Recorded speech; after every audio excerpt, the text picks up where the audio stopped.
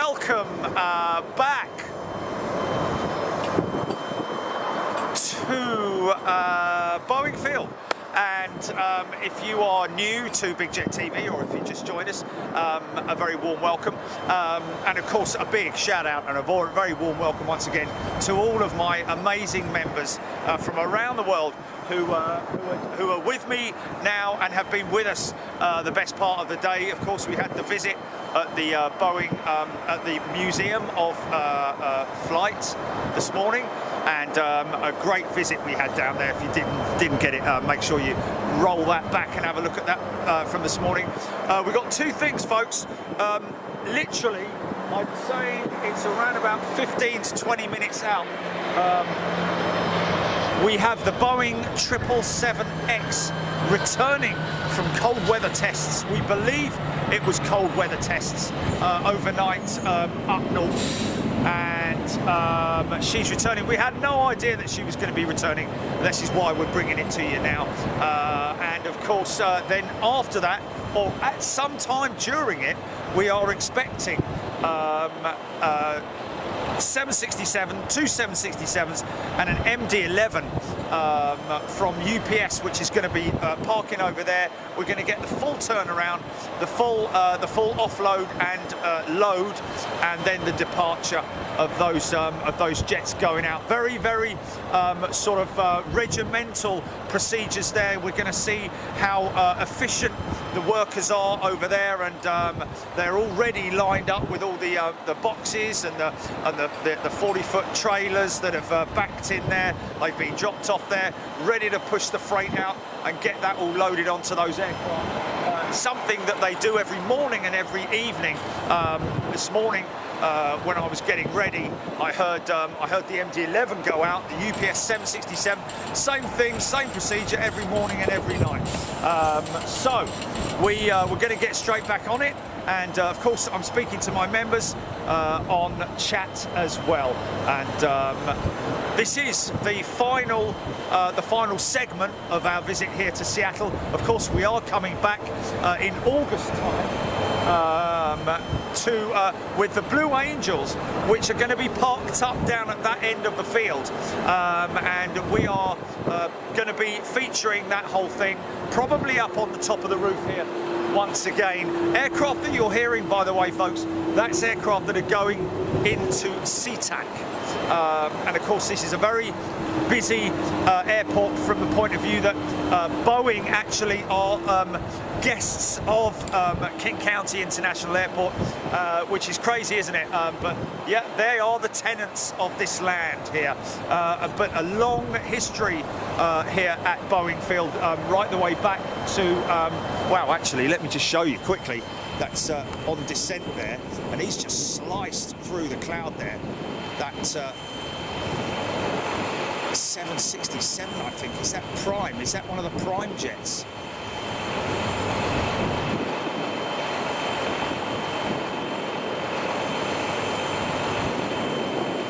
Let's go to SeaTac, yeah.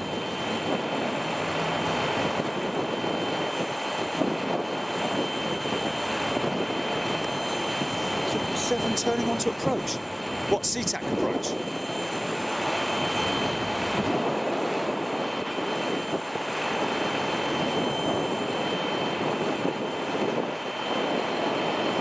Okay, 777X is turning onto approach, sorry. Okay, here we go, folks. This is going to be awesome. From 2 points of view, this is not it. This is a private jet, by the looks of it. The 777, we're going to get a great shot of it, obviously touching down. Whether she's going to go full power on the reversers, I don't know. So 2 mile long runway here as well. Got 2 runways here, one to cater for the private airfield here, the most of the private traffic at King County. We are very fortunate enough to be standing on top of the roof of the King County terminal here. So that is using the main runway.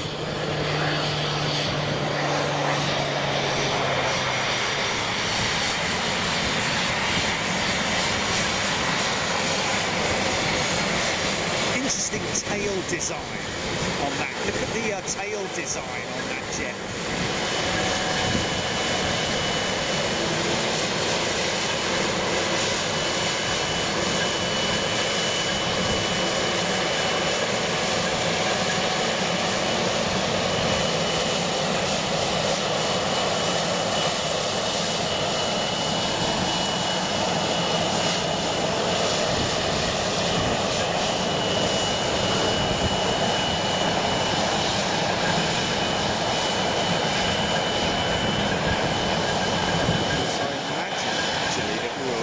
Probably have those two 767s and the two KC-46s, and the Poseidon jet will be returning from the Norwegian Air Force and the US Air Force, two 767s, KC-46 tankers from the US Air Force. Interesting little bit of information that I found out from one of our friends here at King County just now, was that by law, I think they're not allowed to build military aircraft down at Renton, or I think it's Renton, isn't it? Is it Renton or? But the 737s are built as normal aircraft, normal 737s, and delivered here and then converted here at Boeing Field, which is quite interesting. So those Poseidon jets that we see down there, when they arrive here, they're normal aircraft, and then they have to be converted into war jets, literally.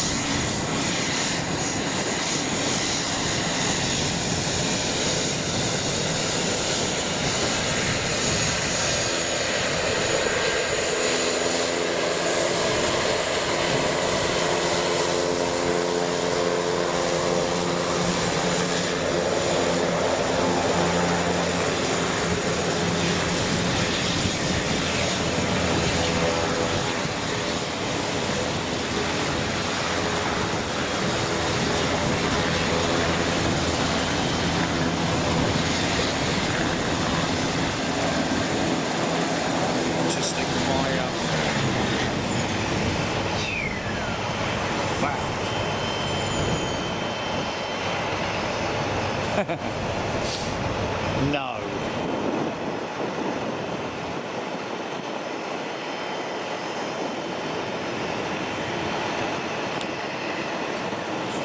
Louise Sylvia Wood. Sandy Humvee, Rab H. Sucruz. BOE2, 3,000 feet. Hammy saying, here she comes now, just coming into sight. With any luck, we might get a touch and go. Who knows? She might take this opportunity to of course, this is the finishing and actual delivery centre here for the Boeing 737 MAX, folks, which is why we see so many of their MAX jets sitting over there at the delivery centre. Some well-known ones, other slightly more exotic carriers, some that many people have never heard of before, including me. I'm not sure. Did we find out which one? Oh, it's GOL, isn't it? GOL. And of course that one there, which is pretty smart, the Caribbean, or Caribbean, I guess is the best way to pronounce that. So that opening there is actually a through street. Well, it's actually a through path which they bring the 737 Maxes from the other side. Oh no, this isn't it coming in now. This is not it yet. Got another private jet inbound. Thank you, D. Stew. That's very kind of you. Michael K. Rab H. Richard Bushell. They deliver them from here for tax purposes. Well, they also manufacture them, well, actually convert them into military jets. I think because of, well, that's what he told me anyway, was the reason why they're not, by law, I don't know.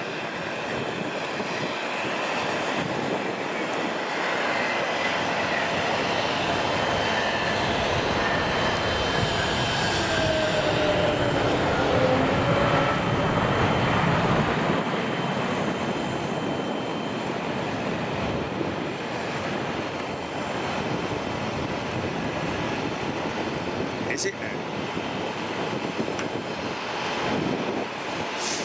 So a lot of people mentioning they watched the show last night from here with the UPS operations, which is really cool, I've got to say.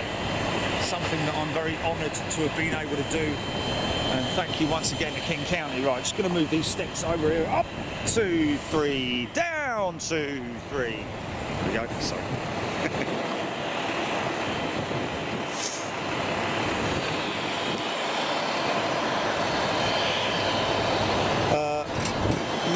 Not at the moment. Not that I can see. Nothing that I can. Oh, yeah. As it descends over the top of me, I might not be able to see it, but as it descends through the clouds, yes. Daz Landals on finals. Rab H, nice G500. Thank you, Daz. Is it over the top of me now? Oh, no. Okay, we're just about able to spot them, but we do have...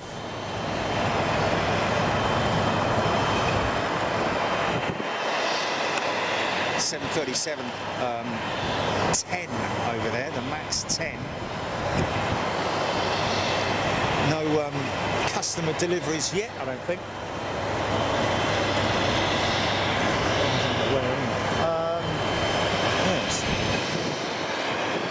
The museum was awesome. Thank you, Helen. Wayne Dyer, ATC have cleared her to land. And here she is now. Might have a few problems with the...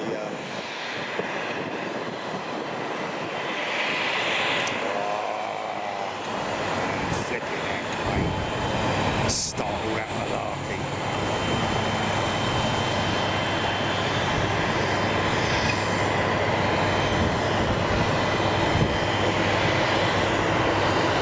Engines.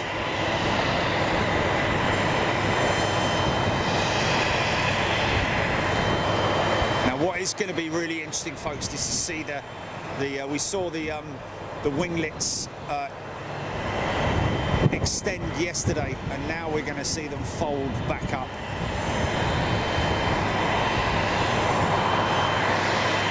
I'm guessing that will be something the opposite of what it did before with. Look at the length of that wing, man.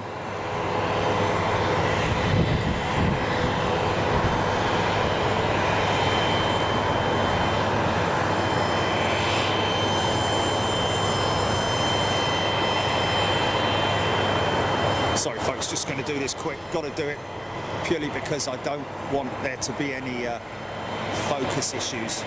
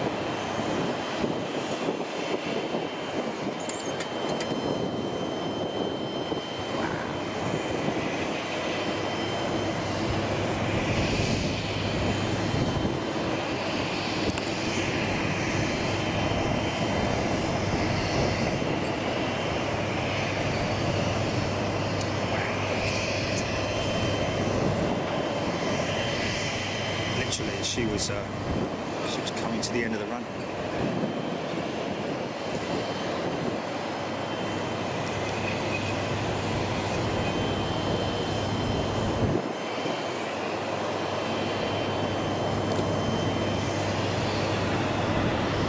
I don't know if that's hydraulically operated or electrically operated, but those engines, wow man, they did really sound big, didn't they?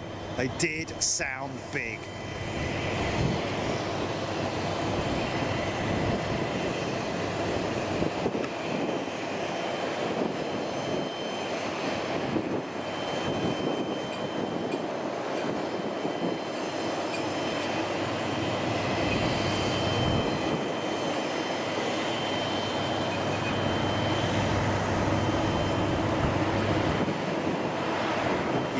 Live to the world, Boeing 777X.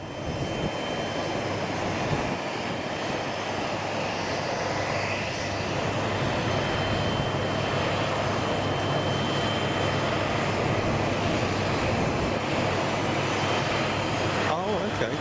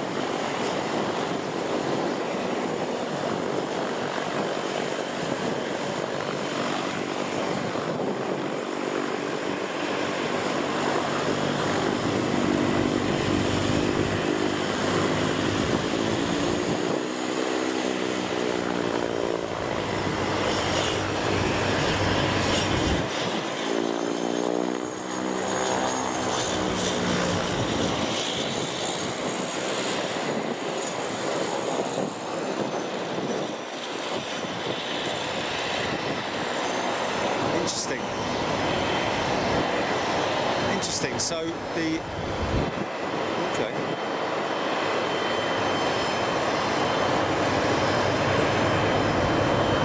I think it is the same jet mark. Bradley Penny Aviation, what I've been waiting for. Love this TCC. Sue Cruz, John Williams. Is there going to be a team? Don't know. Really don't know. Is there going to be? That is the same length, I believe, as the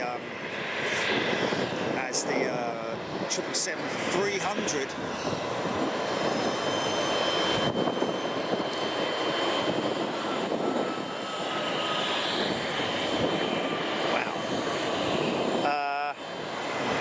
Just have to see. Don't know if there are plans. But looks a beautifully balanced jet. Sounds like a try. Is that the MD-11 over the top of me? And, sounds big. Sounds big.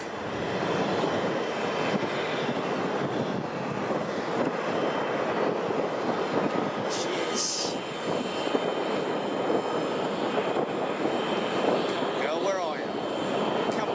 There she is. We'll get it, we'll get it, we'll get it, we'll get it.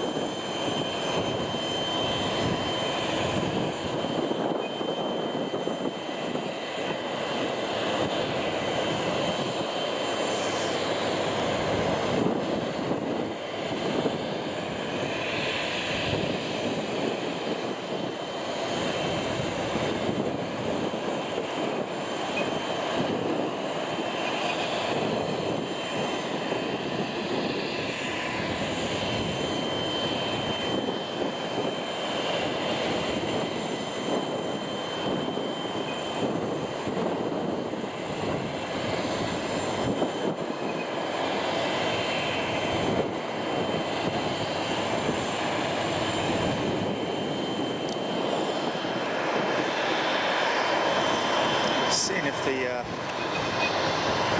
yeah, they've still got the tip of the tail. You can see that's for the trailing. I think it is for telemetry, onboard telemetry, possibly airspeed or something like that. I don't know. FedUp's MD-11, Mark Meeker, Floof Emerald Ribbons, Vicky Danny, Alexandra Wood, Louise Sylvia Wood. Captain Ron, what time does the UPS MD-11 arrive? Well, I think it should be, well, it's looking like this is something we should really because this time yesterday they were here, weren't they? No UPS personnel. I'm a little bit worried that a bit later today. I don't know. Wasn't it 2:30 that the first one arrived? 4:30. There we go. Okay, so MD-11 should be arriving about an hour and 20 out. We're hearing. Antw tri-jet loveliness. Yes.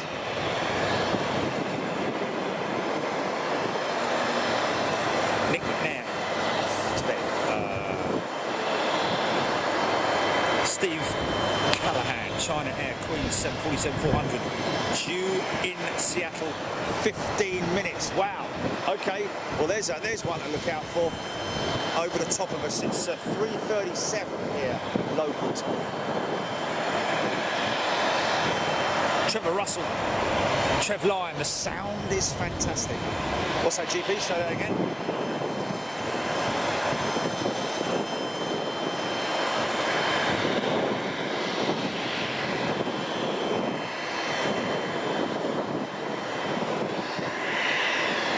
Wesley Cooper, UPS 767, 2 hours out. Marley Johnson Spence says he can't hear me. Well, too much jet noise, too much wind noise. Really? That's the first I've heard of that. Good night, sweetheart. Michael K asking about flight details for the homebound flight tomorrow afternoon. It will be with Iceland Air. We'll bring you that information as it comes in. Did we show us all the 777X? I forgot now, TCC. I think they have very few orders for the 777X. Unfortunately, I've got to say, it is a great shame at this stage. But I'm guessing they will do at some point in time. One would hope so.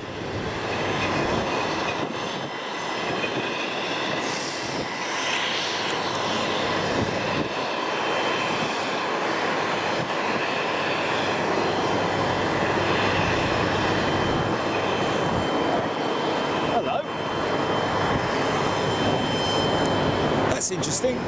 That's a jet going over the top of me in the opposite direction. Have they changed the runway?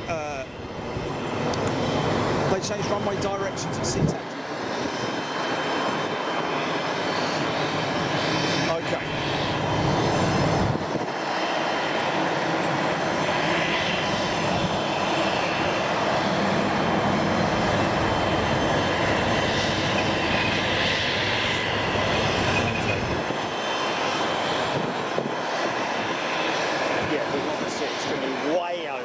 It's a shame that we're going to miss the 747. Yeah, China. The other day that I saw parked up there.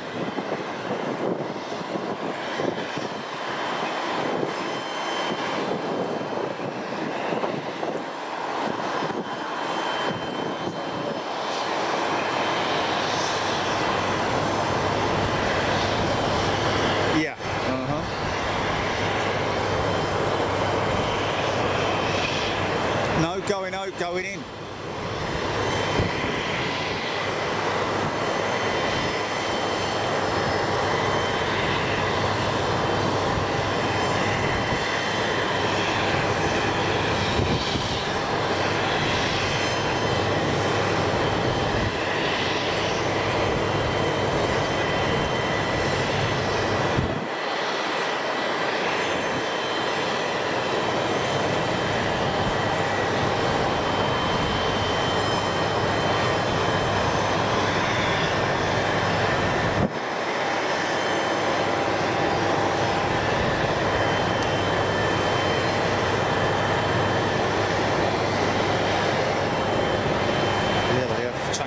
Directions here as well.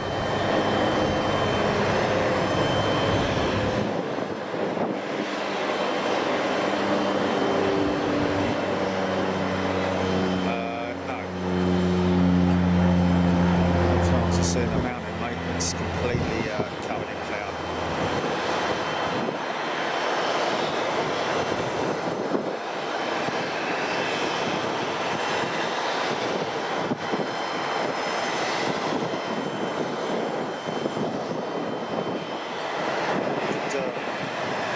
Turn the mic up a notch if you want. Let me just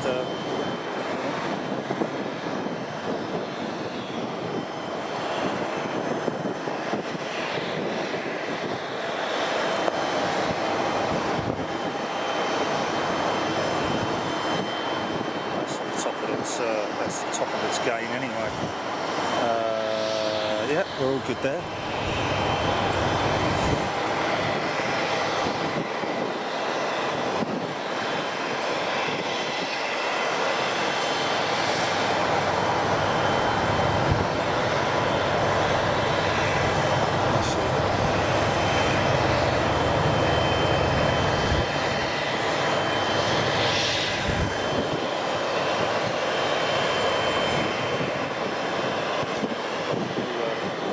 Folks, just got to nip down to the voiture to get me gloves.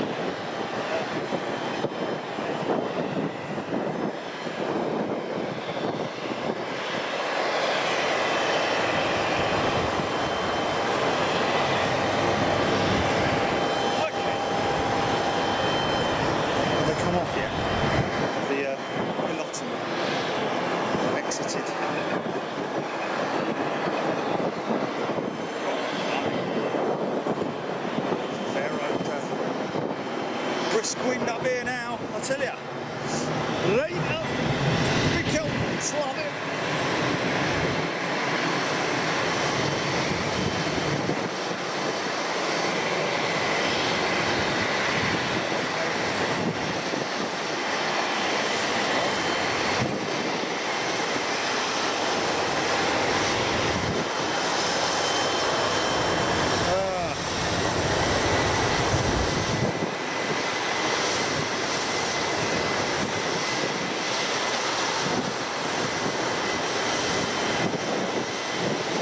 It's not over yet, folks. It's not over yet.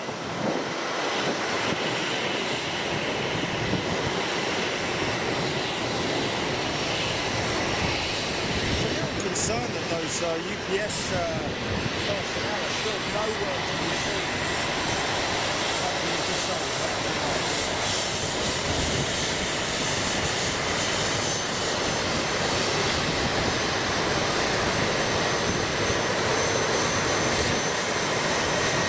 Thank you, TCC.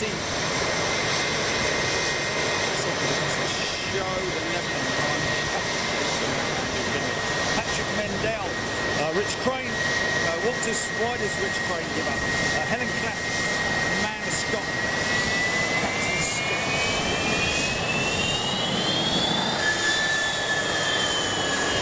All right, all right.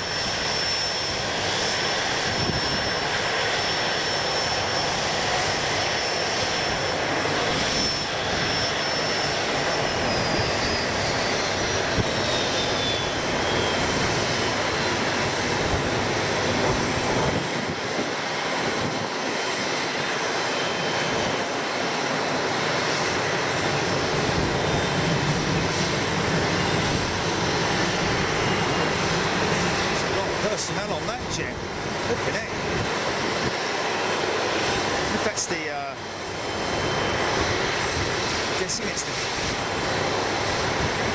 test team, is it? Must be the test teams.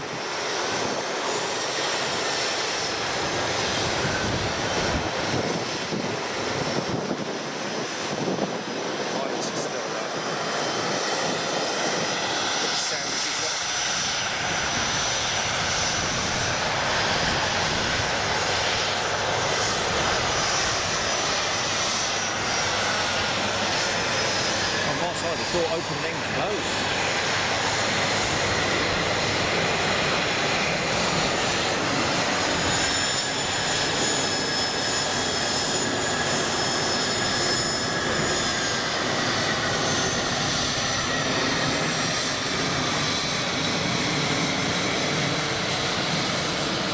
Okay, he's gonna have some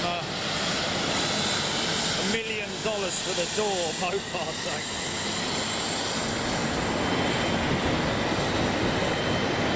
Rob, Jody Bush, Andy Finlay, John Grinham. Sublime.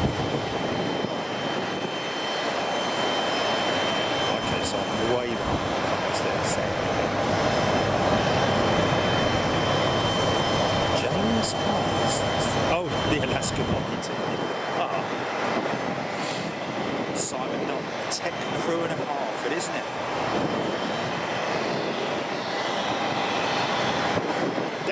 I think we all, wouldn't we? Might be a test dummy for the old... I'd clean the toilets, mate. We need a toilet cleaner, anyone? Yeah, me!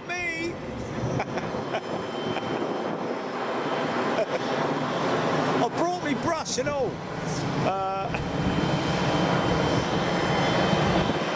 found a spoon, sir.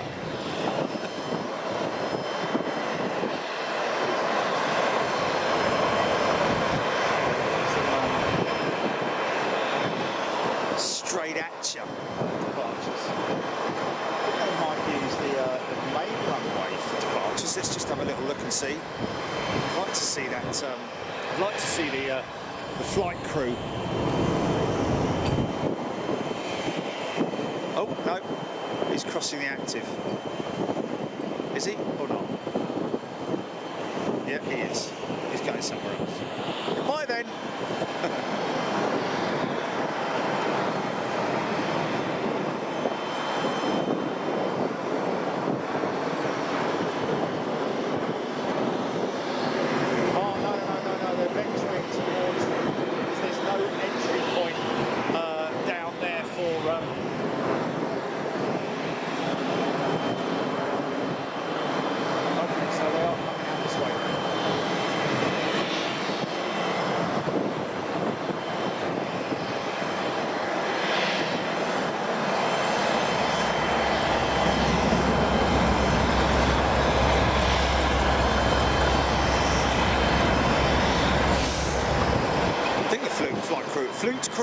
Flight crew is still on board.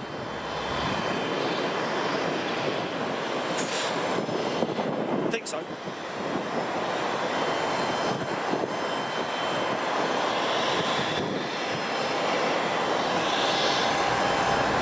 Yeah, John Gooden, I think you're right. I think it's going to be a good few years before we see the 777X.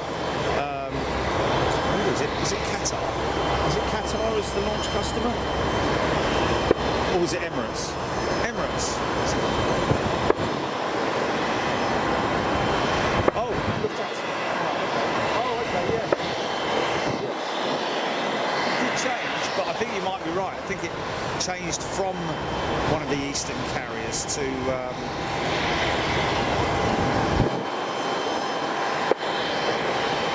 Oh, okay. K-Drive 23. Good day to you, Alan Robbins. 447, 469 Pegasus getting a 469 Pegasus getting closer. Alan Robbins. Aircraft over the top, we're going out of SeaTac, folks. Too high at this moment in time, but the sky is brightening, I have to say. It's only just coming up to 4 p.m, so we've got at least a couple of hours left of daylight, I think.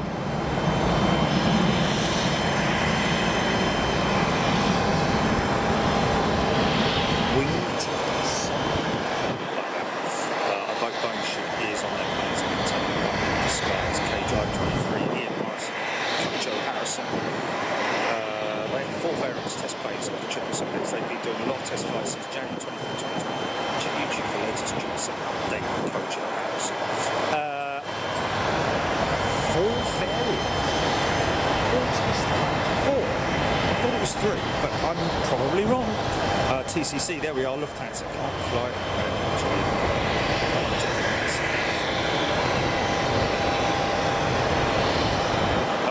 Stephen Callahan, UPS MD-11, 1 hour out, Mopar. That was definitely a boost cruise. Hey.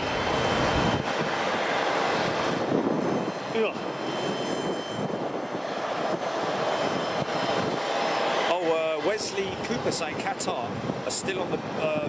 to be first ones to get their hands on the XXX Fraser, which is obviously going to be a shorter variant, I'm guessing. Am I right in saying that? Much like the 300 and the 200.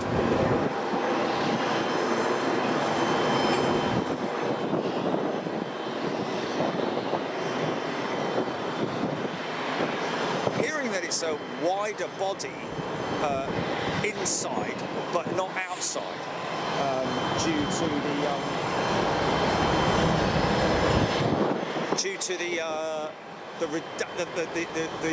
the reduction in the interior panelling. as far as the, I'm not sure if that's the case as far as the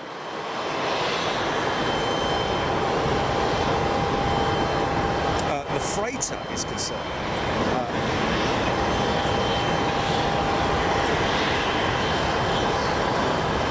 Obviously, with those bigger engines, she's going to have a bigger weight capacity. In terms of carrying capacity, in terms of volume, I don't know if it's going to be the same or what. Let me know.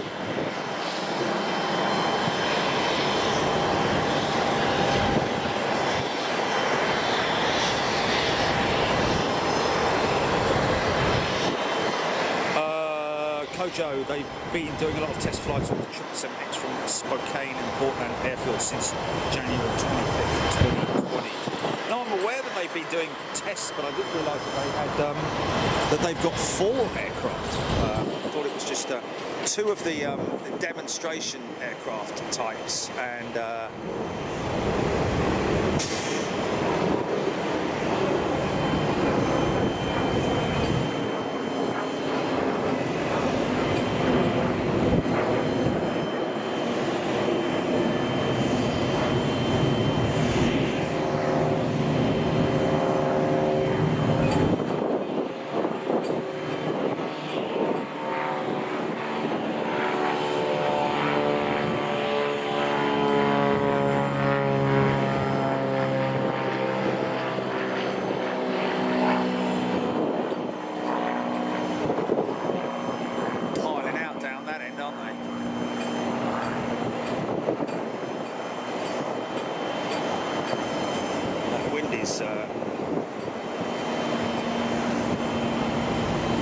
I'm guessing it's commuter hour, isn't it?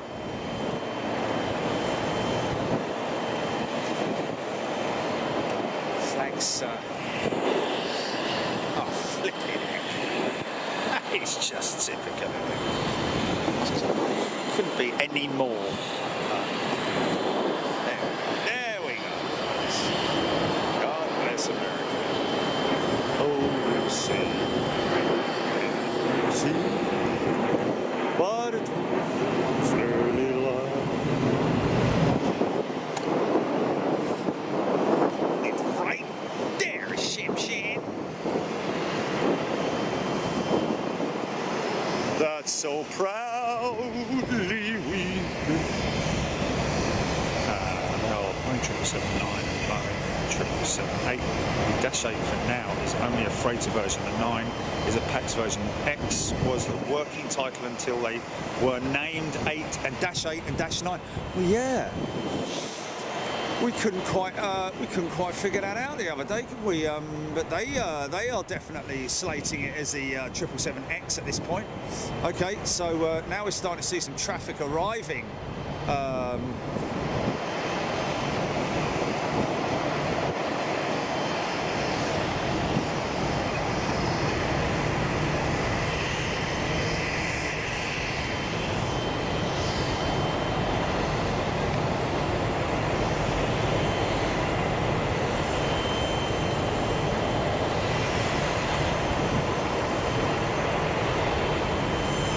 So this should be quite interesting. Shame we haven't got some bigger jets going out. EGPX, good evening to you. Trev Lyon. Evening, everybody. Well, nearly morning time, isn't it, in the UK?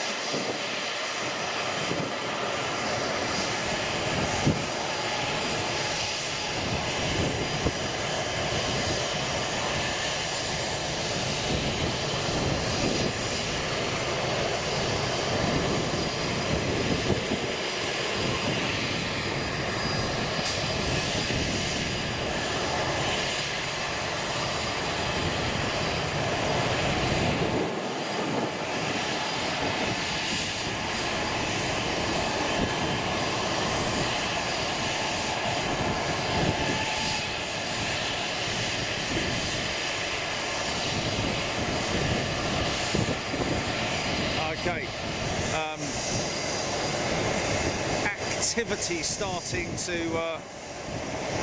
hot up a little bit around the UPS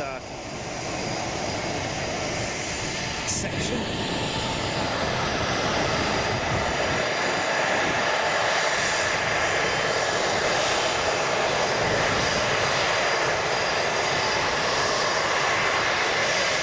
Don't go anywhere, folks. If you like your freighter stuff, hang around for a bit, because some interesting stuff to bring you.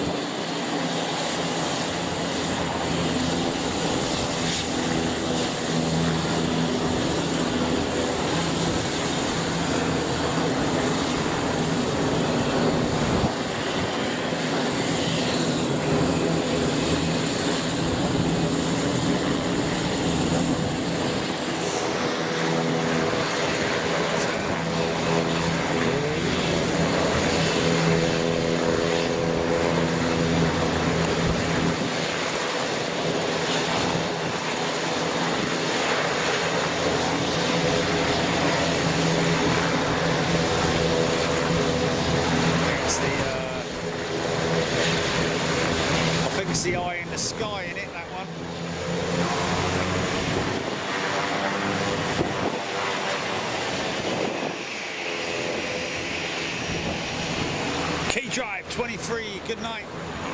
He's ducking out. Look after yourself.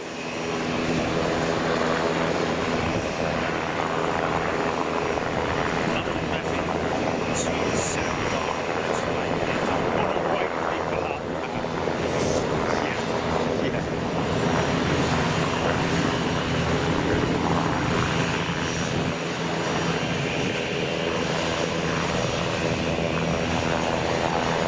He's just come in, hasn't he?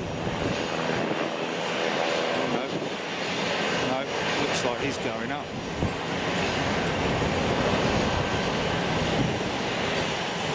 Just waiting clearance, Clarence. Definitely picking up the revs there.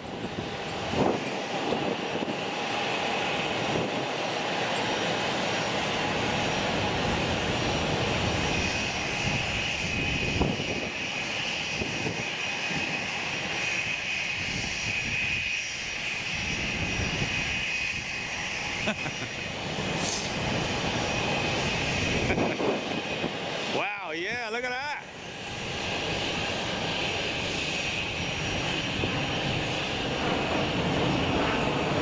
Got one coming out of SeaTac. Okay, let's go to the eye in the sky. John, what do you got for us? Okay, on the I-5, we've got a bit of a problem where junction meets the D and the D. Oh, really? The D, flipping heck.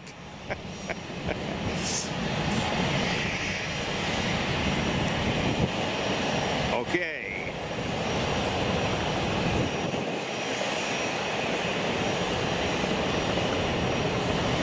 Dip that nose, son. Go on, do a proper departure.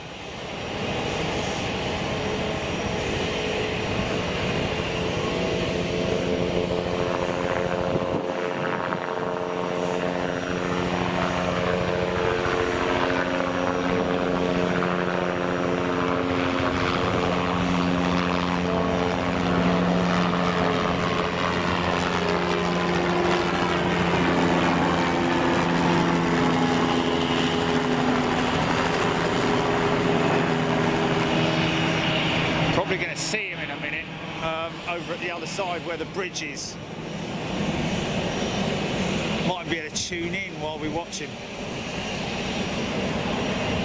Okay, well.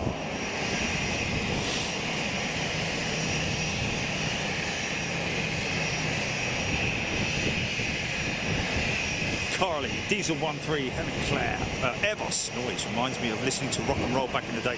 Led Zeppelin was my neighbour's favourite group, whether he knew it or not. Love your American accent, TCC. You're not from around these parts, are you, Sonny? Alan Gill, good evening, good night.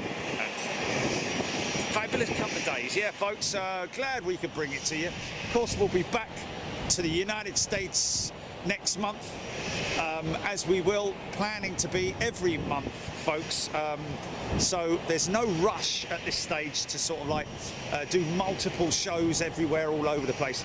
Every month we're going to be bringing you a US show, all you wonderful members out there. Normally, of course, as you can appreciate, these are our hosts for the 2 days here at King County International Airport, which is why we've put part of it out Freeview, just in order to show them a little bit of appreciation. And I know that all of my members understand that. There's something big going out over the top of me. What's that? GP, you copy? Yeah, you want to keep an eye out on departures out of Freeview. Just because I get them. Oh, okay. I can now. Yeah. No, I can hear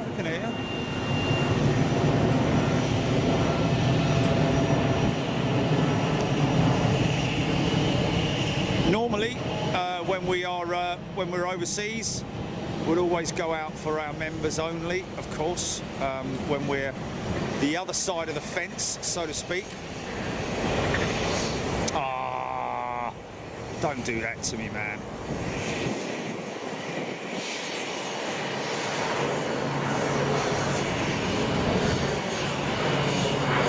If you said there was like, 777 rolling out of SeaTac, then I can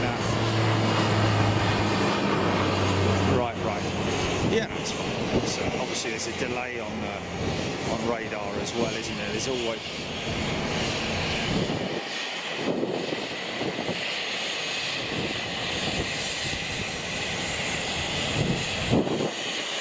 The other half of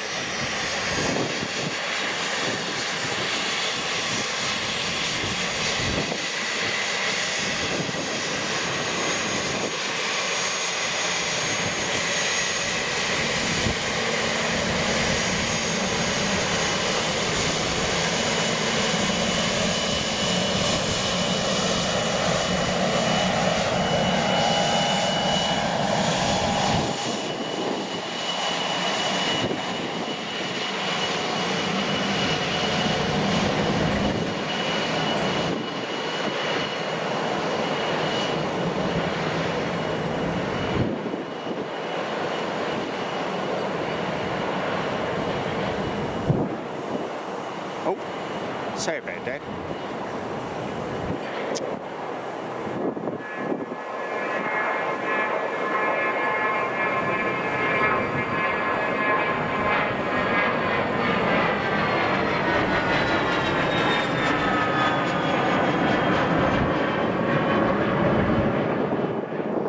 Yeah, I guess there must be a very strict procedure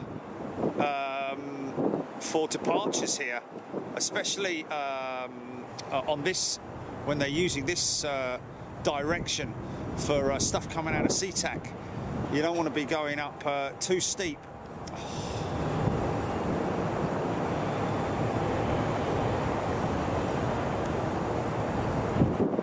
Blimey, it's like a flipping Christmas tree there.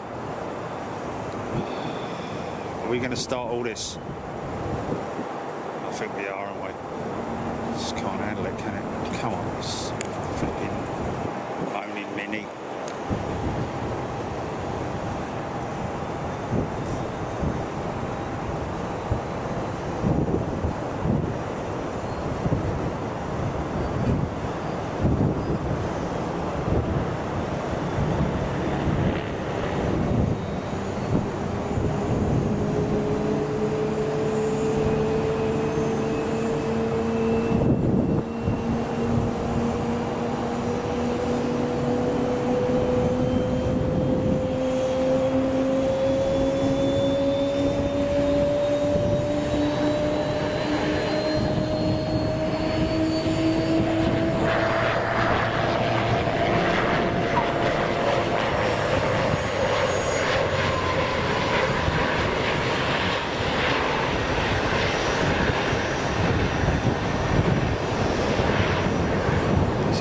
Start for a little private jet like that.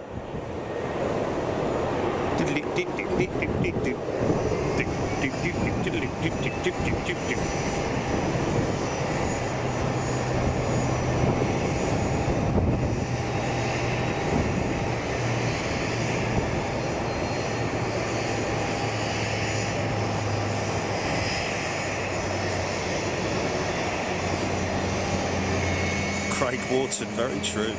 Another.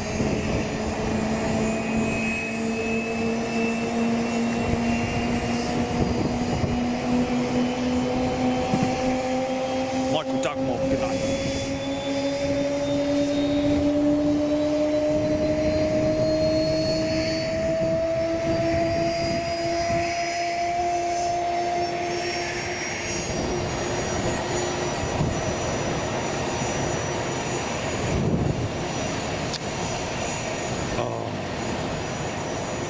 Not ready for that yet, is it?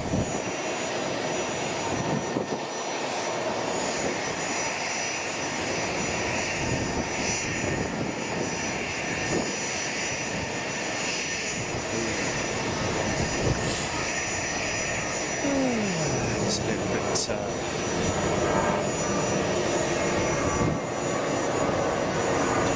climbing out.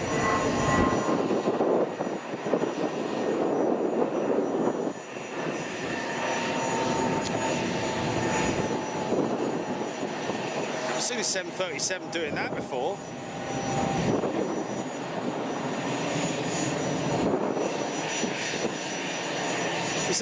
Is that a new feature with the Max or something, I don't know. Activity starting to hot up a little bit. Keep getting what, GP? What's that? Sorry?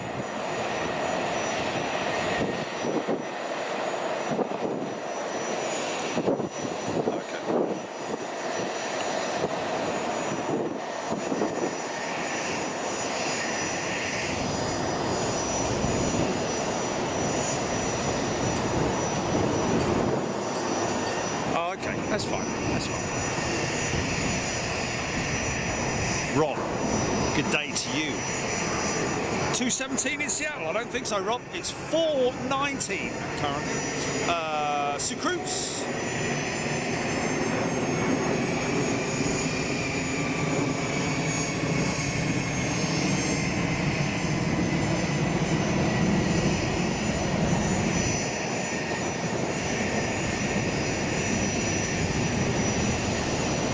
You what?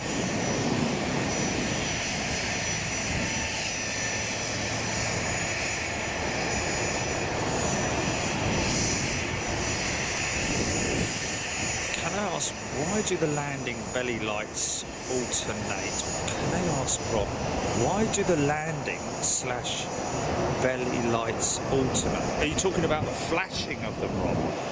That I do not know. It's just a feature on some aircraft, but that's the first time I've ever noticed that on the on that 737 that we just saw.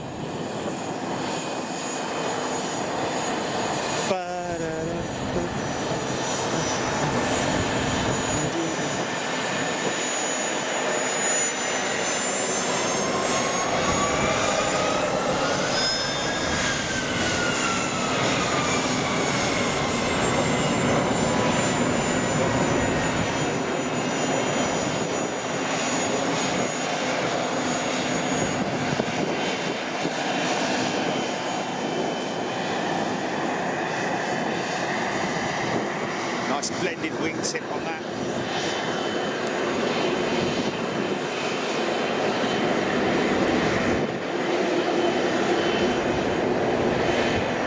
I wonder if maybe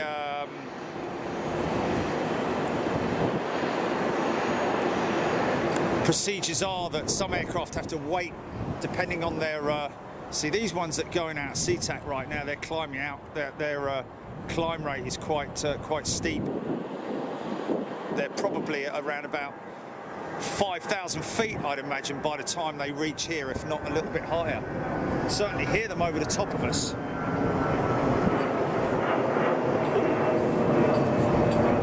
Engine inspection on the 777X.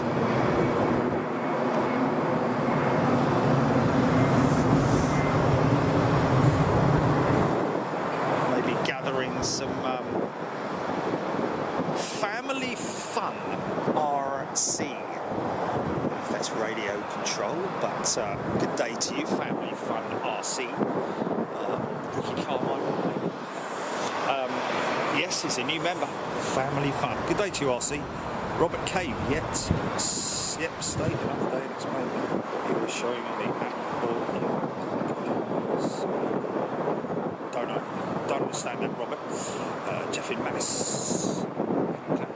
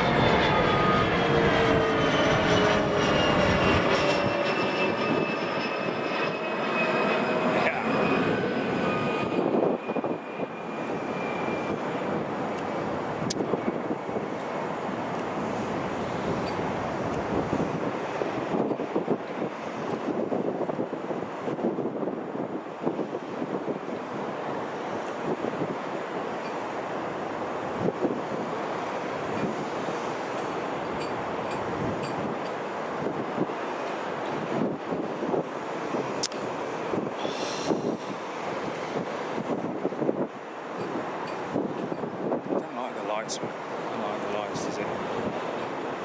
Thank you.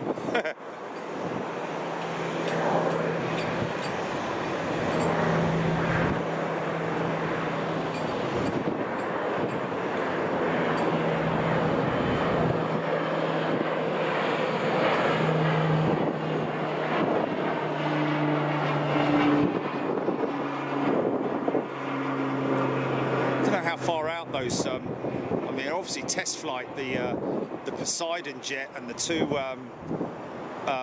KC-46s. Not quite sure what the deal is there. Is that an Alaska jet possibly? Is she on radar? Do we know? Looks quite clean. Looks like she's happy to do a test flight.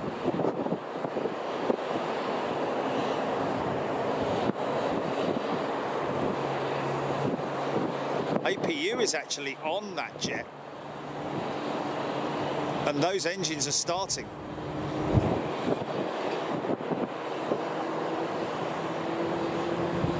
Now the UPS folks are out and about.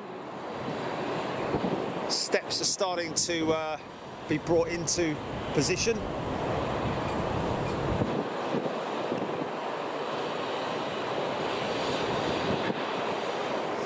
El Toro, those alternating lights are known as bush lights, just to ID the aircraft. Okay.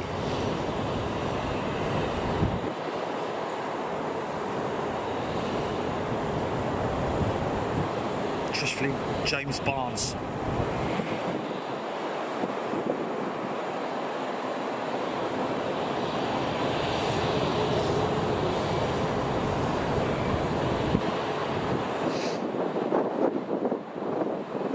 I wonder if that's why sometimes you see these the fire trucks on hand. Here it comes, look.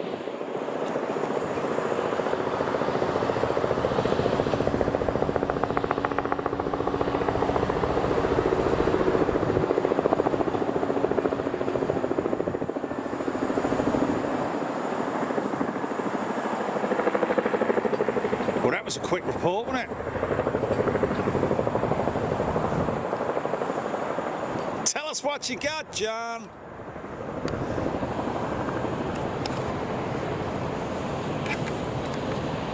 Say that.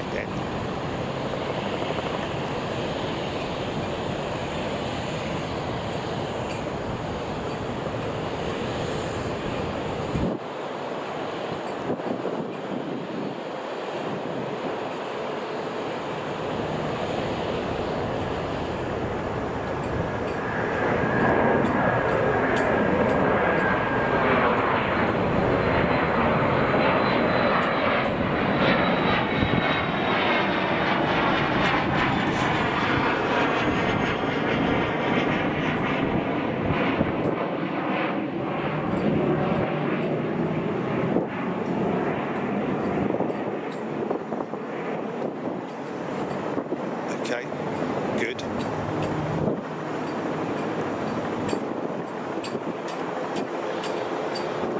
Number 2 starting on that Alaskan 737 MAX.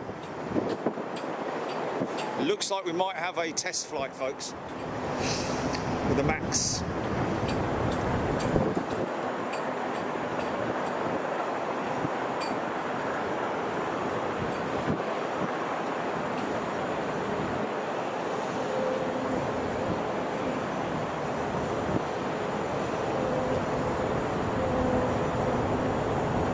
That's his little landing pad there, isn't it?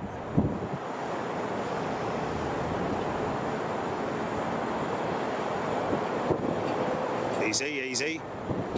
Left a bit, right a bit, right a bit, forward, right. Oh, easy, easy. Right, get into the, oh, easy. Drop it.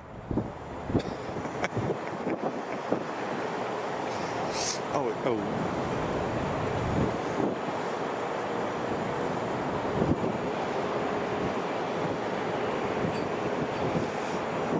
Folks are starting to mill around,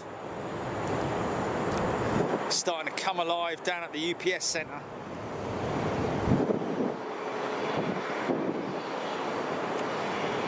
Okay, Let's roll.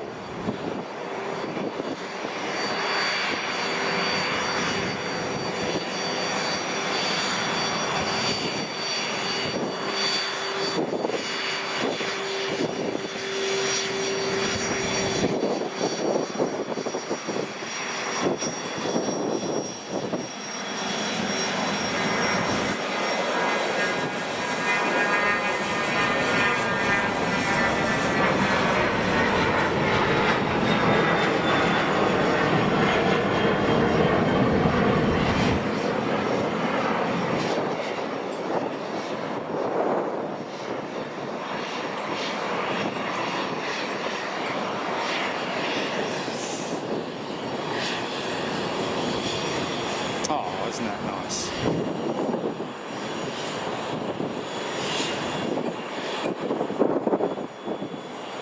Is he shut down?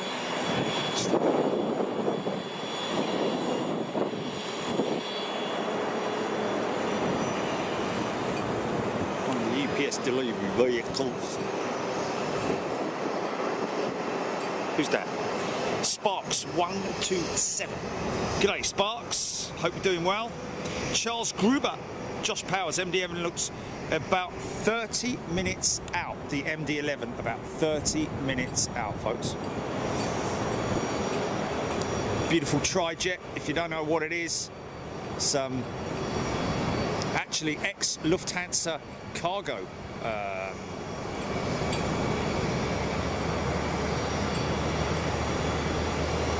Tell you what I'm going to do. I'm going to move this. 1, 2, 3, up, 2, 3. I'm going to move it there because that will eliminate me having to worry about everything. So we should be able to see the whole operation without that light in shot. Oh, she's moving. We do have a max test flight, folks.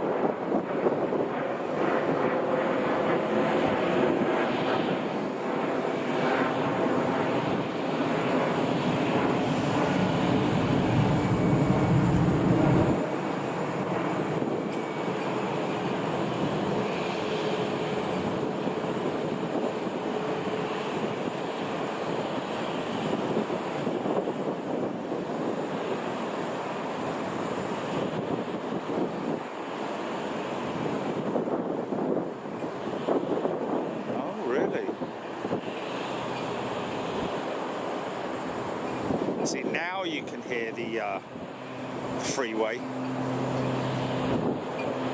because the sound's obviously being carried towards us. It's not too bad though, is it?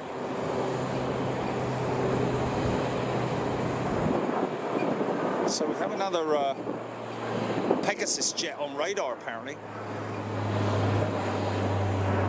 That sounds like a Dash 8 over the top of me.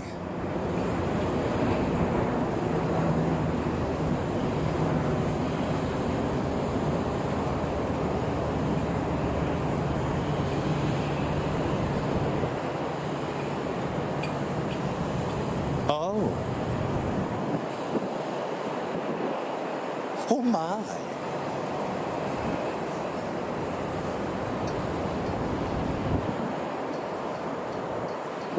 What, coming out?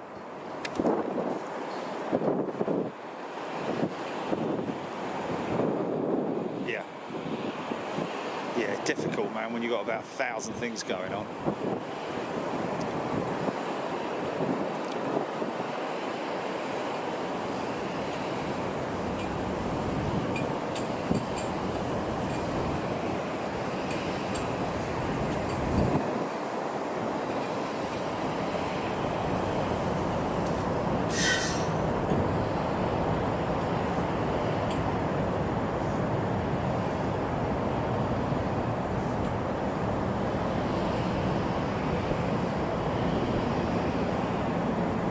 you that lamppost is right in the middle. I bet you that lamppost there is going to be right in the middle of the MD-11. It's being taken by Aero Mexico. Oh, hearing that the Keith saying that that Corendon jet there is being taken up by Aero Mexico. Keith Draycott, thank you, Keith. So obviously sticky head. What's going on there?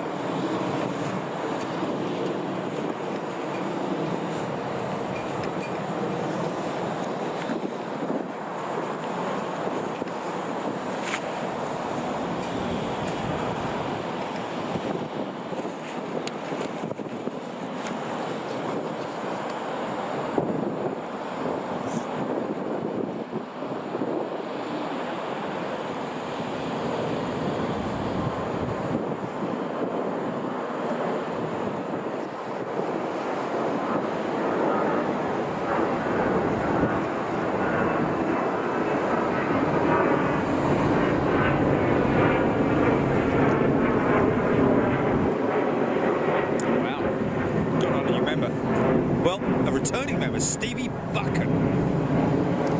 Know that name? Keith Drake got his XA registration already. Is he talking about the Corendon jet?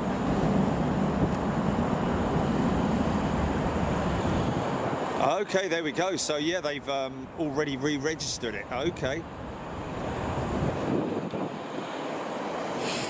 Pegasus on long finals, Alan Robbins saying. Thank you, Alan.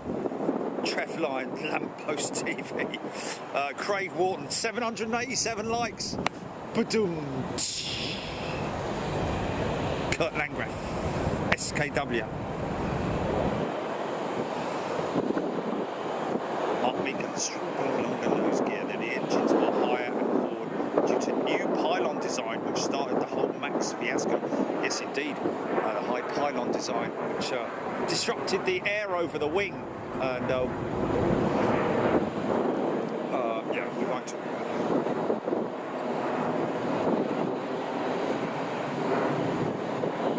Trish Flynn, Jeffrey Mass, Ian Whiting, turning member. Ian, welcome back. Looks like he's having a walk. Looks like that's looks like they're possibly going to be getting that jet ready for flight or something.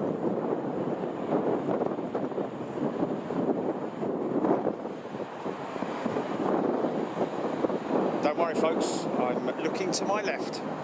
Great thing is that when these freighters arrive, they will possibly come off. I don't know where they'll come off. Yeah, they'll probably. I don't know. I think that is a little bit too early, that exit. I think the. I think this exit right opposite us should be.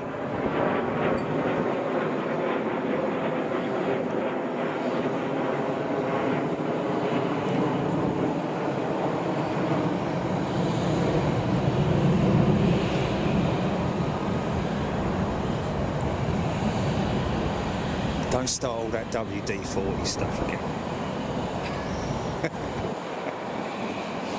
I know. Have a 3-hour conversation about WD-40. About the old 3-in-1. The old 3-in-1, the little can. Remember that with the little plastic tube. Click, click, click, click, click. You're joking. It flipping has as well. It's alive. It's the Frankenstein. That is very, very peculiar, Jilly. Oh my God, we got a haunted flipping terror deck. They're flying on all cylinders. That's insane, man. That is crazy, man.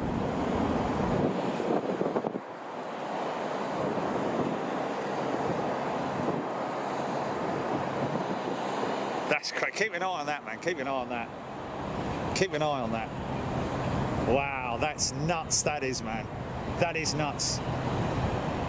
Yeah. Try and figure that one out, because I can guarantee you won't have done even by the time I get home and open the door and say hello to Charlie, you still wouldn't have figured that one out. That is insane.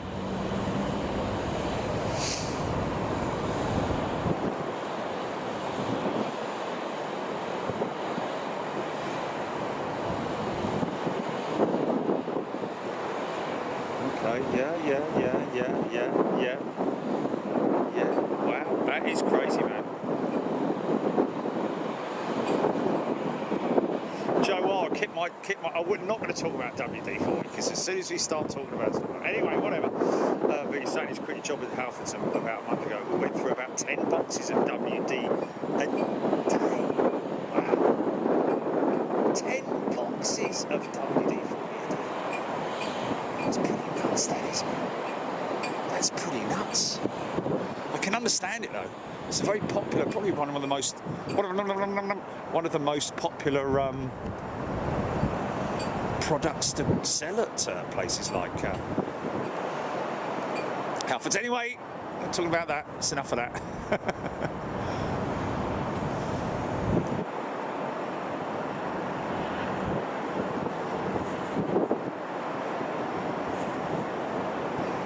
Okay. GP, is this one of the jets that? Which one is this? The younger or the older?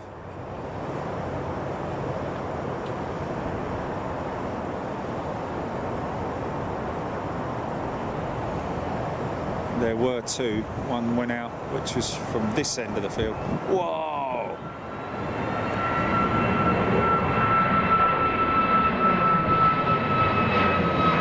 Didn't even see that.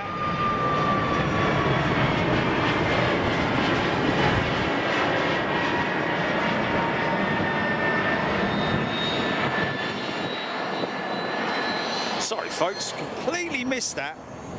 He must have gone out intersect. Intersect. Okay, here we go.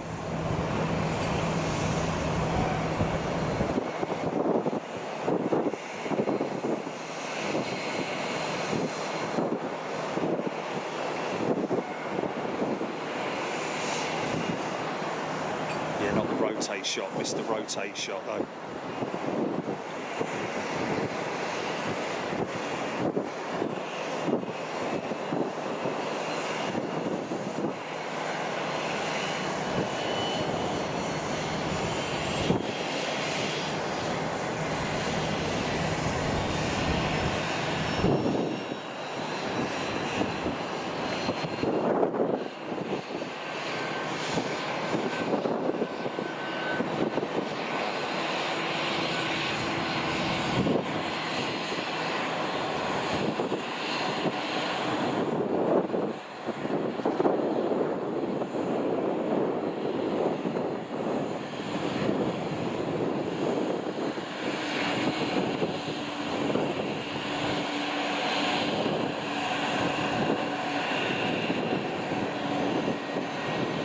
Definitely one of the, that's definitely the newer one that went out. He's going to do a left turn glide, I think.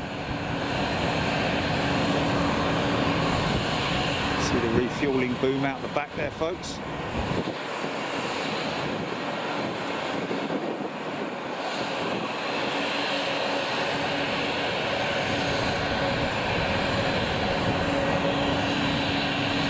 You see where the boom operator's window is, though. It's quite interesting. Unless it's camera operated. I think it might be camera operated.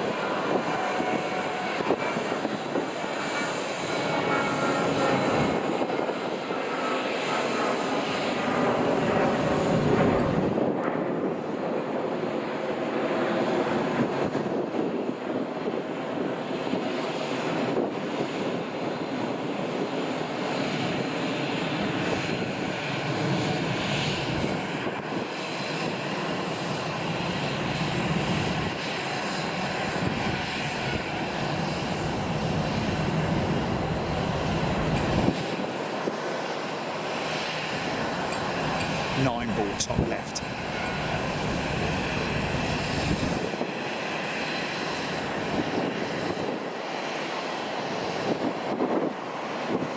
Well, the oh.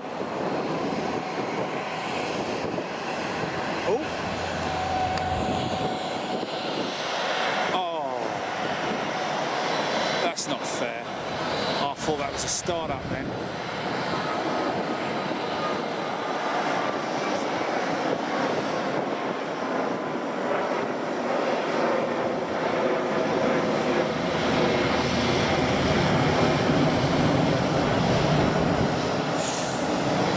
Do what? And then what?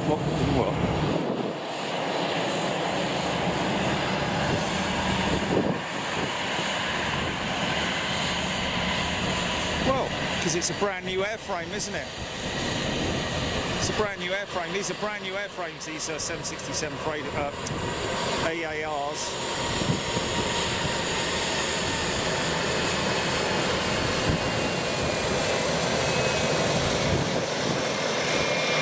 I think it's also the uprated Pratt & Whitney 4000-100.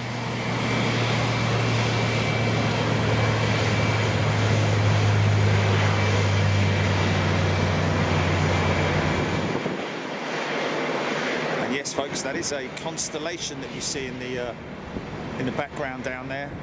Part of the well, it's actually, I would say, it's the gate guardian of the Museum of Flight where we visited this morning. What a great time we had down there. Scroll back to that if you want and have a look at that. Visited the museum. Got literally everything in there. It was developed by a rocket company, but not NASA. Or possibly, I don't know. Okay, there we go. Arnold van der Meij is back as a premium member. Welcome, Arnold. Looking very angry in his emoji. What?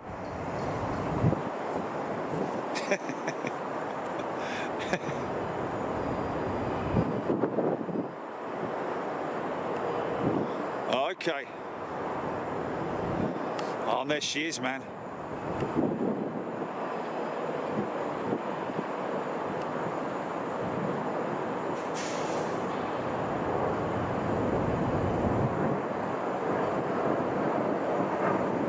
Oh, is it? What time? Oh, it'd be late, wouldn't it?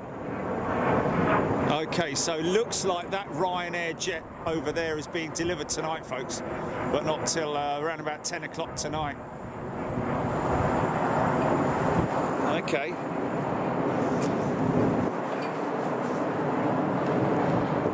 What is your favourite colour?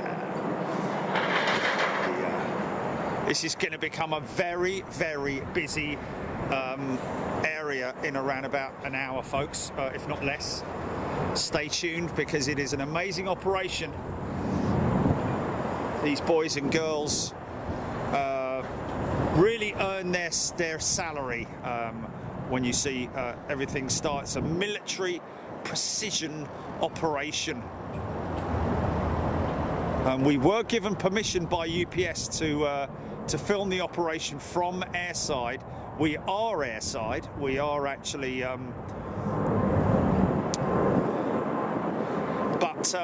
but to be honest, I was given the option, and I opted to stay where we are purely because we were given limited access. Excuse me 1 second. Back in the CGP.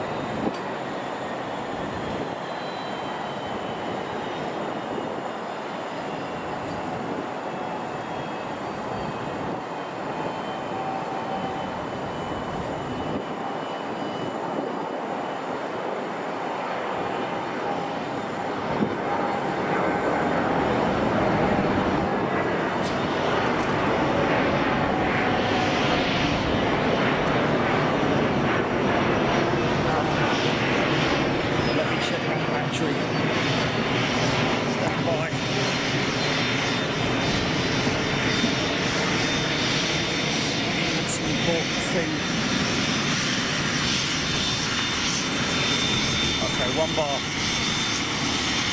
GP go comms, GP go comms.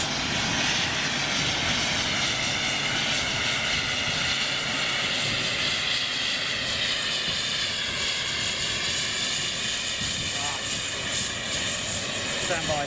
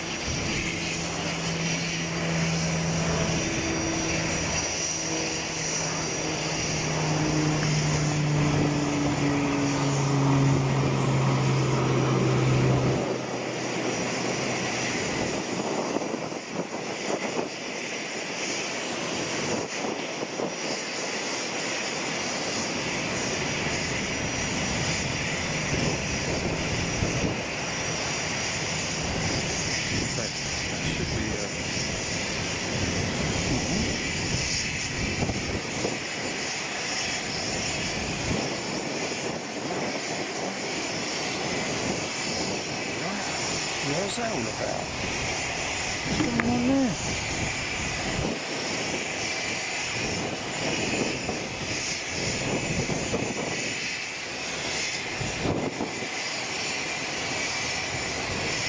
Oh man. GP, go comms, over.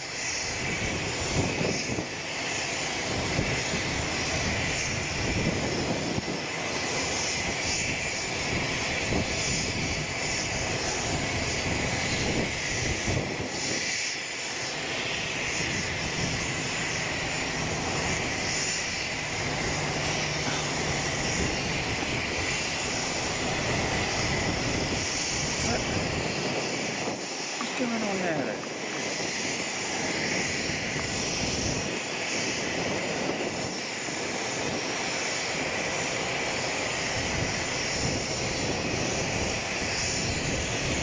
I've still got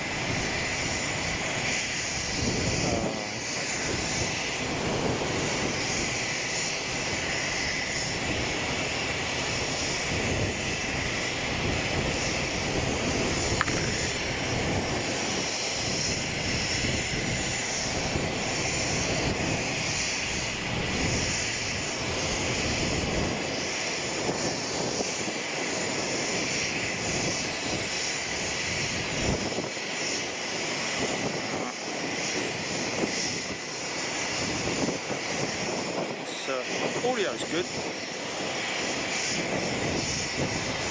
Okay, nobody mentioned anything about the sound. Everything okay on the sound? We all good on the sound?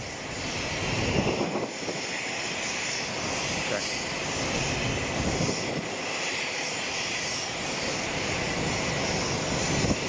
Hello, you there? Oh, okay, good. Audio good, yeah? Audio okay. A little bit weird that was, I've got to be honest. I thought I had an audio issue there, but I don't. No, right, okay. Well, I do need to, however, Bond battery is about to go, GP. So,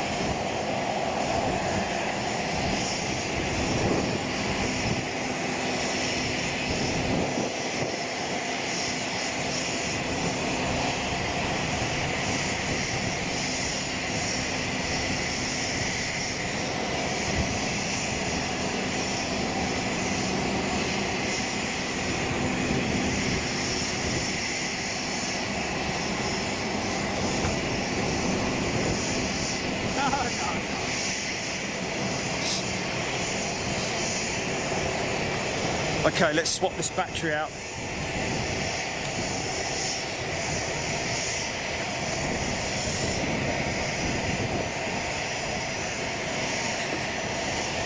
Okay, box, box, box. Box, box, box. Confirm. Pick confirm.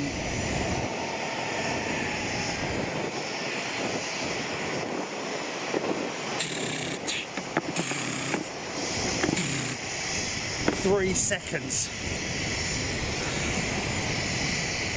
What a stop.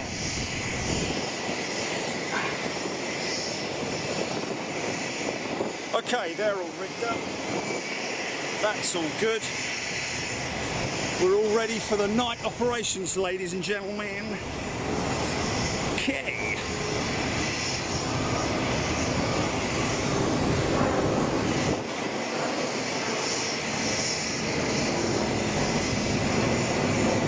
I'm just wondering.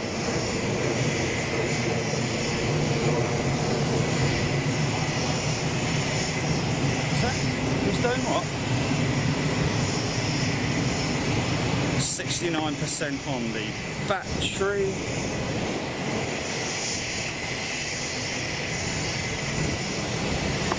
Okay, we're stored there, that's good. Mics are good.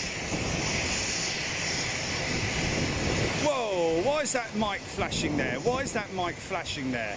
Oh, you got audio, GP? Everything all right on audio? Yeah. It's just a little bit weird that that mic is.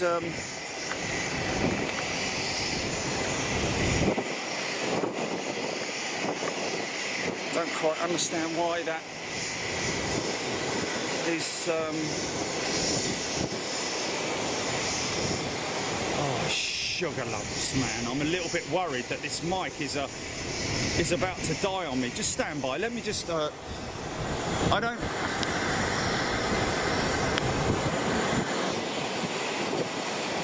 like that, man. I don't like that.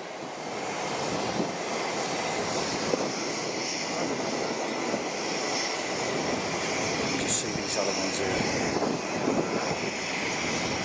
Should be two blues.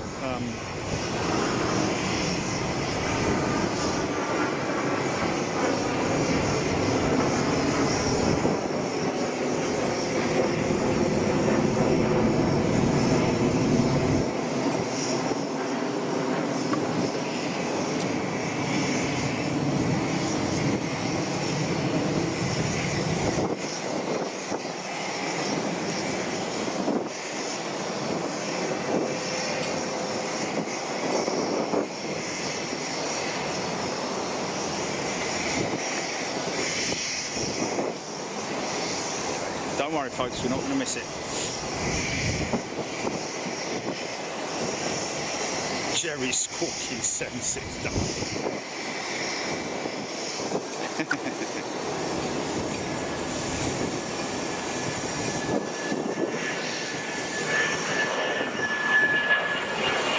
Oh, it's the Cadbury's jet.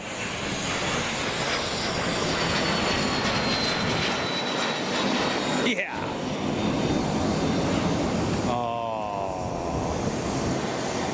Start all this malarkey, son. This is the MD-11 now, isn't it?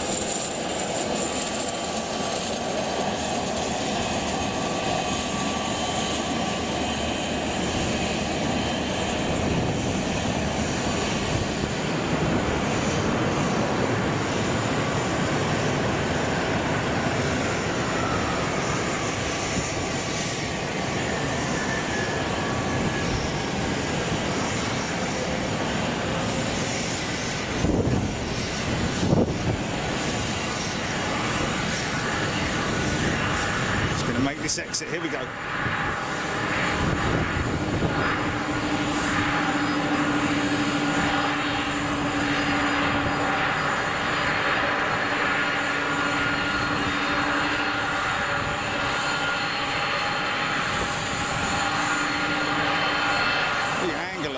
Horizontal stabilizers, man. Look at the trim out on those stabilizers. Wow.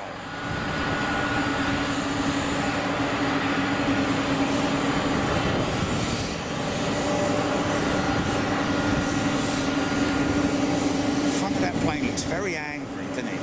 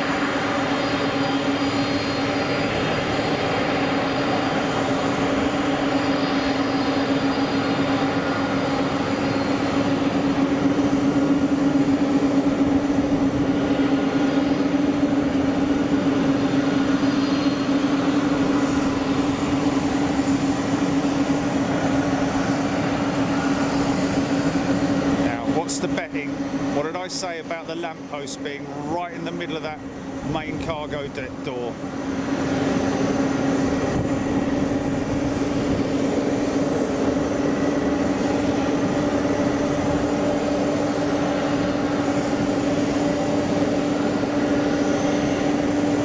What are the flipping chances? Further forward, forward, forward, forward, forward, forward, forward, forward. Just, man, right on the edge.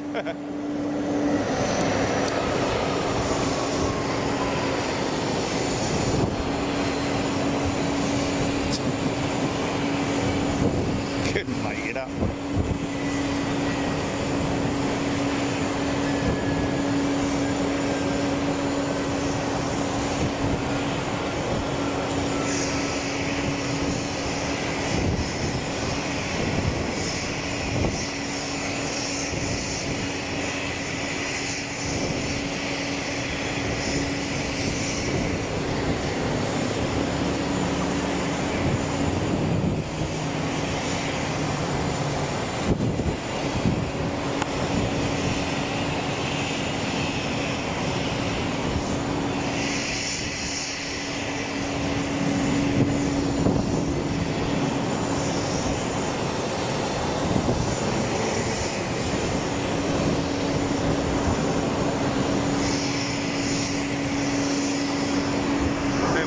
Seconds, folks. I'm literally gonna nip down and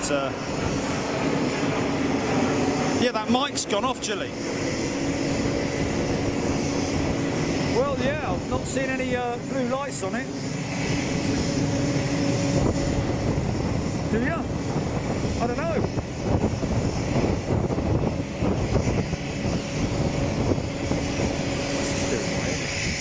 That mic is off. There's no blue lights on it.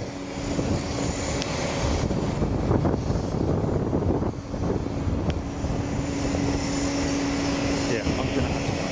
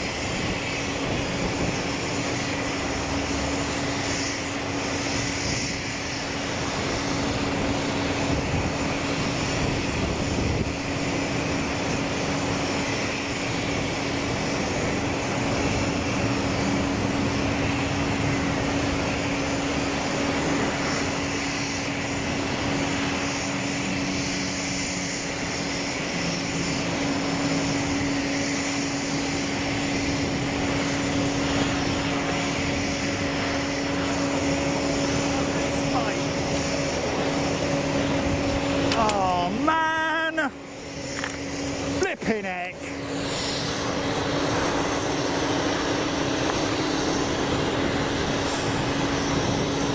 Oh, for crying out loud, man.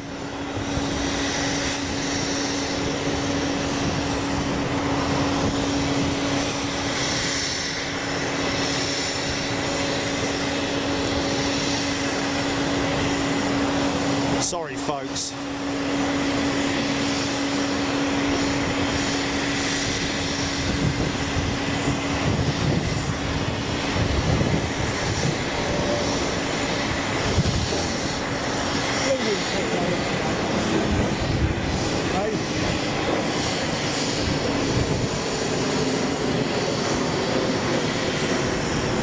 Right, there we go. Now, that's doing what it should do. Two solid blues.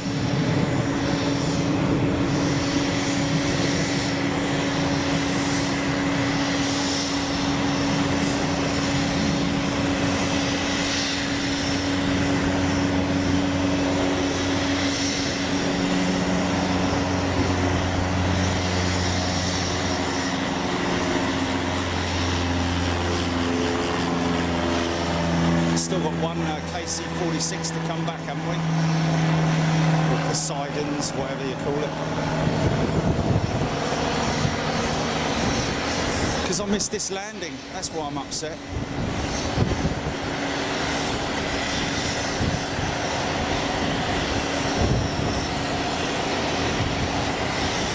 What, this one? Was it?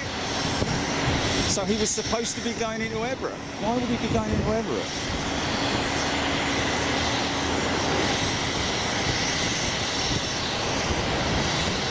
Yeah.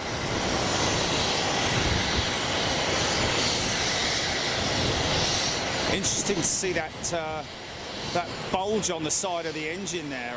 That's not something that's you normally see on a CFM 56. Maybe that's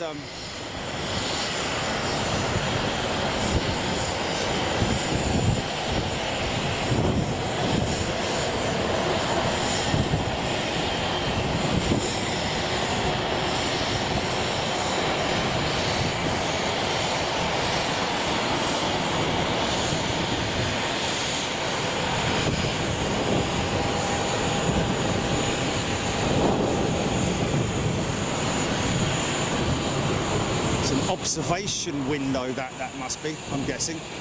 But yeah, I wonder if that's an additional ancillary or something like that on the unless that's something I've missed, and I would have seen that. I'm sure I would have seen that, man. This is the same jet that went out earlier, yeah?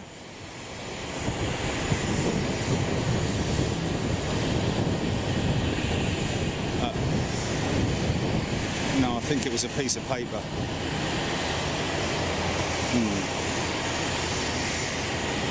Yeah, yeah.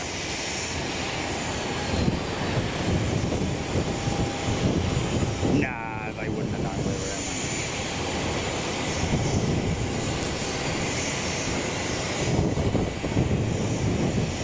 Oh, look. Is he activating his reverse thruster for... Just checking it, maybe.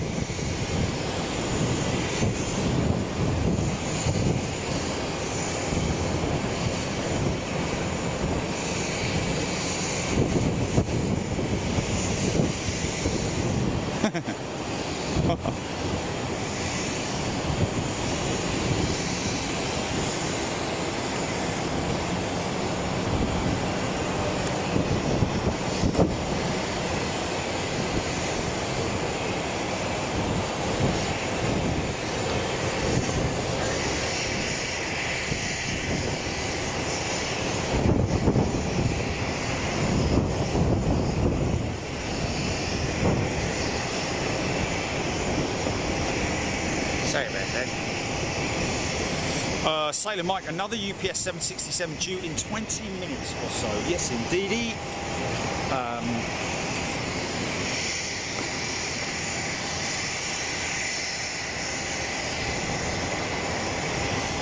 Yeah, Rob. Serious amount of antennae on that jet. Oh, now that's interesting. The Korean 737 MAX looks like she's being fueled. There's a looks like there's one of the fire trucks there, which is obviously just overseeing the operation because it is definitely being fueled, is it not? Oh, just the wrong wing. Oh, of course, no, it is the right wing. That's interesting. So that might be prepping for delivery. We did, of course, see that fly yesterday, that aircraft.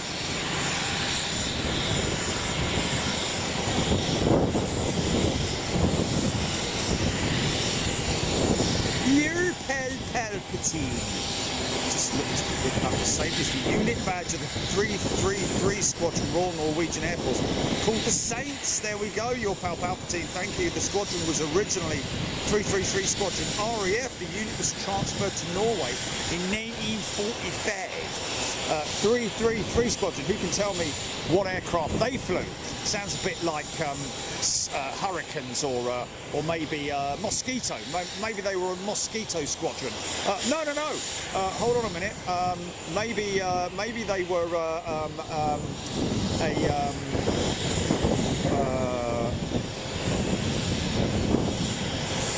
a surveillance outfit or.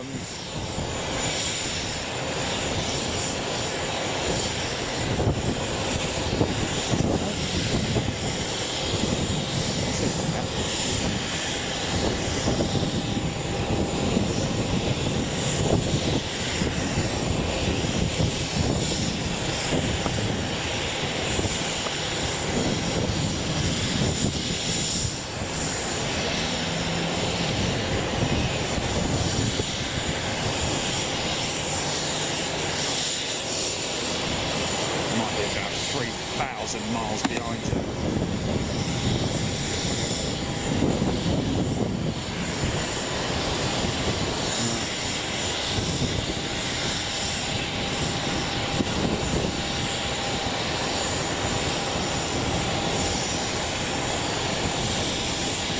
Sorry about that. 24-hour operation, you're absolutely right, Keith Draycott. Indeed it is 24/7 at the moment, that's for sure.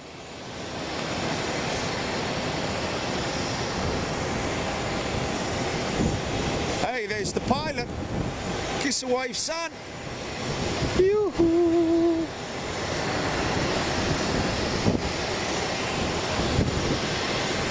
What's that? What's that keep bouncing like that focus? What's that all about?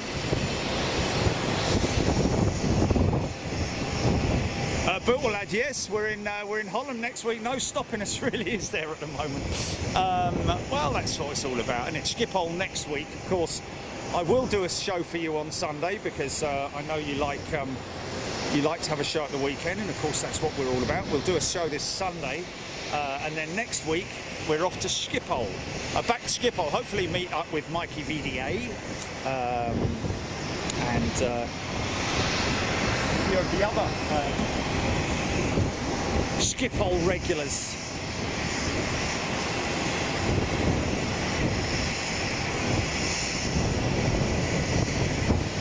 Miles High, I really appreciate these shows as I can actually see a full live stream after work. There we go, Miles High. Great, thank you for your appreciation. Really appreciate that.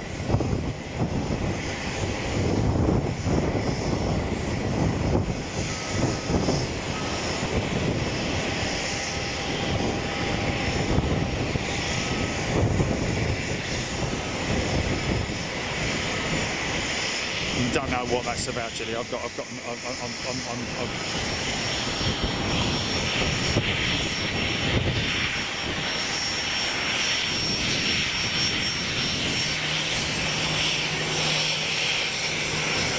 okay.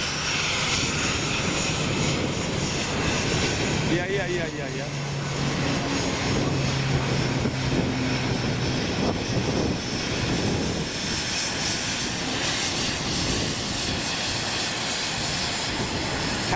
sorry, I'm not understanding the relevance there, Chili. What's that got to do with us?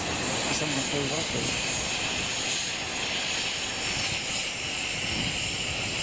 Oh, okay. I don't know.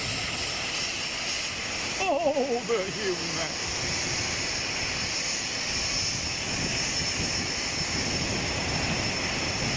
Okay.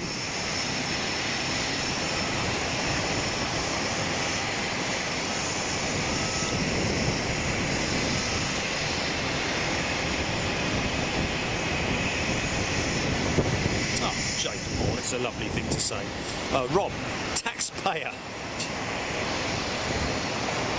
Bjorn's Plain World. There we go. Loving the idea of Schiphol. Mark Mika. Trev Lyne. Keith Sherry. Good day to you, Keith. Alan Robbins. 737 MAX 9 approaching 437. Thank you.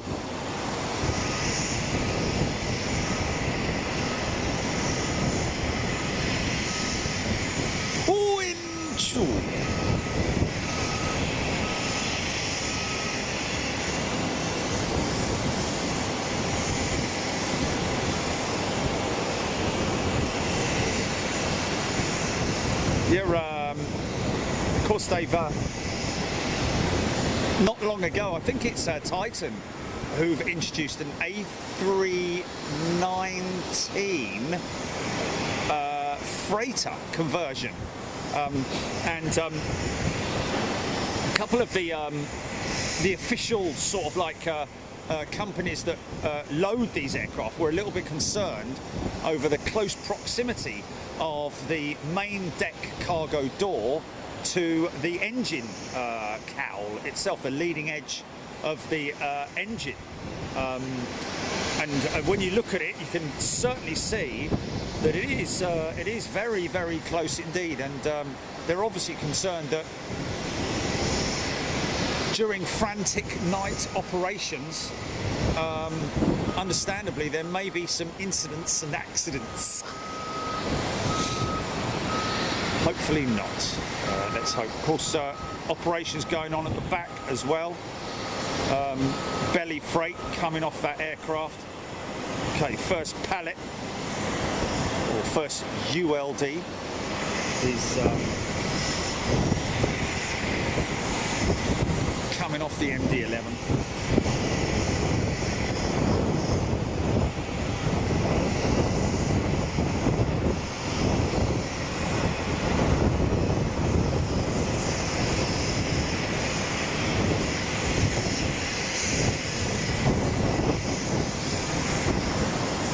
No students out and about practicing today. I think that guy yesterday actually caned his plane so much that it needed a bit of a rest today. That poor little Cessna, whatever it was, or Piper, or whatever. UPS 7638 8 minutes out. Thank you, Mars High.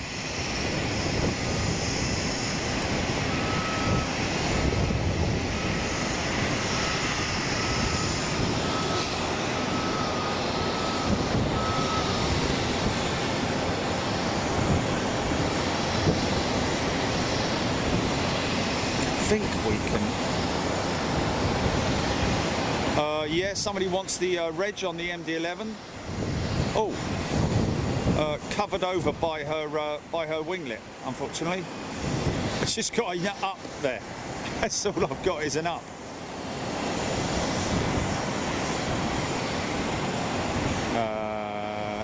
Is 272 possibly the reg? N272 up.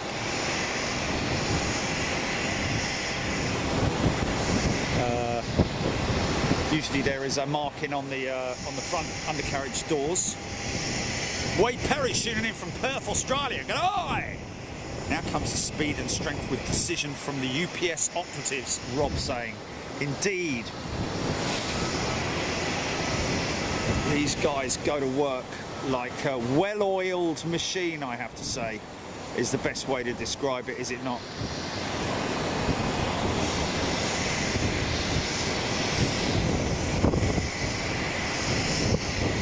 Just keeping an eye on that Korean Max.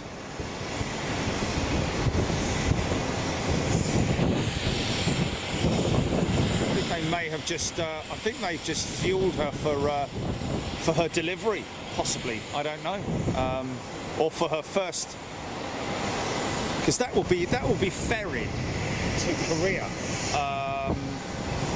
but it'll have to go via somewhere, will it not? Pretty sure it will. What's the range of the Max? Don't think she'll make it to. Don't think she'll make it to Korea on one tank.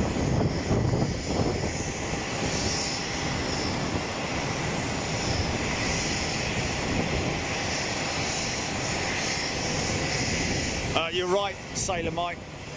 That particular Cessna, yes, it's worn out. Wore it out to me.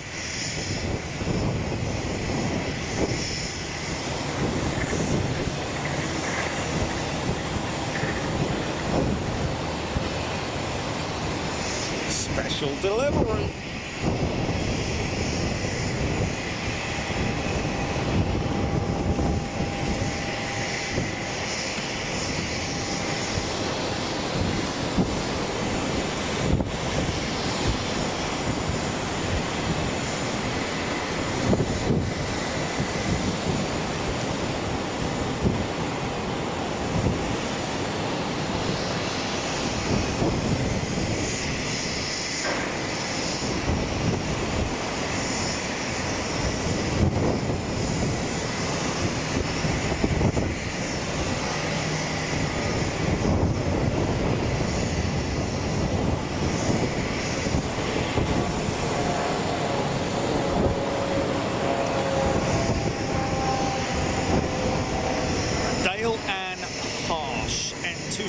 Up was built in Long Beach. Wow, there you go.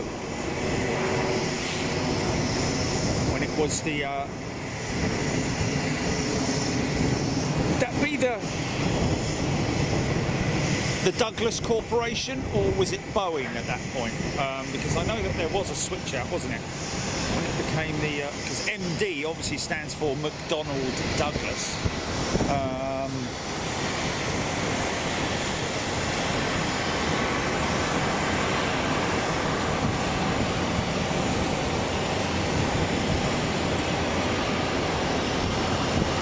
So those ULDs on their own roller systems, it's pretty impressive, isn't it?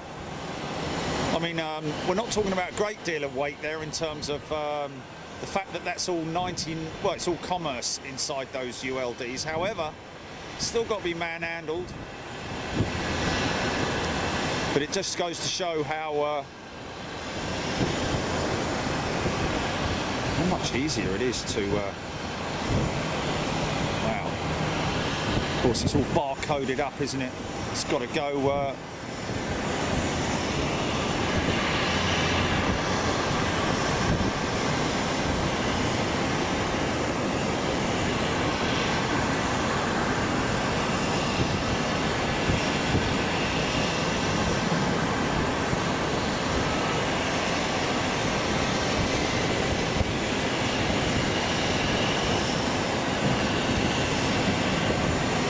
There we go. So, who said that? Justin Stevens. Funny you mention it. I am part of an A321 PCF passenger conversion program, and can definitely confirm that the inlet is pretty close to the door. Mistakes will be made for sure. There we go. I was actually talking about the 319 conversion, but yeah, I can see possibly even the 321. Because obviously these guys, they're in a, it is all very much a precise operation, but when you've got a lot of vehicles milling around, and especially when you're talking about a 320 or a 321 or whatever it is, a small single aisle jet, which will not, I don't think, require a K-lift, but more a one of the normal loading, a different type of loading vehicle. Or is it still a K-lift system? I don't think it is.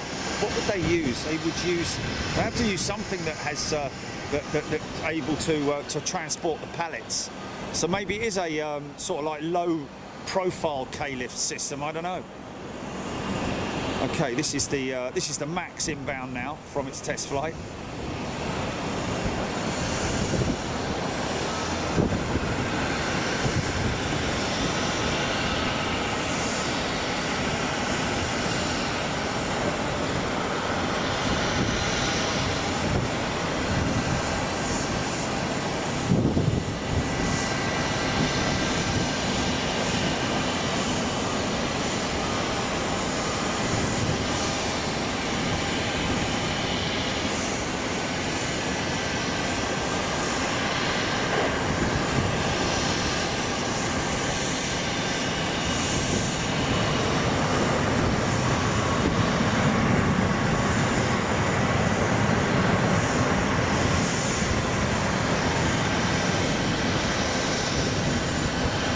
This, he might do a power up. I've seen it on some of the other returning test aircraft. Or is he going to make this exit?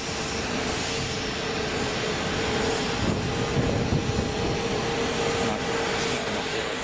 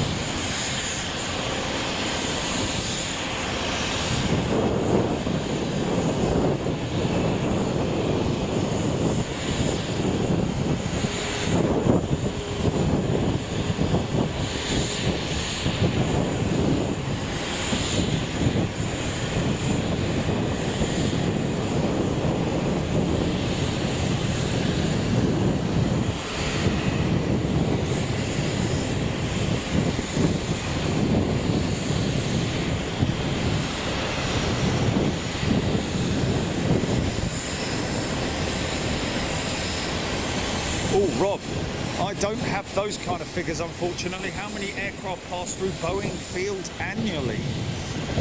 Well, you just have to look at, I mean, I know that I get a regular monthly email from Airbus showing deliveries and cancellations and so on and so forth. I'm sure that Boeing do the same thing, and I'm sure with a little bit of research, deep research, you'll be able to find deliveries for 2019. Well, I mean, 2020. The last couple of years will not be a true reflection. I would look back to sort of 2018, 2017, 2018, and 2019 figures to give you a mean figure. Is this the 767 on approach, GP?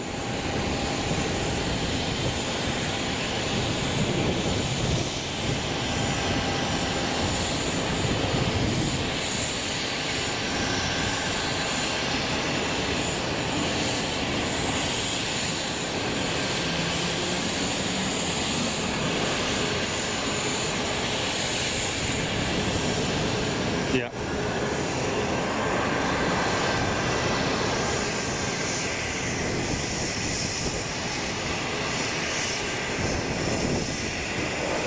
Wayne Willie, welcome back, Wayne. He's a Wayne. Welcome back, Wayne. With his star, is a 4-striper. Chris Scott, why does the 737 MAX have the 787 beacon light?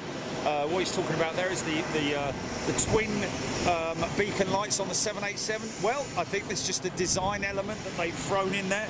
It's obviously something that that's I guess a Boeing hallmark or something like that, a new Boeing hallmark, I'm guessing, carrying it over from the 787 with the new technology. Yeah, I think that's just something that they've added in, which is pretty sweet. I'm surprised they didn't do it on the 777-9.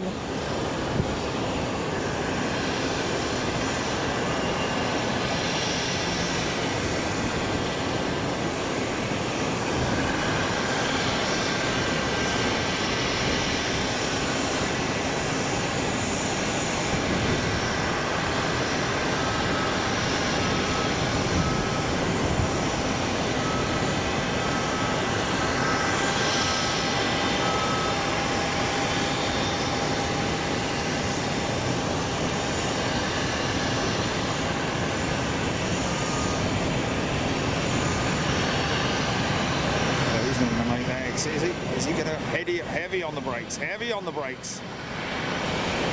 Heavy. Brakes are inclined. He's made it.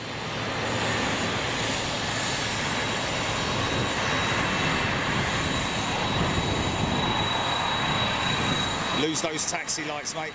Blind everybody.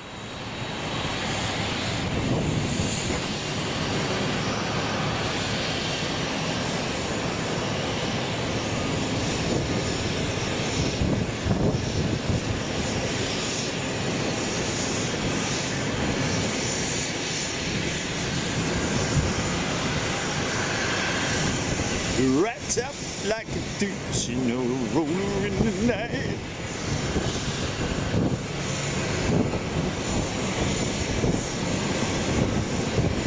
Now I've seen those folding wingtips on the 777, it's kind of like that. Okay. You almost expect them to, well, obviously they're not, you know what I mean. You had to be there.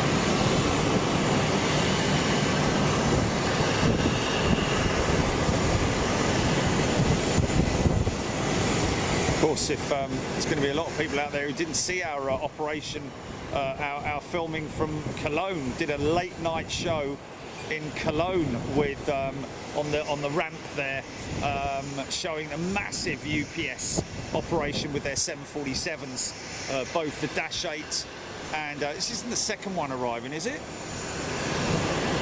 This looks like a 76 as well. Is this the other 767 arriving, Jelly? It's definitely a, I think it is.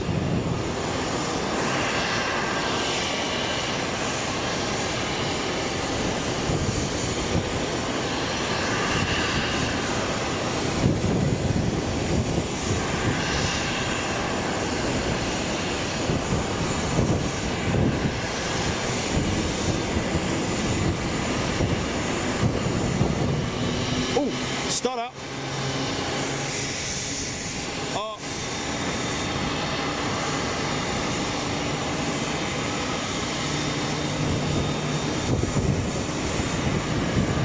Wait a minute. It's a 7.5, that ain't a 7.6, is it? That's a 757 with RB211s. That's a 757. Wait a minute. You're not a centipede. That's the other way around, it's a 9 millipede.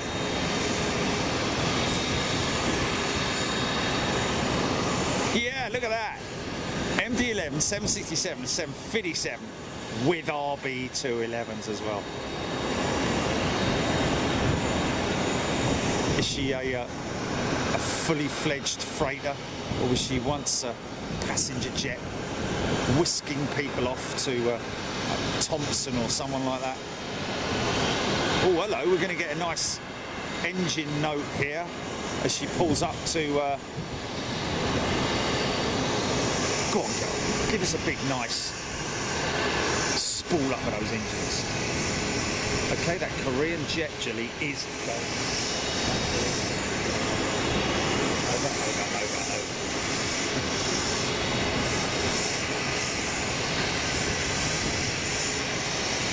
Thank you, Roger.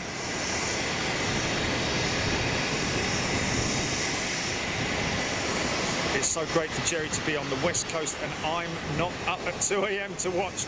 Tables turned for all the UK viewers. Joe T, there we go. Say it then. Yeah, Joe. That's what we do it for. Try and cater for everybody. You're very kind to support the channel, so we will do our best to support you as well.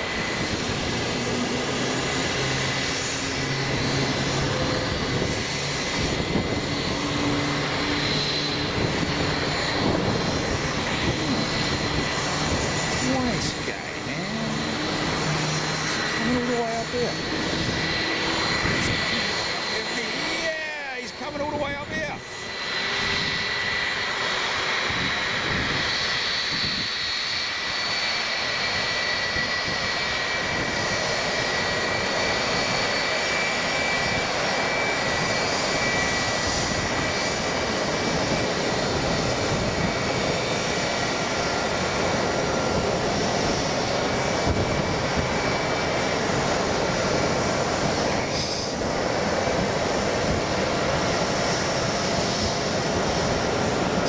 Of beauty.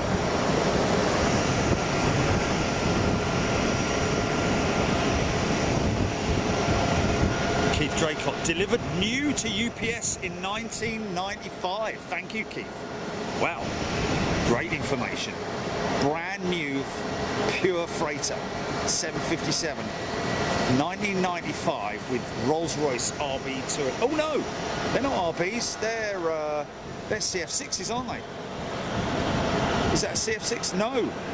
In fact, that's... no, it is RB211. Sorry. Flipping it. It's been a long day. Okay. Right, so we now definitely... That is definitely an RB211 engine. Yes, it is. Locomotive, UPS, full house. It is. Look at that. Well, actually, really, if it was a full house, what we really need, and without wanting to sound pedantic, but what would be great would be a 747 right there, would it not? Would it not, folks? Would it not? Oh, they're Pratt & Whitneys, are they? PW 4000s. Okay, sorry, I apologise. 2000s. Wow. So they're PWs, they're Pratt & Whitneys. They look like RBs, man. Okay, well they're Pratt & Whitneys then. Well, everyone's saying Rolls-Royce. Trev Lyon. Oh no, Matty Tate Frost engines on PW2040s. Okay, right, there we go, folks. But don't they look like RBs, eh? Or is it just chocolate light? I think the RBs are a little bit more tubular, maybe. Okay. Well, it wouldn't be Big Jet TV without me getting it wrong, would it?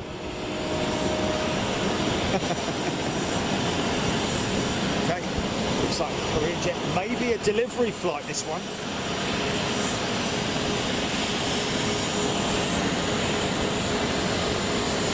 Jet in mass, yeah, all we need is a 747.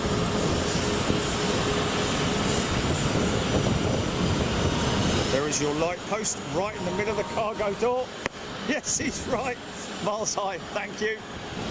Ah, dear, dearie me.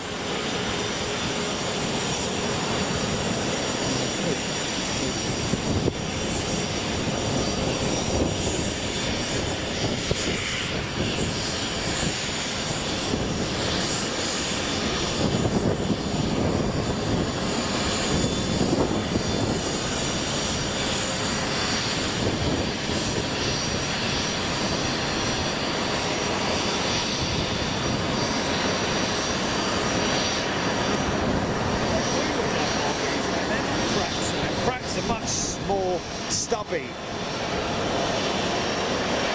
Yeah, they are RVs, man.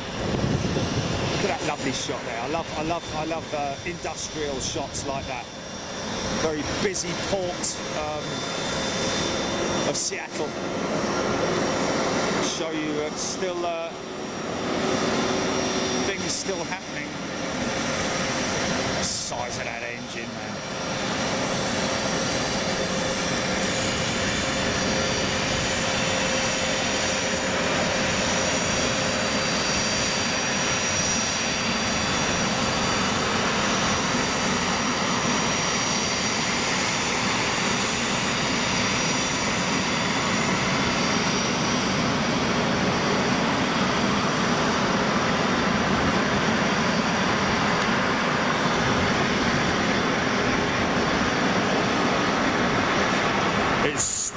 It's 1:45 in the morning in England, isn't it? Flipping heck. JG May, what is the reg of the 757? I think you'll find 453.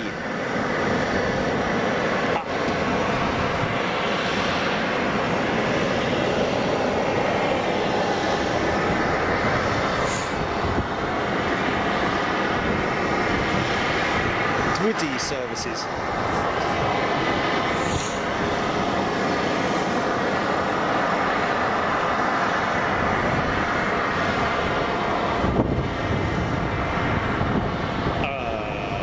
Yeah, that could be.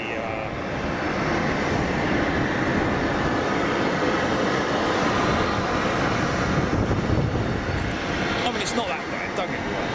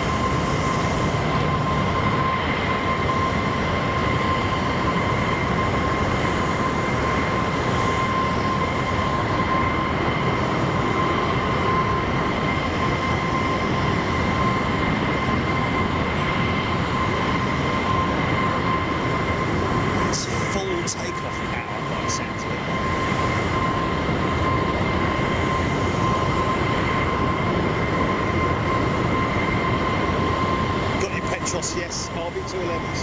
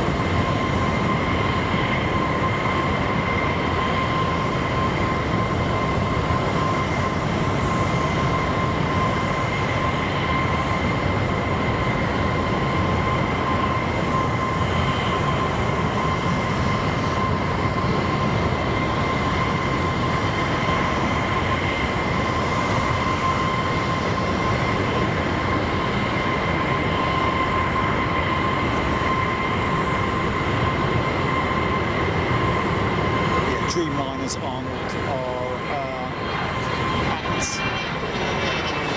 Plainfield.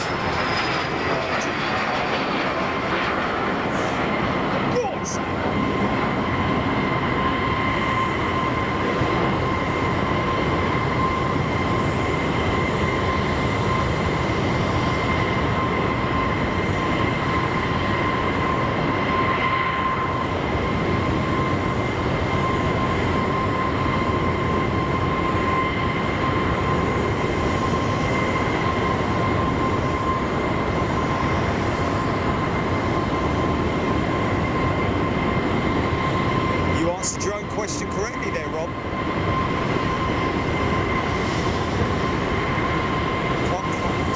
What does the engine? God, flipping it. He shut that down quick, didn't he?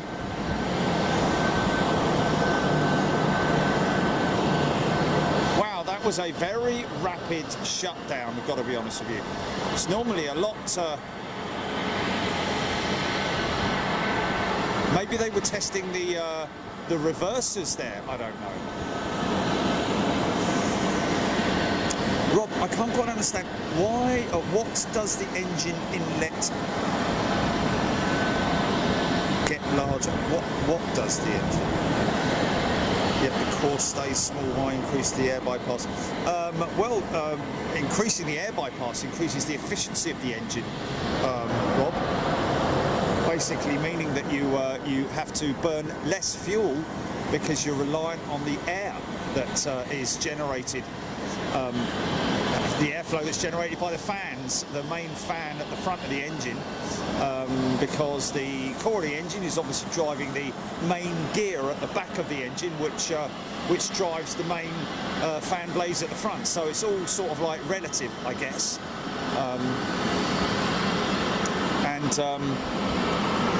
Having a higher bypass ratio means, I guess, that it's more efficient, doesn't it? Less fuel burn, reliant on more of the air to push the aircraft along, more so than the thrust of the engine, if you see what I mean, the core of the engine. I think that's right. It was a bit quick, wasn't it? Simon, is that rapid shutdown part of the test? I don't know. Were they running the reversers there, or was that? I don't know.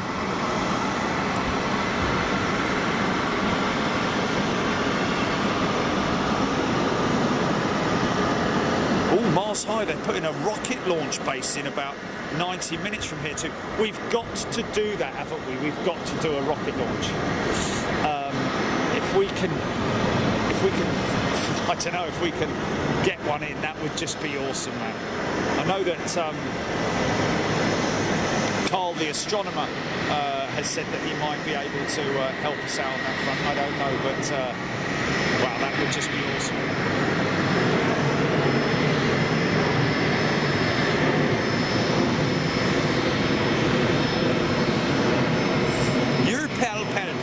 The amount of bypass for best efficiency depends largely on altitude. Interesting. Isn't the air a lot thinner up top? Then of course, yes, therefore the aircraft requires a lot less thrust to push it forward, if you see what I mean. Unless of course there's a massive, you've got a serious headwind. But yeah, all very interesting stuff.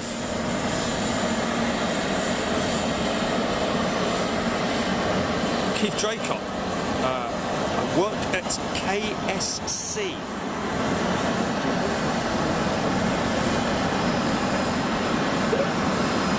Not KFC, not Kentucky Fried Chicken. Look me up, Jerry. I work at KFC. No, Kilo Sierra Charlie. Yeah, can I have a bucket of and some fries? Thanks, Keith. Big Rocket TV, Robert Pimlott. Turboprops up to about 25,000 of fans to 40,000 and pure jets higher. Was that GP? Say that again. Oh, Kennedy. Space Center. Yeah, of course. Keith Draycott works at Kennedy Space Center. Well, of course, Keith. Contact at bigjet.tv. Hook me up, Keith.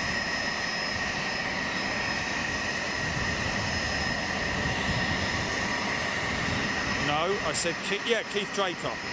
Said, hit me up, Jerry. I work at KSC. Simon Knock. You'd hope so. Don't think that was part of standard operations. Sheepless, Trev Lyon. Kojo Harrison, thank you so much for yet another brilliant day, Jerry and Jenny. Please make sure you put a Big Jet Team sticker on the 777X before you leave. You got there first. Hey!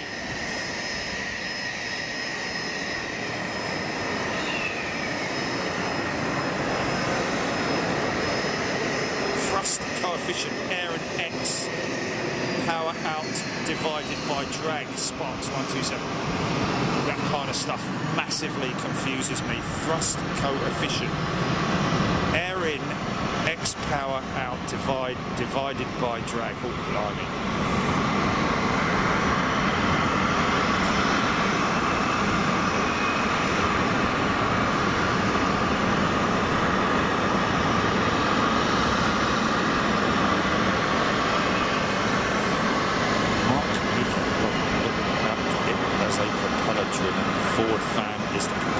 Spins a whole lot faster and has a turbine to turn it.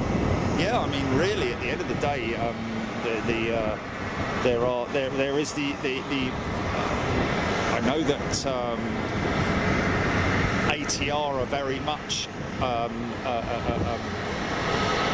looking at their prop driven, the turbo prop driven to be far more efficient than a jet engine, even though a turbo prop is effectively a jet engine, but without and at the same time it also has the same sort of like makeup, but it just has an exposed prop as opposed to an enclosed fan. It's all very interesting stuff, of course. The engine cutoff is to simulate an engine failure after takeoff by cutting the fuel to the engine straight away, Chinook saying. Oh, okay, so that's an emergency and I mean that most sincerely, folks, an emergency shutdown procedure. Okay, Chinook, thank you. The engine cut-off.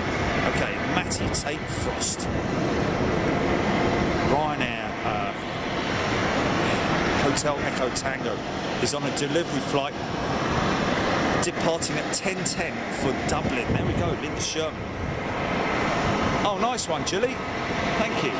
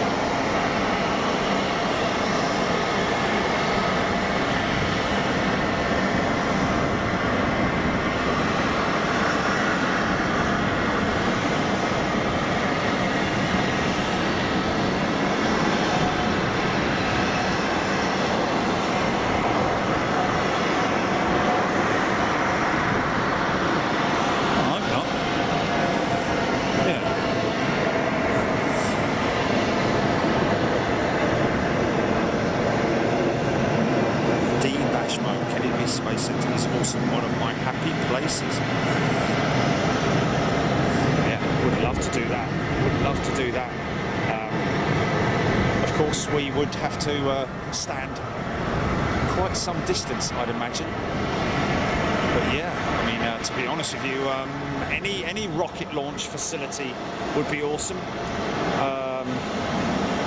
Anything, to be honest with you.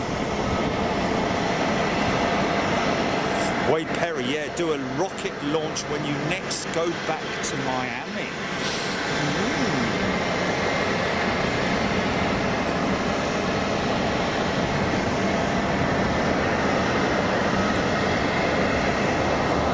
Good night, Kojo. Carry on, GP. Carly. Nice to have something live in a close time zone. There we go.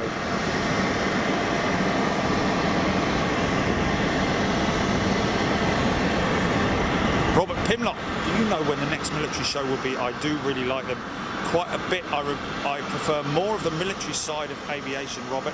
Appreciate that, Robert. Obviously, we are primarily, and the majority of our stuff is on the commercial side. However, I, like yourself, like and love the military stuff. But yes, don't worry, we are set to do another military show. And to be honest, I think the next one deserves to be probably Coningsby, only from the point of view that we haven't been there for quite some time. Rob, it's absolutely fine. I'm always willing to listen to mathematical equations. Not that I fully understand them, I do try to understand them, but when you start talking about x divided by y multiplied by the amount of drag and divided by coefficiency and all that kind of stuff, I'm completely lost. I know it sounds a bit dim and a bit useless, but I'll leave that to the real true scientists who know their equations and stuff like that.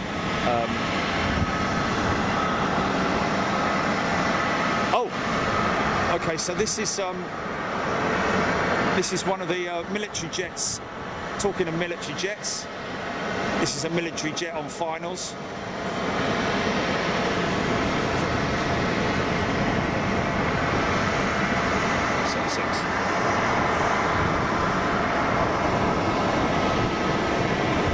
Okay, so this is the 7.6 that will park up there by the 787 demonstrator, I think.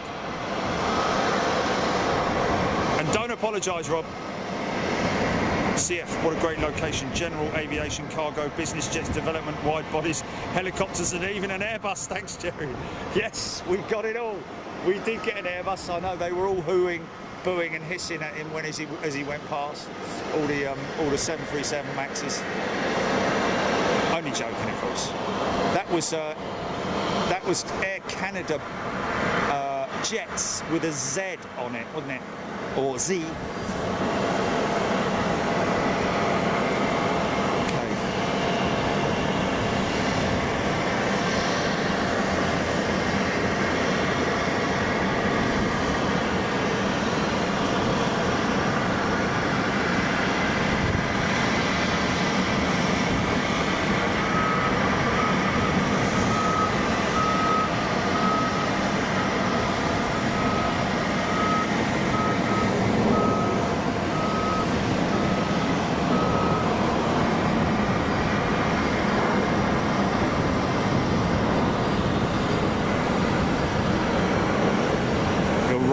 way down to the end of the runway because that's where his parking spot is.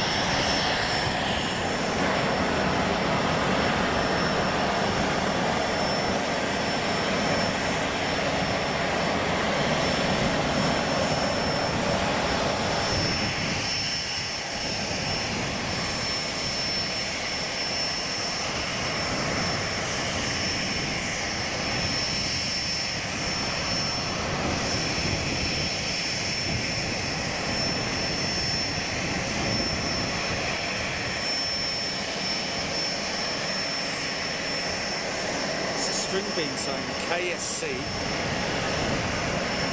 was there 2 weeks ago, totally changed and is even better, well worth the daily $46 shuttle.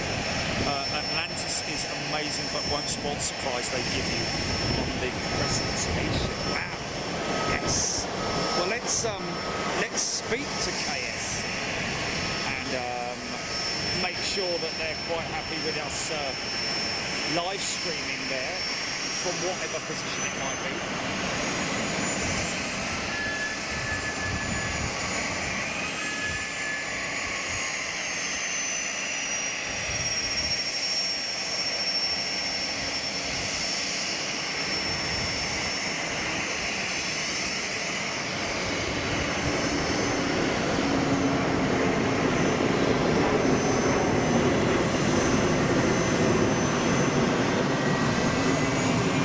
JG, mate, have anybody seen an A320 recently? Only flying over our heads, JG. This is the pilot doing his walk around. Walk around there. See, now I'm a little bit dubious when it comes to looking at stuff because they do, I mean, obviously they know what they're looking for and know what they're looking at, but they just look in front, look at inside the engine inlet and just wave the torch around and that's it. It's all over in a couple of seconds. It's like, wow, really? But, you know, I mean, obviously they're looking for something quite...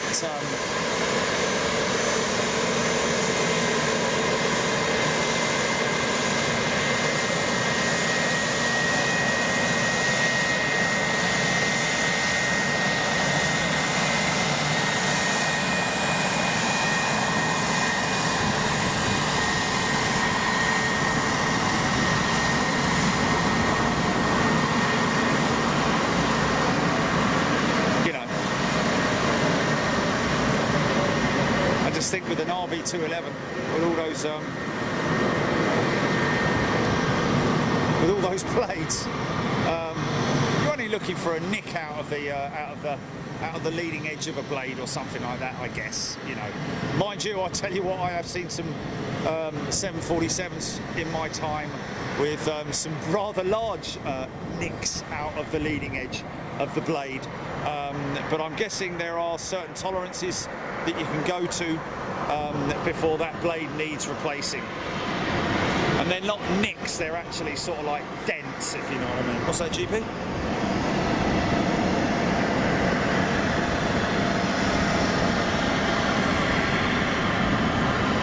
But number one is number one.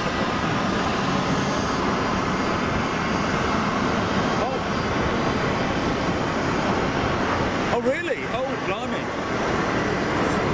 Well, what time is it out there? Maybe it's on display. Jonathan Westerling, re-inspection. At the end of the day, the pilot is responsible for the plane. I personally like that she gives a once-over before flight. Well, yeah.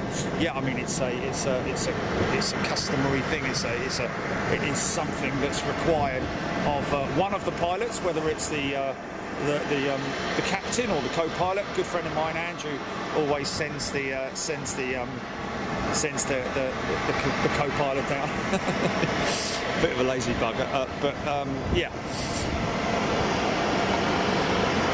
Of course, it's you know what you're looking for. Of course, I fully appreciate that. But it's just sometimes the way they're just like waving it around. It's like, well, hold on a minute. Oh, whoa, you know.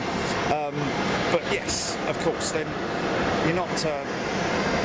If there is something that's wrong, then the systems will pick it up. But you know, put it this way, I'm a little bit of a perfectionist, and I'd probably be a little bit more thorough. But mind you, when you've been doing it for so many years, you probably will be a little bit like, you know, not less thorough, but a little bit faster.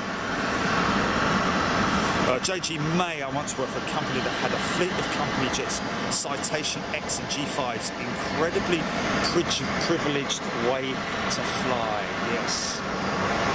Okay, so every time now I see these, when I see these fire trucks going around with their lights on, it does make me think that they are positioning themselves for either a oh, is that Ryanair jet disappeared, or is he? No, he's still there. He's still there. But it does always make me think that they're going to be firing up one of the aircraft. He's having a little inspection there on that Korean jet, isn't he? 757 looks like he's can't be ready to push that 757. Sounds like his APU's running, that's for sure.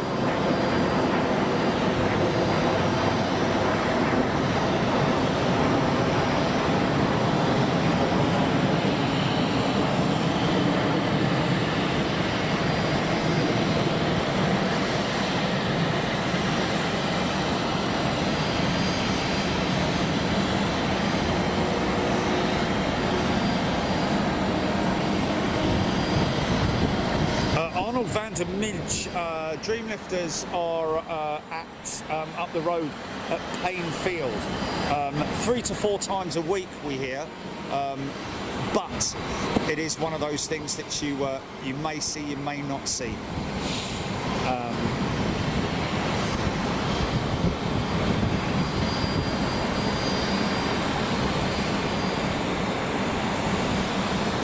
But we will always come back, folks. This isn't the last time we're going to be here. Most certainly, as I mentioned, if you missed it, the plan is to come back here in August when the Blue Angels will be displaying locally. However, they will be training from this base, and they will be operating from Boeing Field, parking themselves down by the Museum of flight. So we will probably come back to this very position here to be able to see the Blue Angels in operation.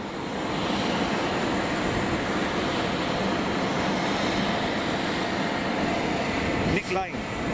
When I do my walk around, I go quick. I go quick as well as pilots. We have specific items to look for. There we are.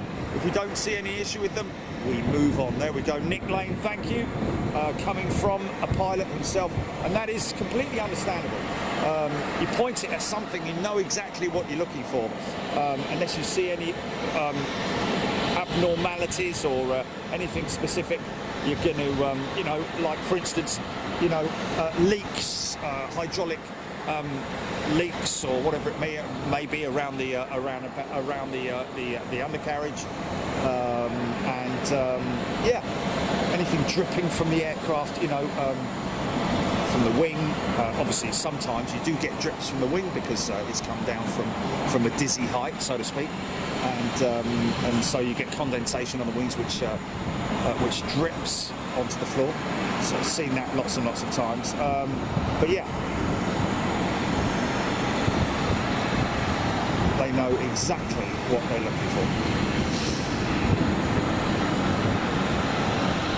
Okay, so looks like his navs are on. So I think these guys are nearly ready to. Door is closed, tiny little door on the 757. Always find that a little bit surprising.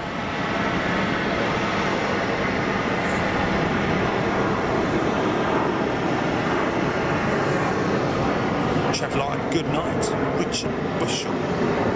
JG May, what would be the ferry route from Seattle to Korea? Yes, I did ask that earlier on, JG, actually. I don't think it's direct. I'm sure that it must at least do one fuel stop. The Max, I did ask what the range was for the Max a little bit earlier on. Don't know if anybody came up with that.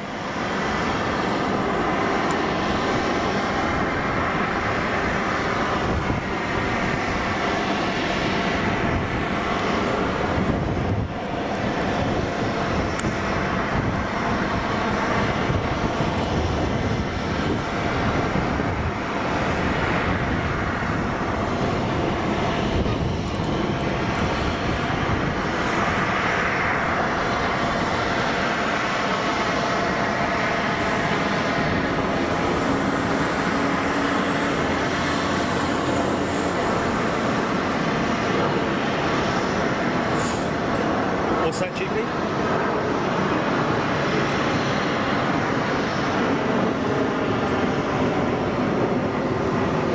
Oh, okay. Brilliant.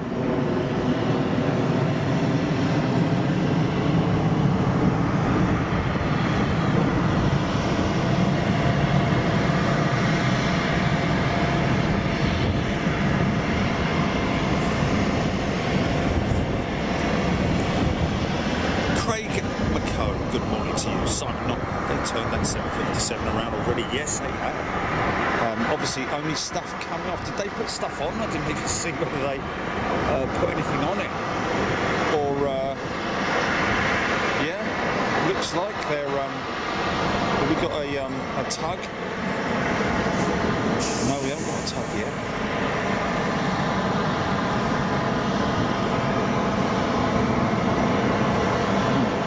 Something, but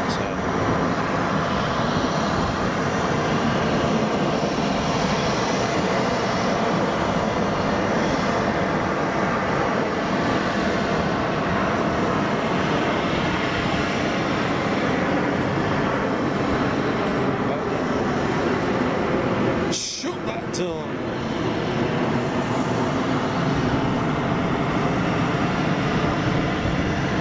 Richard Bushel, 4,000 miles, probably more, as they would be empty. Okay, that's your range, is it? Taxpayer saying the 757 going to, I think that's, is that Ontario? No. Ontario's kind of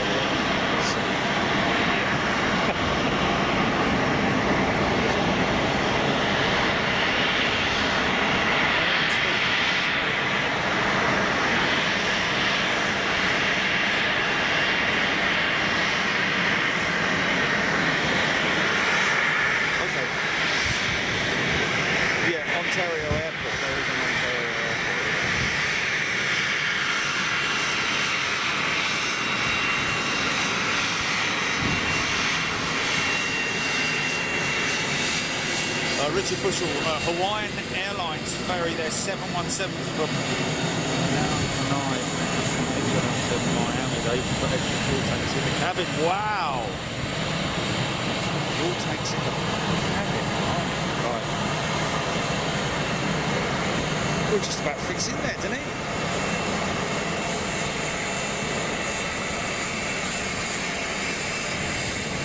Of course, I think it's the load master who has the final say in terms of, not the final say, but the final word. He'll hand over all the paperwork, get it signed by the captain. What's this on approach, Jilly?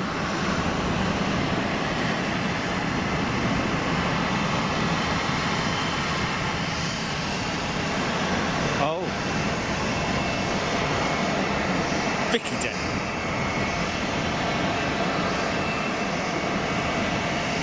Miles high, 2:21 a.m.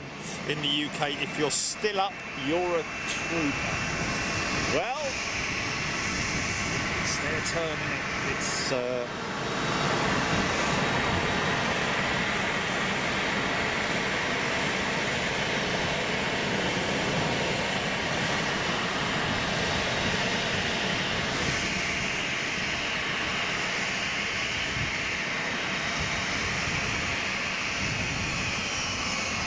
Airpac Cessna 208 Super Cargo Master. 2 minutes out. There we go. Thank you, Sailor Mike. Blake Kelly. Nick Sherman. Adam Roberts. Seoul to Seattle is 4,500 nautical miles. There we go. So, yes. Well, they might have extra range tanks, I don't know, on these aircraft, but it's not that far out, is it? 1,000 miles.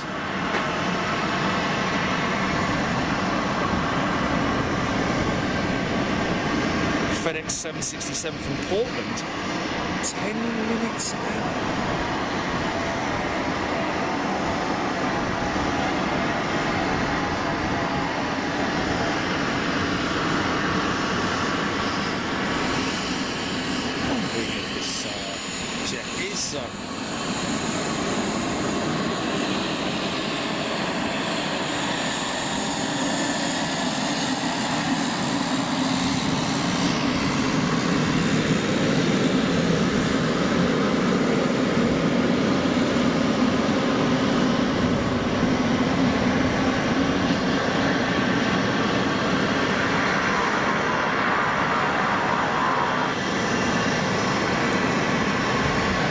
Tow hitch yet, and no tug anywhere near that aeroplane at this point in time, from what I can see anyway.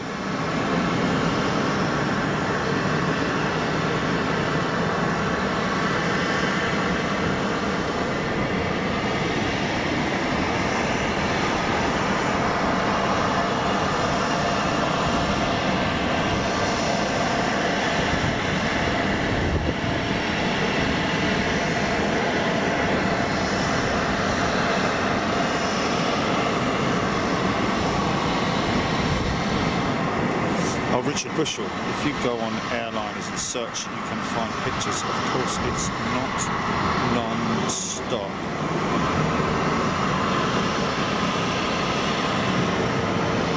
Airbus, God bless the UK, folks.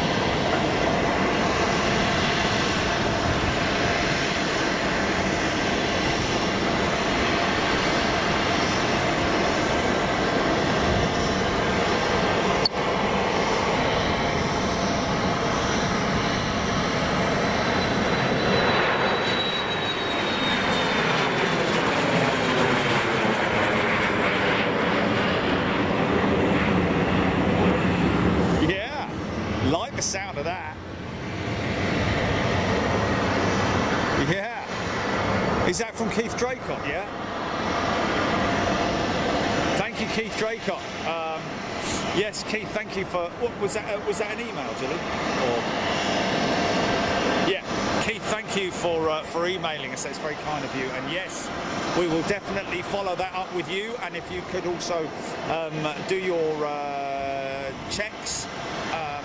But from what you're saying, they're pretty open to coverage.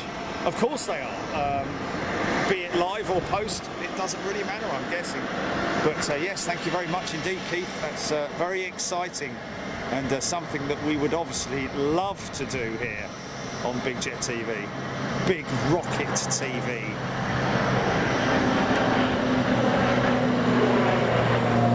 That would be awesome, man. Okay, all systems ready for launch. Okay, Capcoms, go! VDEP, go! Okay, we're 5 minutes to launch, everybody. Oh, yeah. Okay, stand by, light the blue torch paper, and stand well back. Ba-doo! Ba-dow! Have it!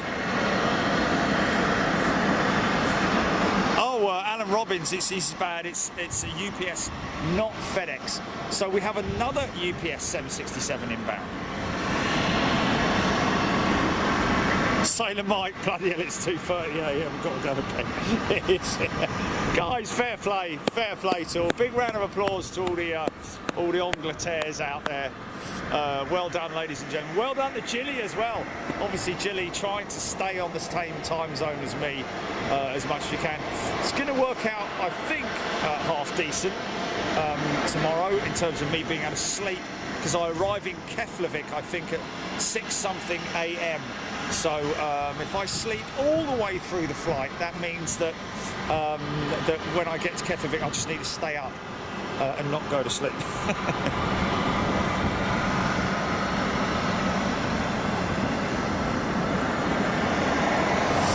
You can tell it's a pure freighter and not converted by the small door, Richard Bushell.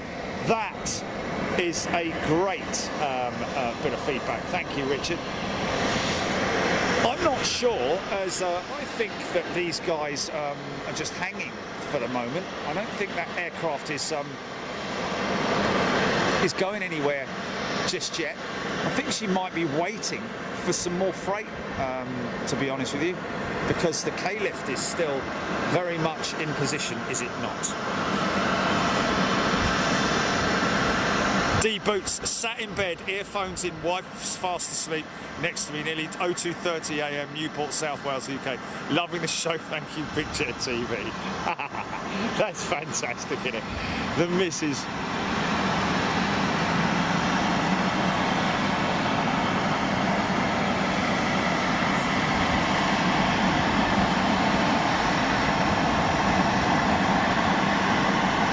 Carly White XE.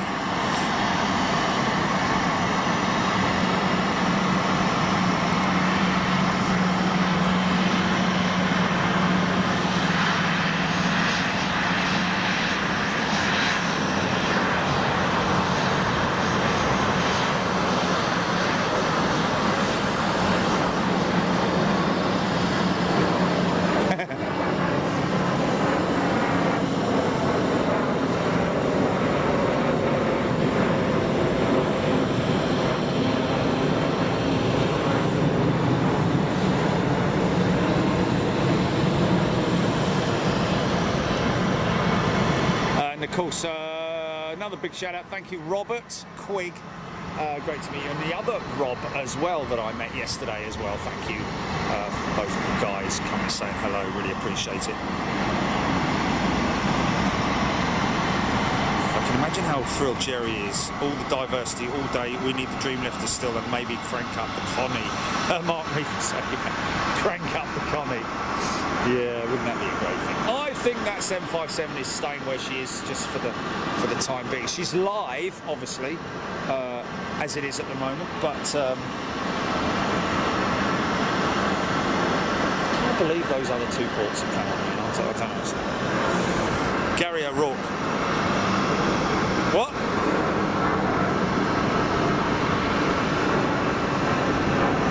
Well, no, because they're going sort of like they're going a little bit. They're going a little bit. They're not going bing, bing, bing, bing, bing, bing, bing, bing, like the other ones are. But Gary O'Rourke's still up here in Glasgow and thoroughly enjoying this show. Thanks again, Jerry and Jilly. Sterling work as per usual. Thank you very much indeed, Gary. Thank you, everybody. Great to see you here. Still keeping everything going. Blake Kelly.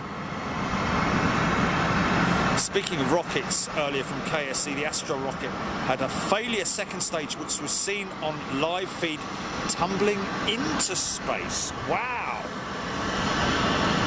The Astro rocket had a failure at the second stage and was seen on live feed, tumbling into space. Wow!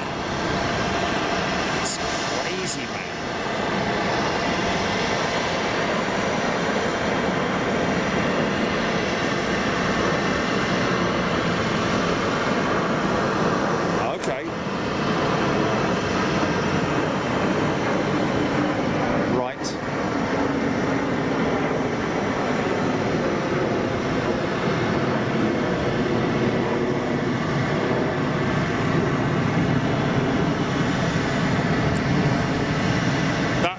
Kevin Edmiston, that was a Condor 767 that just went out over the top of us. Airboss, thank you very much indeed.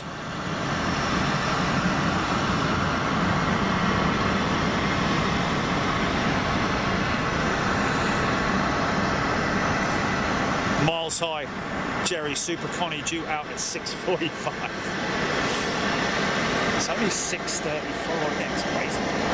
Feels a lot later, I have to say.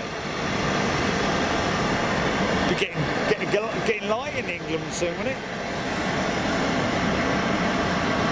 2:27 in Glasgow.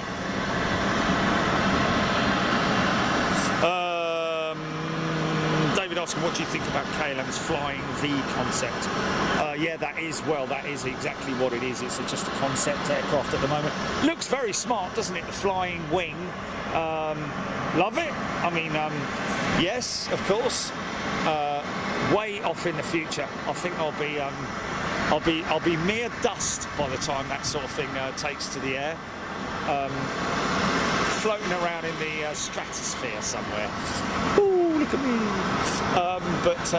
Yeah, I love the idea of it. I love the idea of it. Way off in the future. And again, that's some of the futuristic designs that were in the 1920s car designs. A lot of people were like, no, that's... But yes, it's the Seattle 767 inbound now. Big Trains TV. Chachi has a babysitter, of course he does.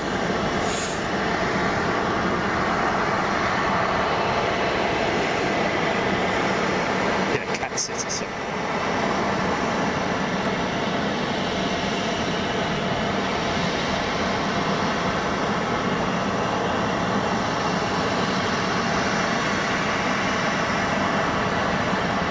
Yeah, but it's going to go back to Keflavik and then come back again, isn't it?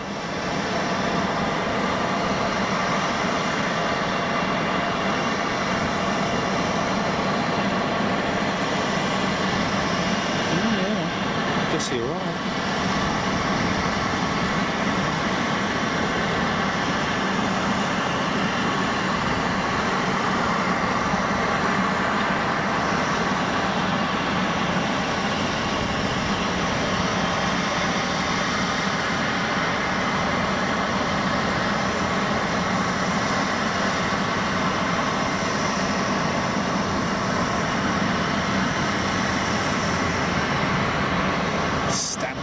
Brakes, son. Coming up to the exit. Look how quick they exit here. Look. Powerful brakes on.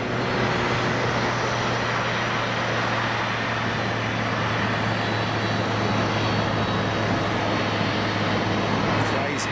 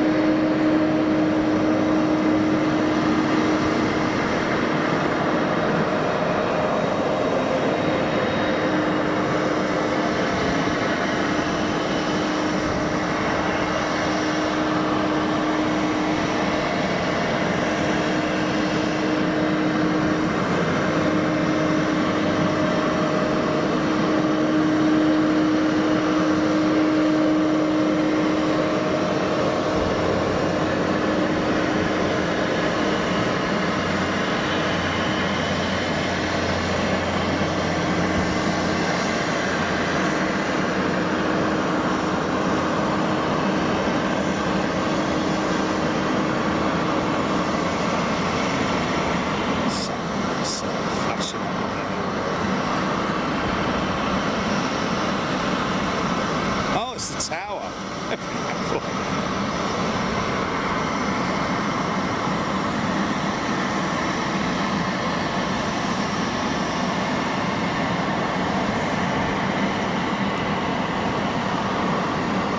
Jenny down there. I don't know. Can't see. Can't quite. Looks like a ground power unit. Seems like the pilots are just happy to sit in and wait for what it is that whatever it. Maybe it's just late. Something's late being delivered. Possibly.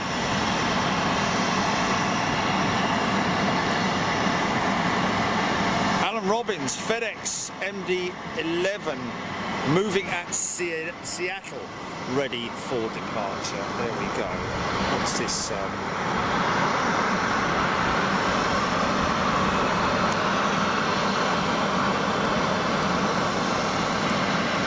aircargo.ups.com. You can find it for the place. Thank you, Dale.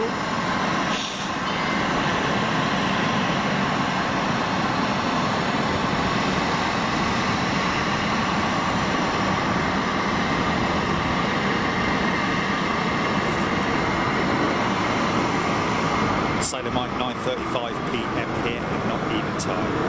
I can't say much for the dog. He's like a light. 747, 8 takeoffs out, twisted tequila. 8 takeoffs out, so she's in. There's a big lineup in Seattle by the sound of it. JG May running an extra long pre-flight checklist. Okay, let's start that pre-flight. Nice and slow. Easy as you do it.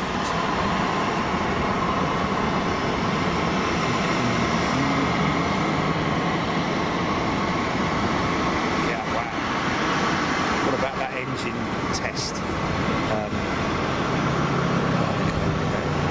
Korean jet.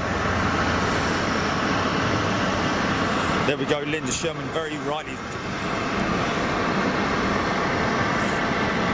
I did mention it the other day about UPS's order of more 767 freighters. Of course, it is 19. I don't think I mentioned it was that many, but it is 19 new 767 freighters. Boeing may never stop building this plane. You're absolutely right, Linda. May, at this point in time, be the saviour, the saving grace for Boeing at this stage. Obviously, with all the, she is, of course, a thoroughbred jet. Doesn't have all the componentry and stuff that you find on the, in terms of well, all the materials as well, the carbon and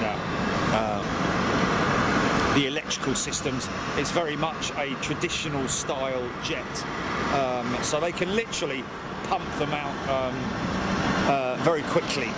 I'm guessing that they're not planning on changing anything in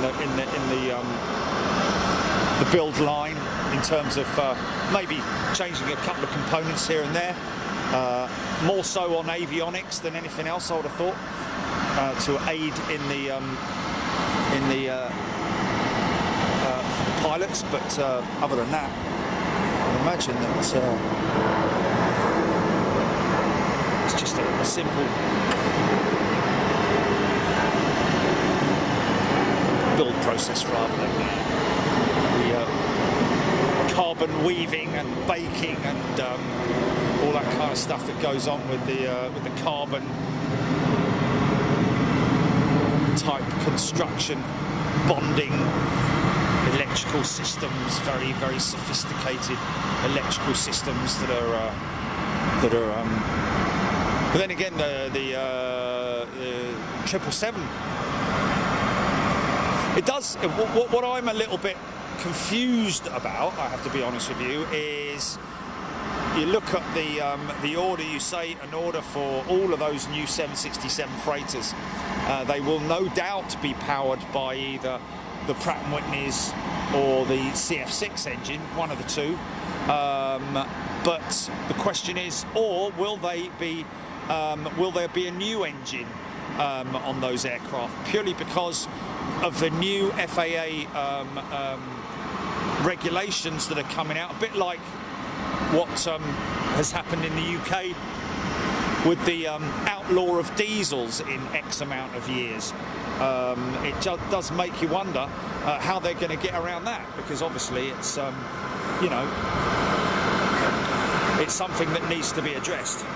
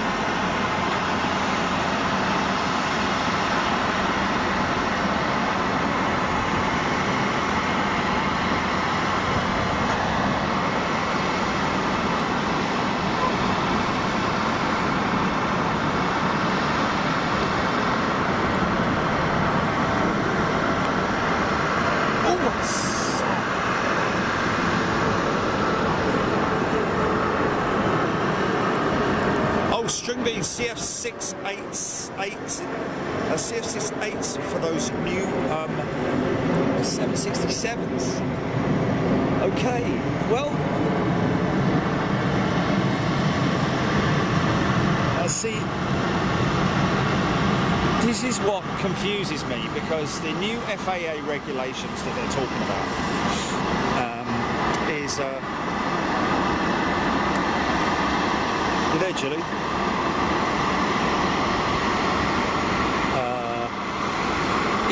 It was just an interesting article, because the article itself, that whoever wrote it had appears to have addressed a potential issue for the future of older aircraft. Is that just down to the age of the engine itself, rather than the type of engine? If it's a brand new engine, obviously it's going to be more efficient than an older engine, if you know what I mean. So I'm guessing what they're saying is that aircraft like the one that you're looking at right now are going to be on that cut-off list. Mind you, I don't know how old this aircraft is. Somebody mentioned it earlier on. It's going to be, obviously, it's a bit like the whole diesel thing, diesel car thing, the outlawing of certain types of engines. You know, in order to reduce the carbon footprint, all that kind of old stuff, you know. But it is quite interesting that, you know, I'm guessing that new technology is going into these older design engines, you know, because they are multi-fan bladed.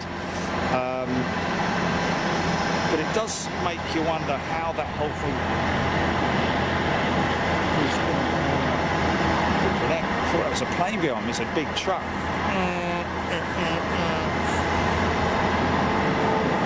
David Heath, they need an exemption to build 767s after 2027. There we go. Blake Kelly, 757 shows delayed. The 767s shows 720 and 730, and the MD-11 shows 750. Hopefully that holds. So the 757 is on a delay. I think that is possibly like we've seen at East Midlands before, where the 757 DHL jet comes in, or the 767, whichever it might be. They open the door, they offload, and then they shut the door again, and they're now obviously waiting for something has been delayed coming in. Wow, Sparks 127 used to hear the Vulcans.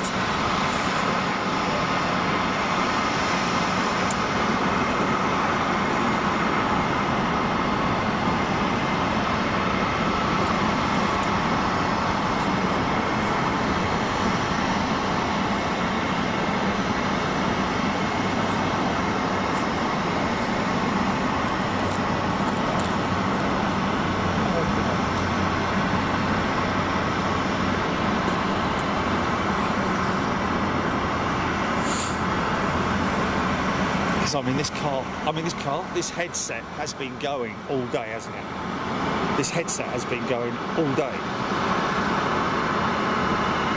Testament to the headset, I've got to say.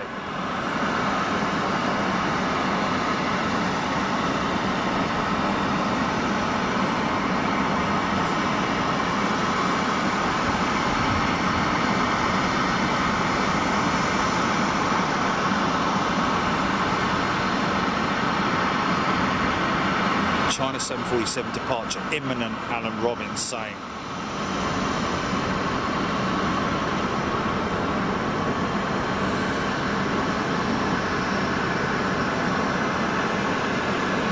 So that 757, like I said quite a few times, is not going anywhere. Most definitely, she's not even hitched up yet. They've got a ground power unit hitched up to her. Like what is it, 6:52, 7:20 and 7:30 departure time for the 767s and 750. So 1 hour for the MD-11. You guys going to hang in there for an hour? I think this headset isn't, that's for sure. So let me...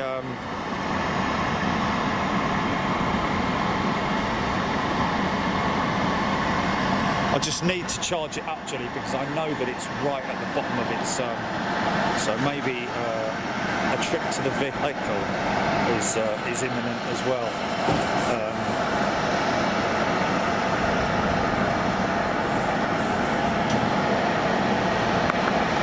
I know, man. I know. I mean, now I'm looking for the car keys.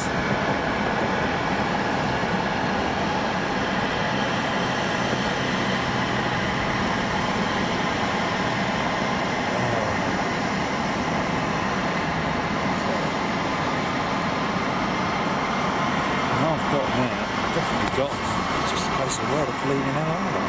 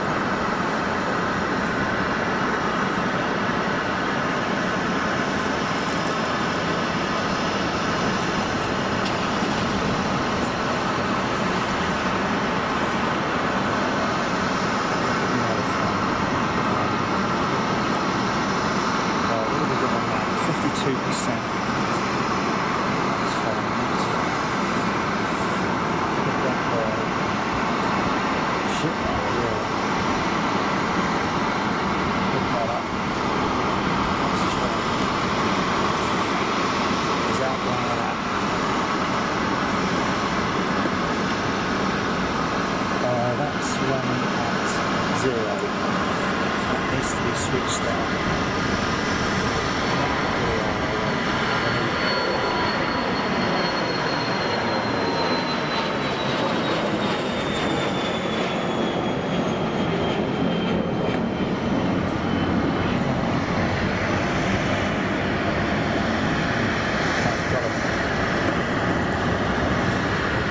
Found them.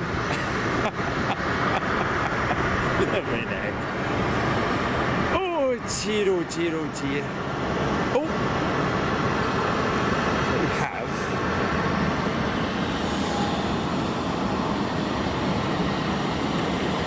flashing lights.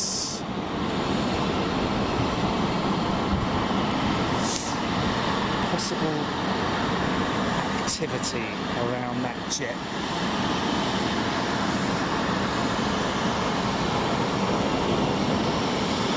Hello. Right. Okay, I found these. Right. Okay. Slowly making a big connection. Just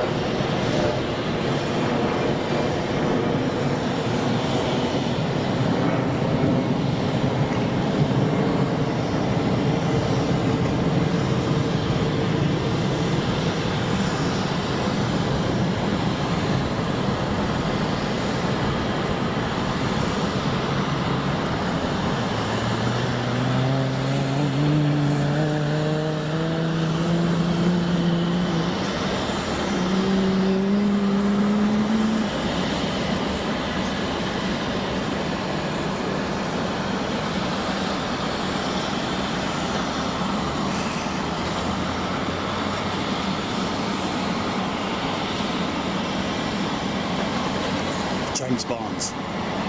Boeing Russ. Shift on their assembly lines. Runs shift, I imagine. Yeah. I asked about the anti-collisions and they turned them off, Rob says. Have they turned them off? Is that it? They're done with that, are they? Say about that. Okay. Sailor Mite's still here. Okay, let's have a little look along the line.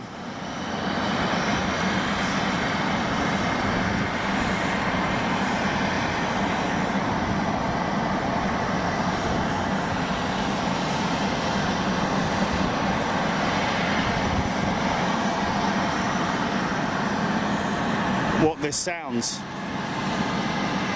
Yeah, it's a bit like a waterfall or.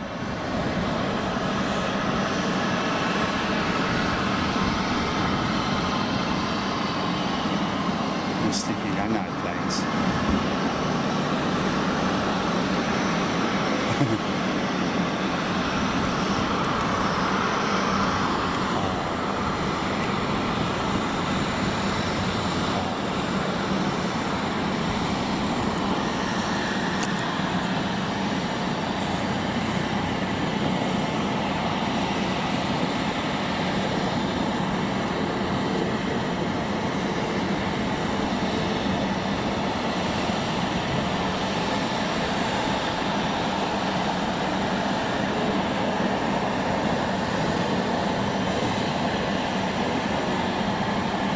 This is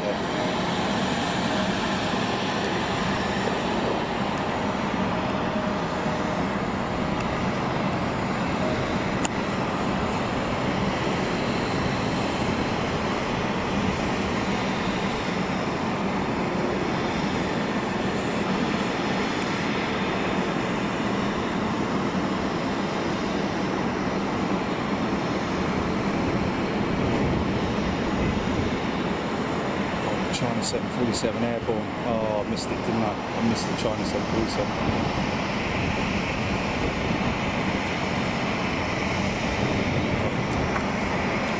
James Visson. And she's over the top of me now. You're going to only hear her, folks.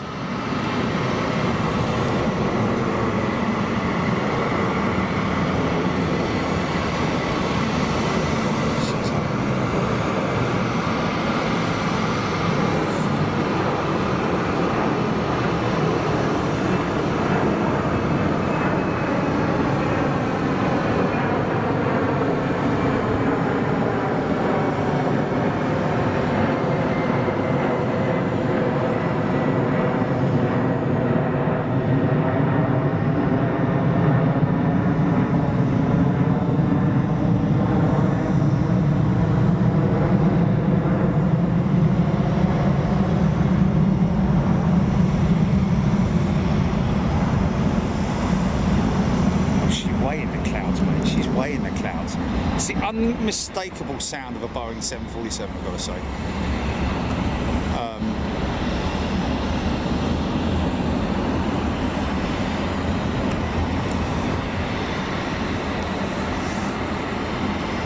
Regularly that happens at my house.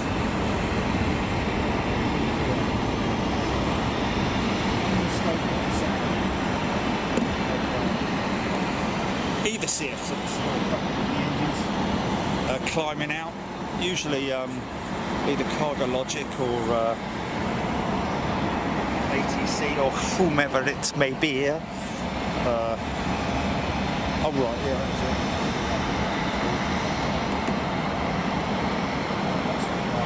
that's it. 99%. I'll take that one, put that one, do that, put that there. Fire that one up, so she's got the cooling fan is activated. What a hauntingly beautiful noise, Twisted Tequila saying. Very true indeed. It is a hauntingly beautiful. That's why I followed it out, even though you couldn't see it. It was just a great. It's a hauntingly beautiful shot as well, isn't it?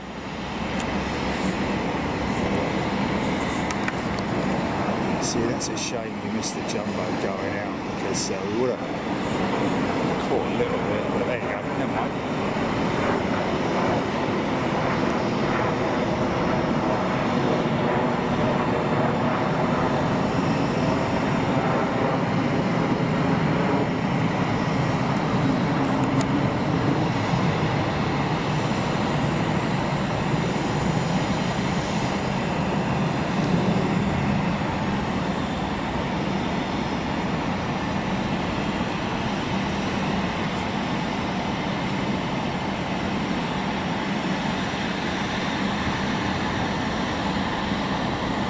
Certainly not the case with Airbus, is it? With their work stops. Well, no, they're still doing stuff at sort of like, you know, when the you know, after 5 o'clock, but very little stuff, more movement stuff. I mean, obviously, you know, there is still activity over here, but.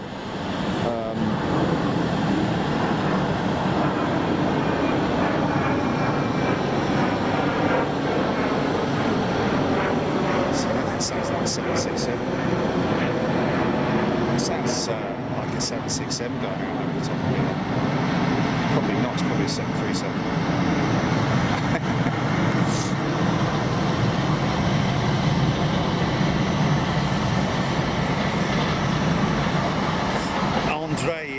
Andrea. You're right, Jerry, that 747 has a specific sound. We have 2 that go over the house every week in Orlando. Richard Bushell, you know the logo is the old McDonnell Douglas logo. Oh, what the Boeings, that's interesting. So Boeing, when they bought McDonnell Douglas, they adopted the McDonnell Douglas, let's just have a look at that. Brad Buckland, thank you. Rob's going to self-mute and take in the views.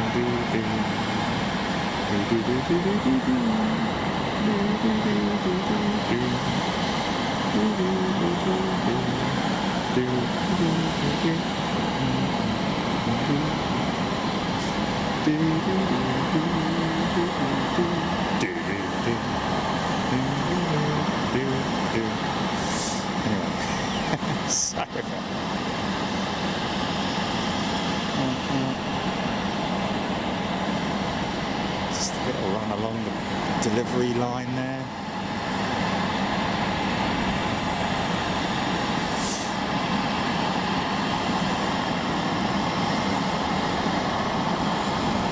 Redundant aircraft, they need to start paying for themselves. Boeing need to be paid for these aircraft from the banks or from the lease company.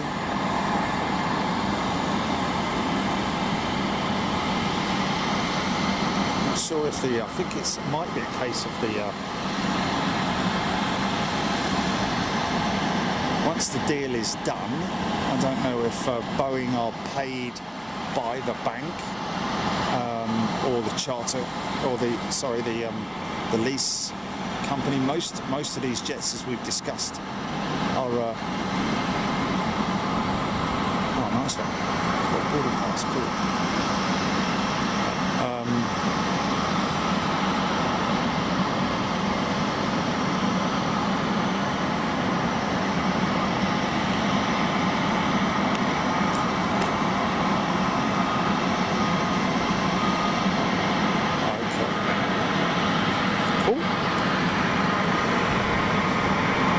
Six pushing. Okay, here's the first one. He's due out. He's going out early, isn't he? Oh, look at that! Top chat, 767 people watching, Jilly. Yes way. That is insane, man. Look at that, folks.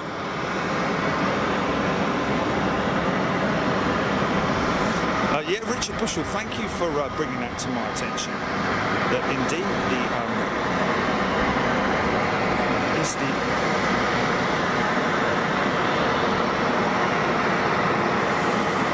Russell, Joe, you must have found the fact that both UPS and FedEx have several Roma flights, empty planes flying across country every night in case a plane is grounded. Wow, so they have aircraft in the air roaming the skies to replace aircraft that go AOG. Wow.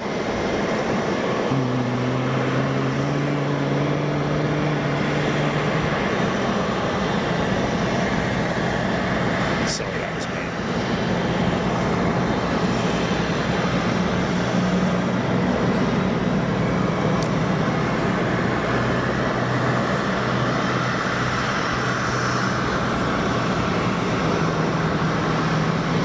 Neil Smith, the new member, has just been welcomed.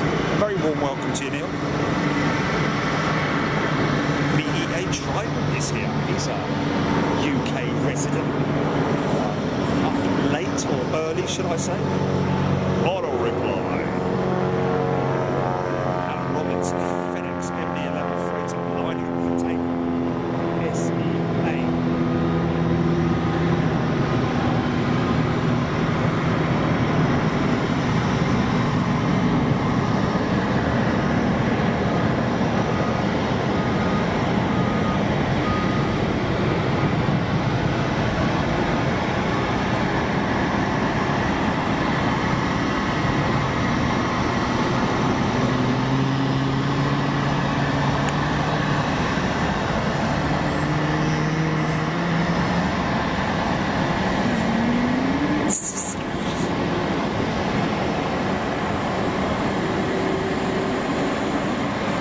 Michael Rosso, that tune, yeah. That's what was it?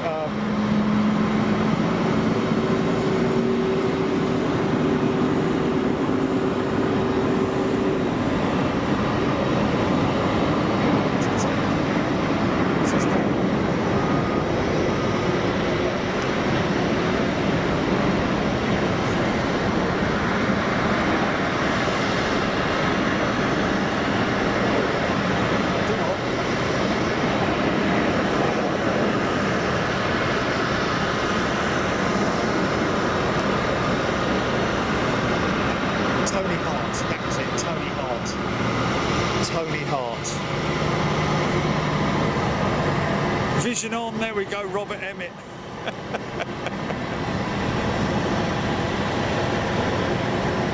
Signing up quite a few military choppers up around Olympia on exercises camp. Well, right now I wouldn't put it past them, to be honest with you.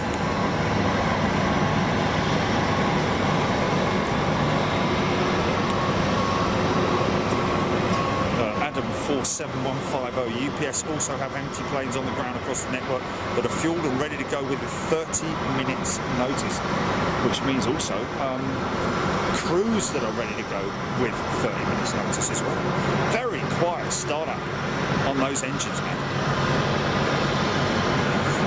Daniel Lanes, no, Ryanair not going out until 10 o'clock tonight.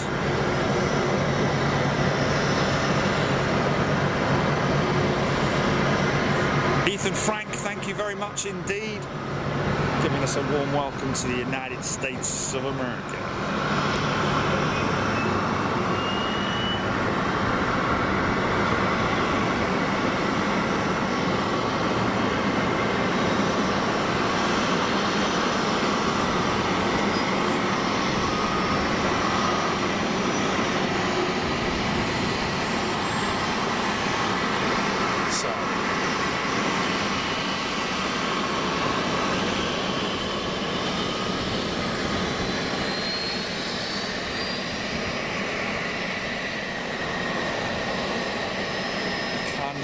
love the mystery of airports at night. I'm not a big fan of lighting it up falsely with, you know, we do so much in the daylight. I think we should leave the night to do its stuff and create that mystery. You know what I mean, Governor?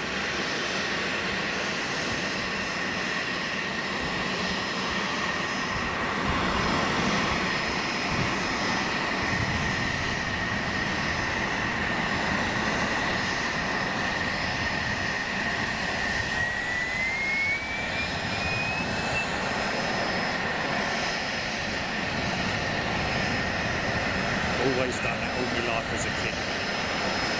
Stars.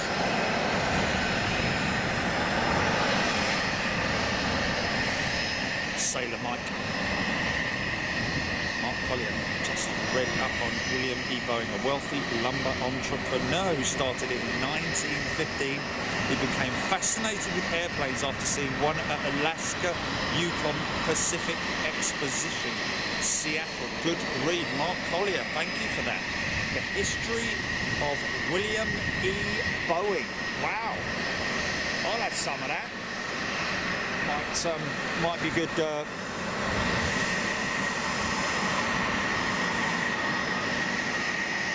Good to go sleepy nice to that one. Simon Knock. 2 Black Hawks and an Apache. On the radar at the moment. Wow. Andy V, night to you. Kevin Parsons, Crispy REC.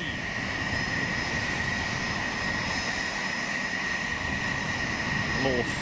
Yes, remember Morph.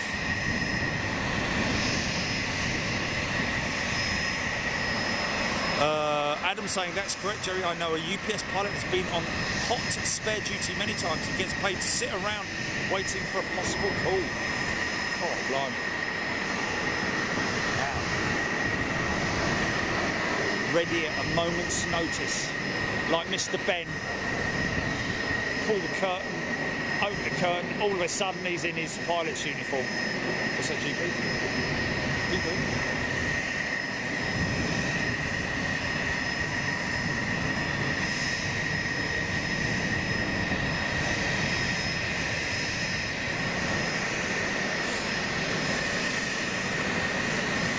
Oh, okay, so Linda Sherman, interesting, 767 and 757 share a type rating. I can kind of understand that in a funny sort of way. Very similar aircraft in many ways. I'd imagine that the 767 and 757 flight deck and avionics are not too dissimilar.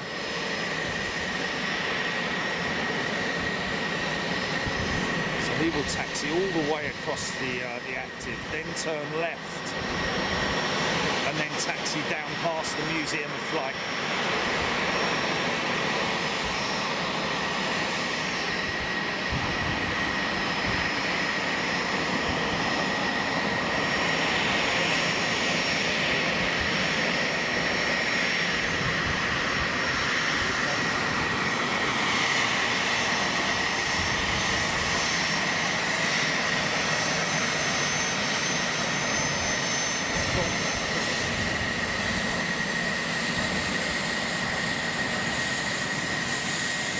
Do what? I don't know. How long have we got? It's 20 past now. It's due out in half an hour. Ooh. Still not loaded up yet. It'll take me about 10 minutes, I think, to get out of here.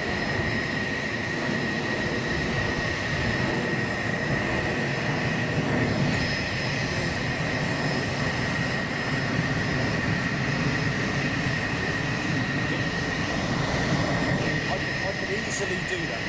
Easily do that. A 14-minute delay.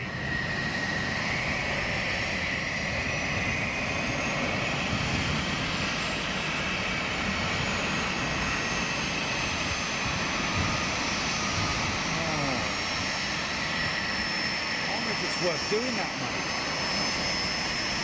I wonder if it's worth doing. Oh, the 757, the tug has been attached. Okay, so activity around the 757. Still loading that the MD-11. Oh, it's questionable because I would make it. It takes me literally 5 minutes to walk down, to drive down there.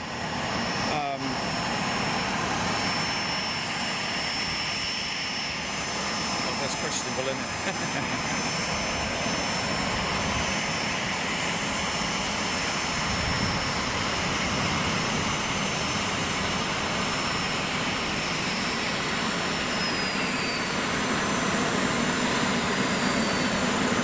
It's 7:20. It's 7:20. Yeah. If it's delayed, I've got 40 minutes. Okay, folks, what we're talking about here is the option of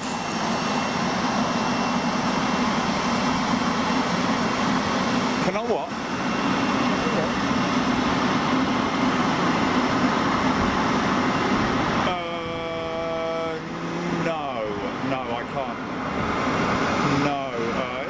Very quick though. It would come on very quick. I mean, everything's just literally fold it all up and then just carry it down with me in one go as well. I wouldn't have to sort of like multi-carry gear or anything like that.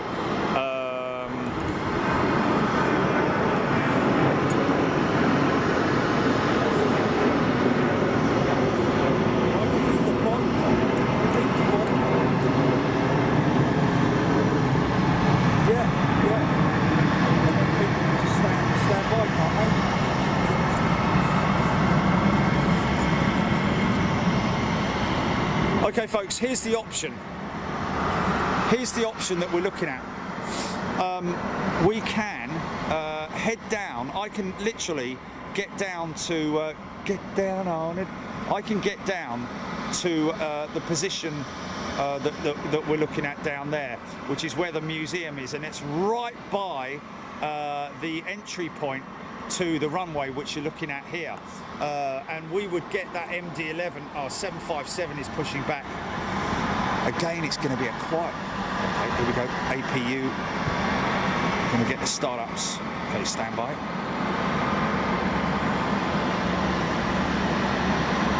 Let's see what this shot looks like, shall we? Because don't forget, these aircraft are relatively light, so.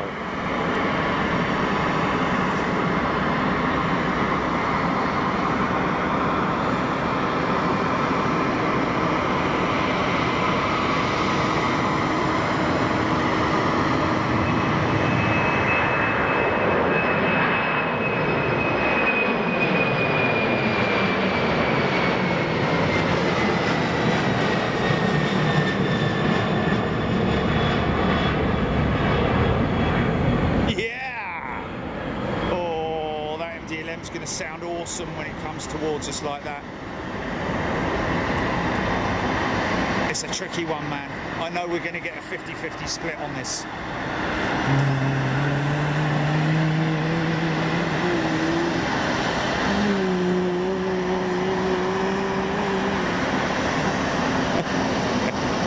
Sorry, I can't help it. I can't help me spool ups. I've got spool up Tourette's.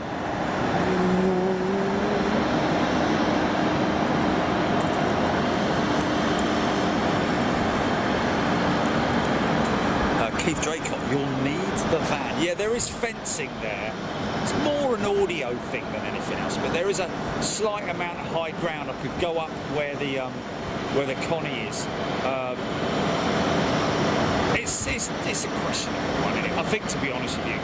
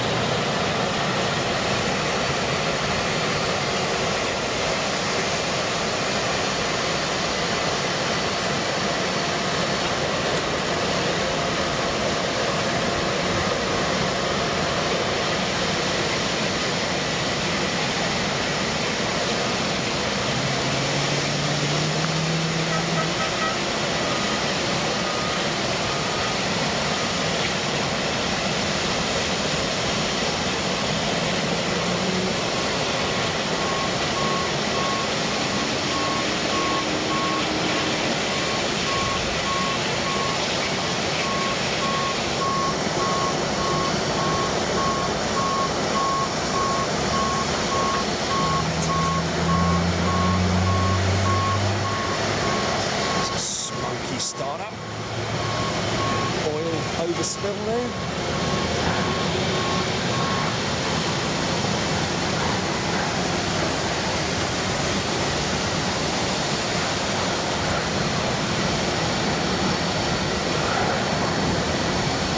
So, yeah, we're going to stay where we are, folks.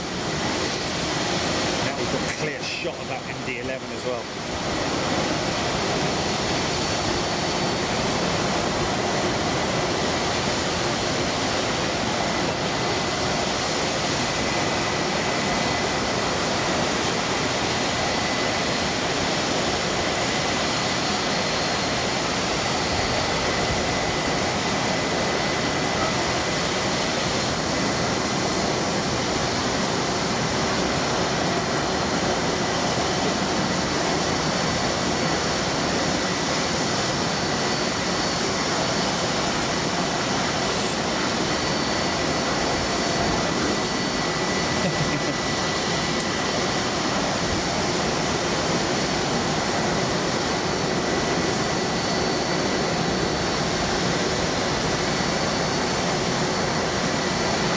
Sailor Mike, can you do a shutdown? Ooh, that was the APU shutting down just then.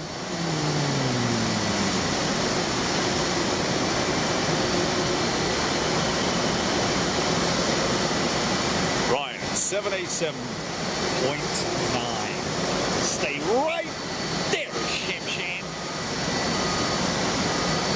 Spool, spool.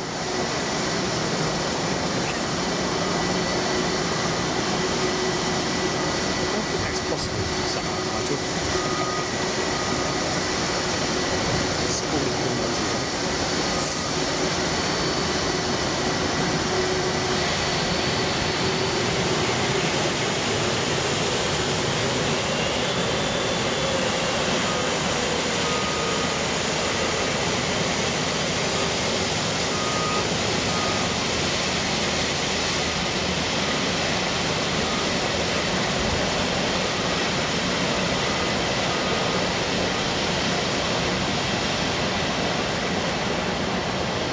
Come on now.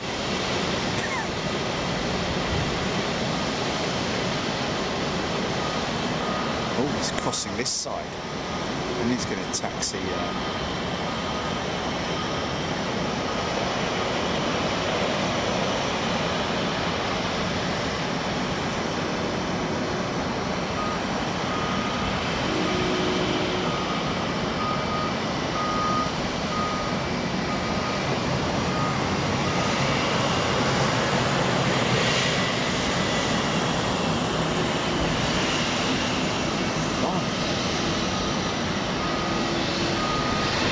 UPS. On time. Ish. Looks like the MD-11's all closed up and ready to go as well.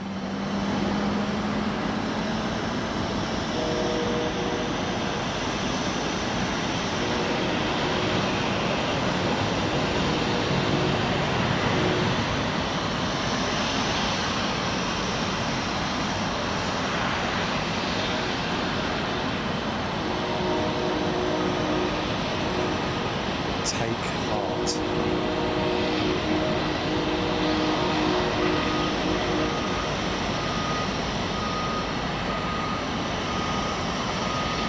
That's the sound of America, that is, that freight train.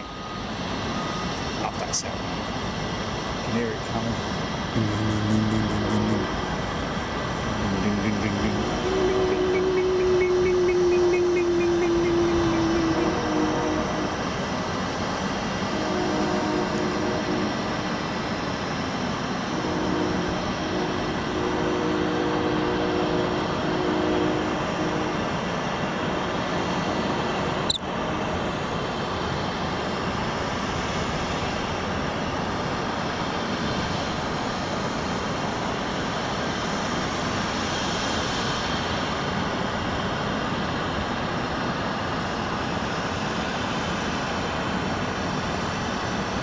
Yes, I know it's a great sound.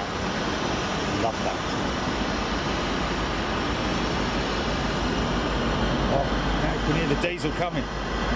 Here, listen to this. Listen to this.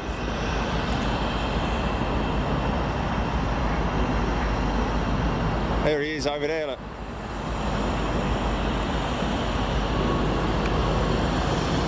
FedEx triple, what, over the top?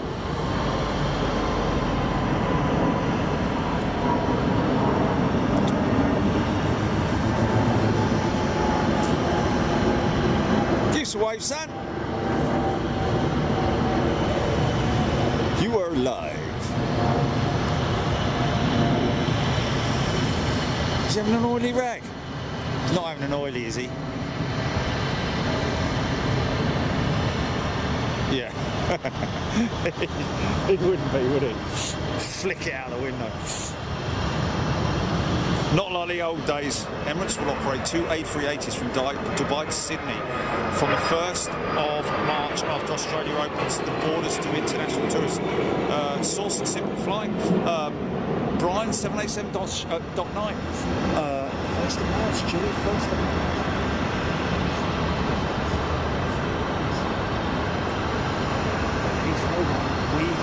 We hope.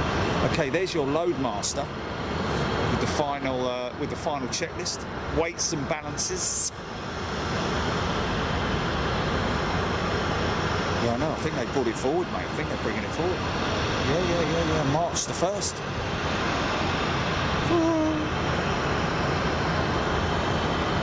767 is moving now, so just like last night. Oh, that's interesting. It's an electric door then. Oh, is that an MD-11 speciality? Never seen that before. Someone said that the other day, didn't they? Well, the other day, yesterday, I think it was. Wow.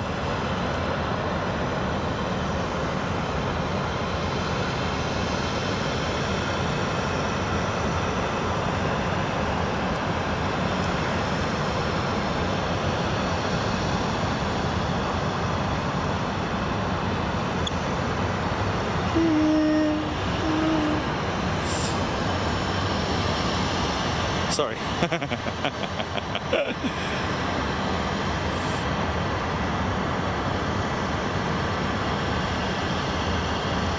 Dale and Harsh, June 17th, 1884, a Northern Pacific train completed the first run over the tracks from Tacoma to Seattle. It was met with a 21-gun salute. There we go.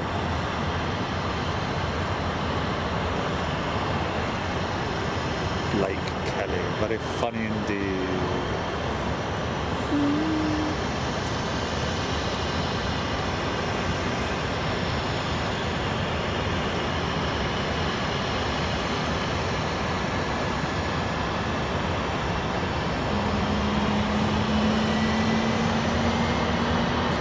Yeah, that wouldn't have been good, man.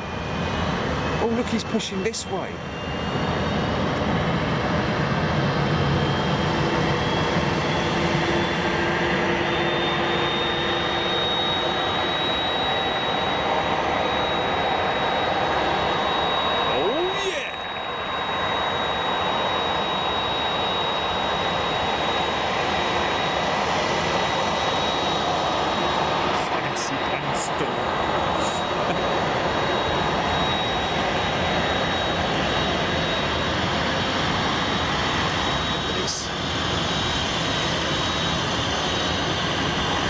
Pushing him all the way back there because his big brother's oh no, his big brother's gonna back towards us.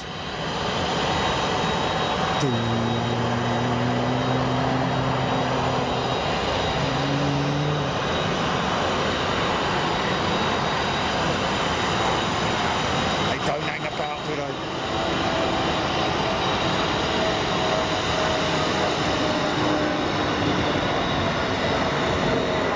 Robert. Yes, Simon, I am glad I stayed. This wouldn't have been, I'd have been like hot and sweaty and everything would be going on.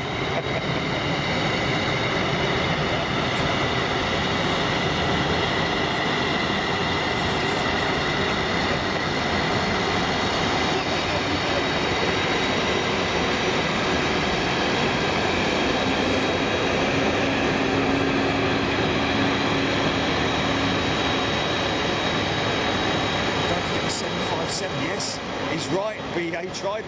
Where's the 7.5? He must be close to.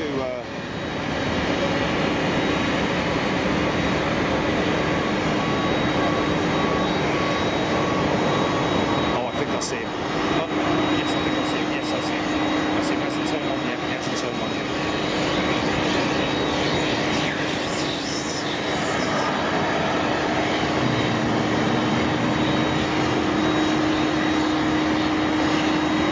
UPS face-off.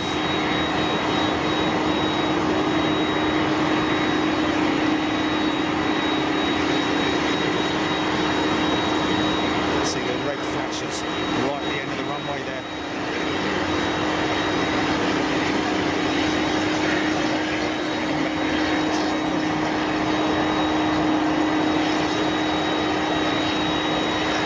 He's flashing his mate.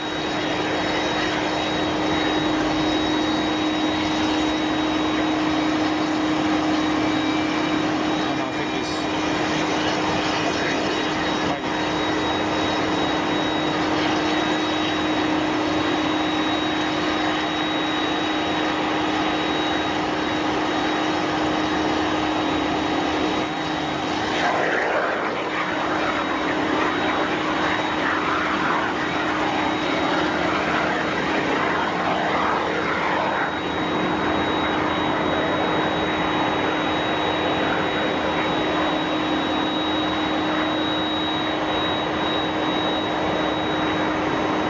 It's all good.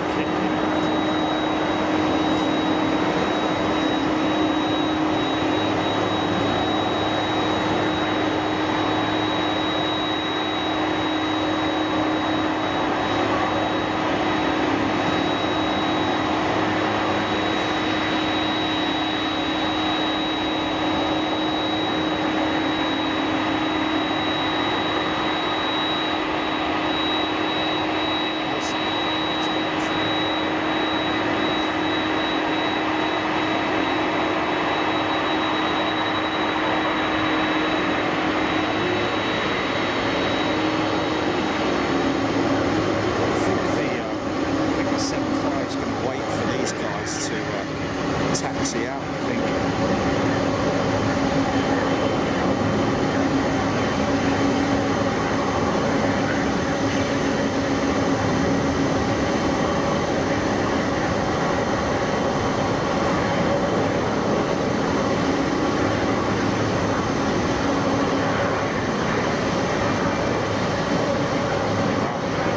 That must be a pretty frightening experience there for.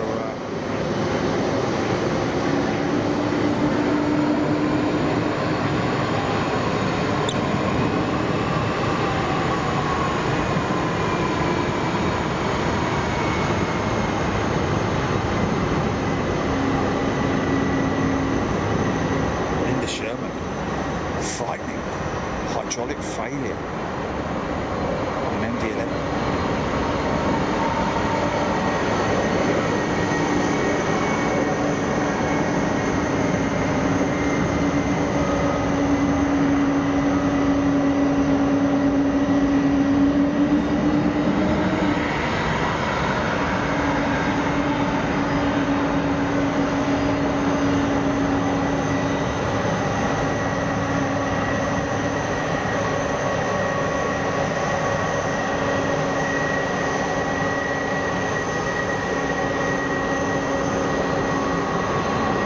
Welcome to the UPS Hour on Big Jet TV.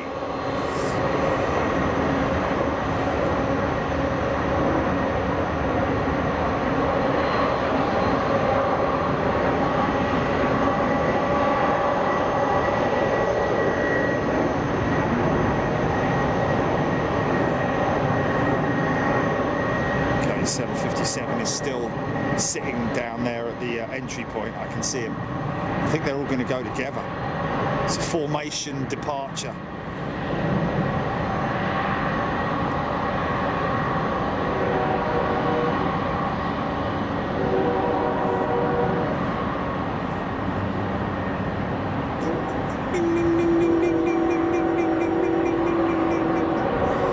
Maybe UPS have contacted them and said, okay guys, We want you all going out together because we're live on Big Jet TV. You never know, do you? You can but dream a lot, because it makes you wonder, because 7.5's still sitting down there on its lonesome, waiting to go out.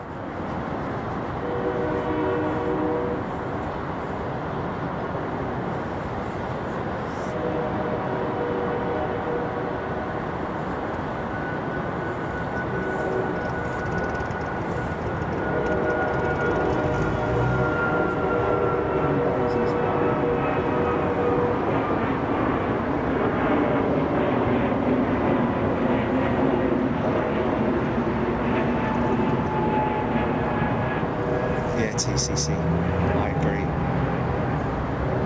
Kind of big fan of the darkness of airports. I think if you add something into it in terms of another element, it sort of like takes away the spookiness of it, the fascination of it, Anyway, I won't go on about it. Simon Knock, I want one of those train ones for my moot.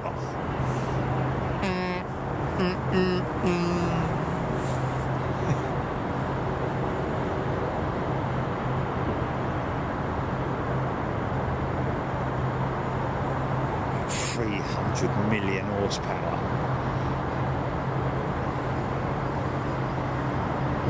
Well,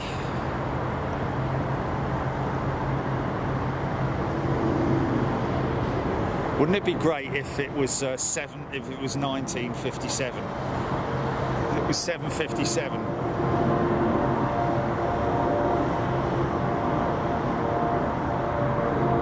Another 15 minutes, yeah.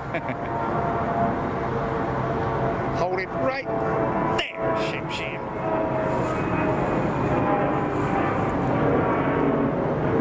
Michael Rosso, here's the freight that's going out every week and day morning here. Set your clocks by them, more or less, can't you? Richard Bushell, we saw 2 trains yesterday carrying the 737 fuselages. I haven't seen that shot yet. They are literally all taxiing to the departure point together. Looks like we could see a string of UPS jets going out. 75, 76 and MD-11.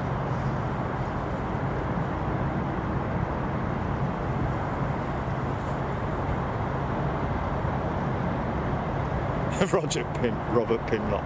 I did that with you as well, mate.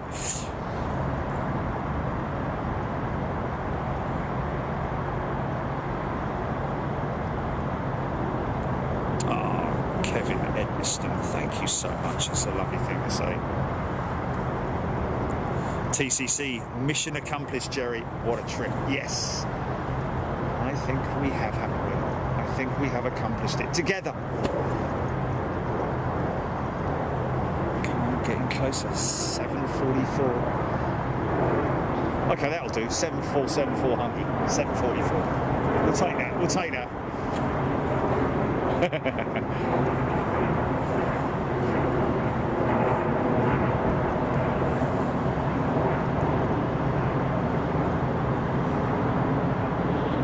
Oh, are they? Built in Kansas. Sent to rent. Linda Sherman, yes, I mentioned that to Jilly today actually about the video. I haven't seen video of it. I've seen pictures of it, of the derailed fuselage, the derailed train with fuselages literally all strewn along the bank. Whatever happened to that? They must have written them off. Would they have been able to salvage any of those? I don't know, because they were literally, they just rolled off the flipping train, hadn't they? This is quite an interesting situation we have here, folks. 3 aircraft. What's it looking like on radar? Formation takeoff. We're going out 3 wide. Okay, boys, light them up.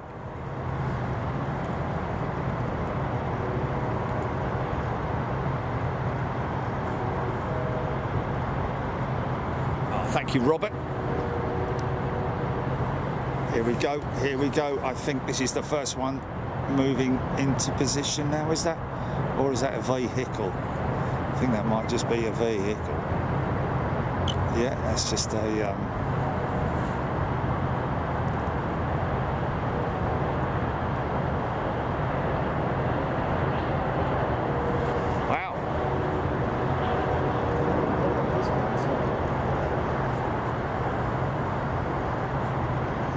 Maybe they're just early. Maybe it's because they are actually early.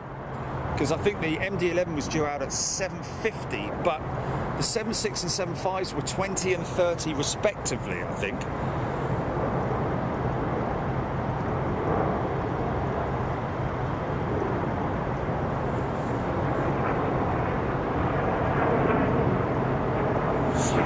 Richard Bushell, and that's why the sequence numbers weren't in order, as Boeing had to switch out the destroyed fuselages. Oh, okay, Richard, thank you for that. Thank you, Robert. Jonathan Westerling. Anyone who didn't see the walkthrough of the Boeing Air Museum exhibits earlier today should check it out. Awesome stuff. Thank you, Jonathan. Yeah, it was an hour and 30 minutes of pure Boeing delight. Although we did explore some of the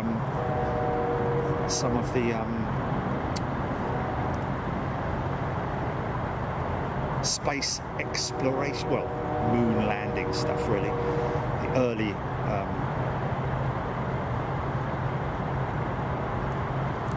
Yes, space exploration, I guess is what you would say, isn't it?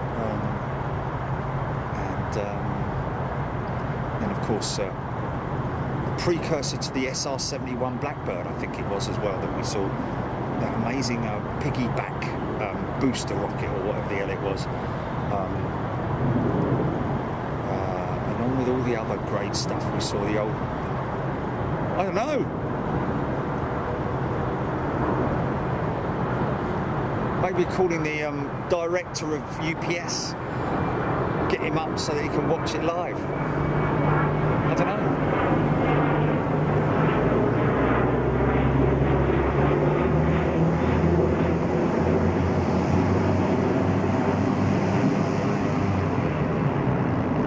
In your own time, gets light at 7.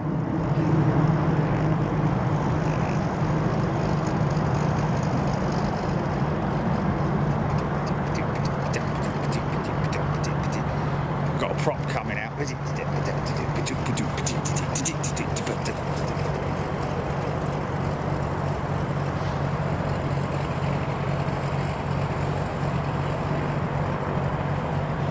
Neil Smith, I was on an American MD-11. Here we go, they're moving now. Years ago, taxi to the runway, about 20 metres down the runway, captain came over the speaker. Sorry folks, have to return to the gate as the computers are telling us there is a cargo displacement. Flipping it, you wouldn't want that on the climb out, would you? Okay, first one out, here we go. Right at the time when we got a prop. Hurry up, go.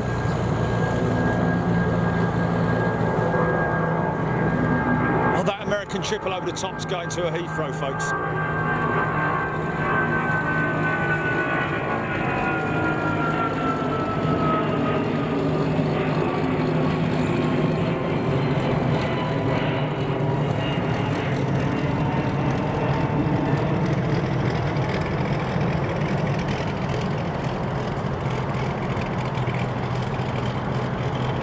Yeah, safety thing, isn't it? Because this thing's going to go up pretty steep. Yeah, look at that climb rate. That's a possible, that's what they were waiting for. Look how steep he's going up, mate.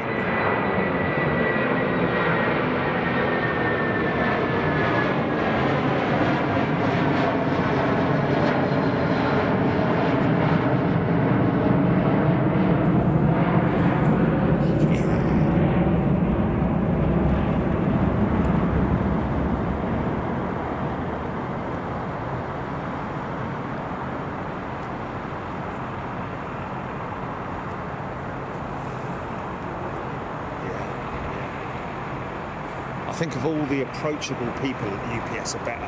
Definitely, DHL are very hoity-toity, very sticky about filming their planes for whatever reason. I've got no idea why they would be like that, but well, at least that's what they are in the UK. I don't know if that's a worldwide thing, but every time we've dealt with UPS, they've been very accommodating.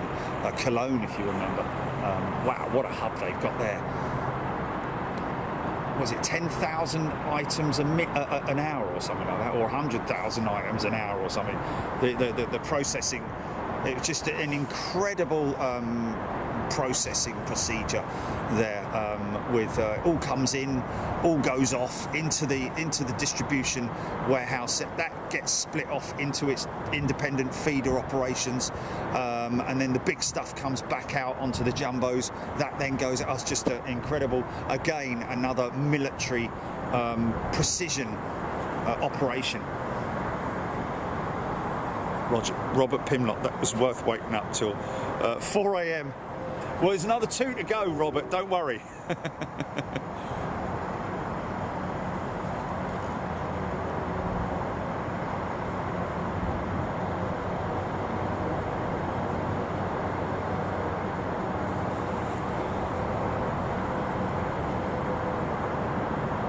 The prop noise while the UPS was rolling out was funny, JG mate.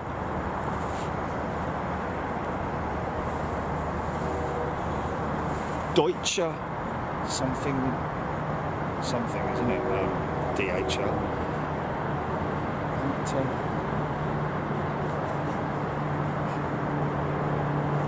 Deutsches Hans Logistic or something like that. You need a...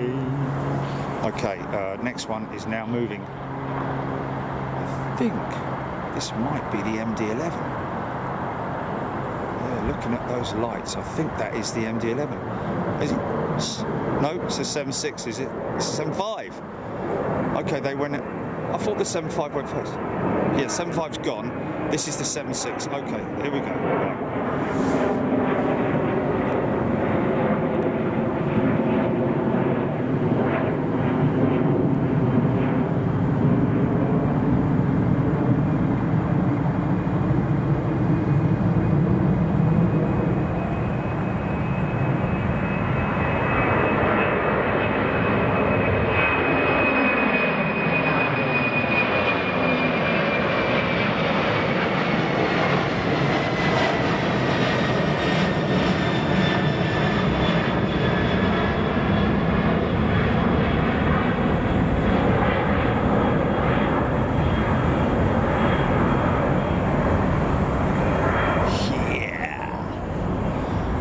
Okay, here we go, folks. Oh, we have an approaching aircraft.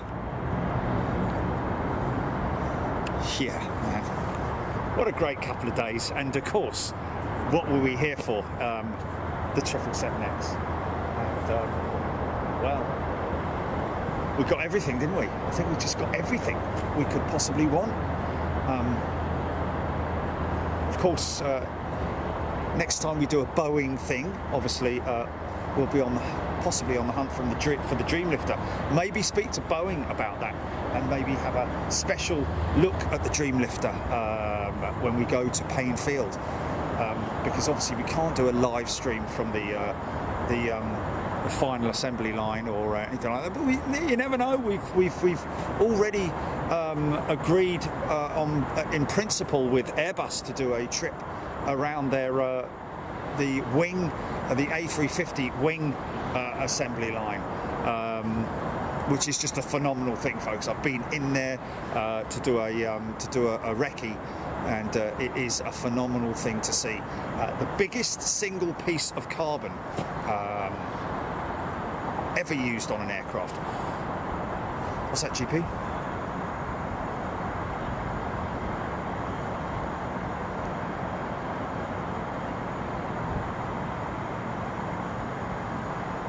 Oh, Sean Tucker's on, and he's a UPS MD-11 captain. Good evening, sir. There we go. Let me just see if I can find that.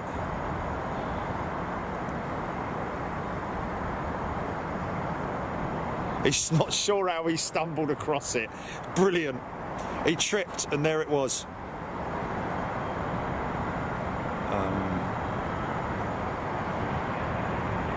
No, I can't find it.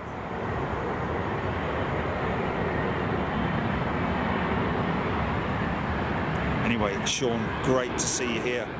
Enjoy this, my friend. Or sir, shall I say? Sorry.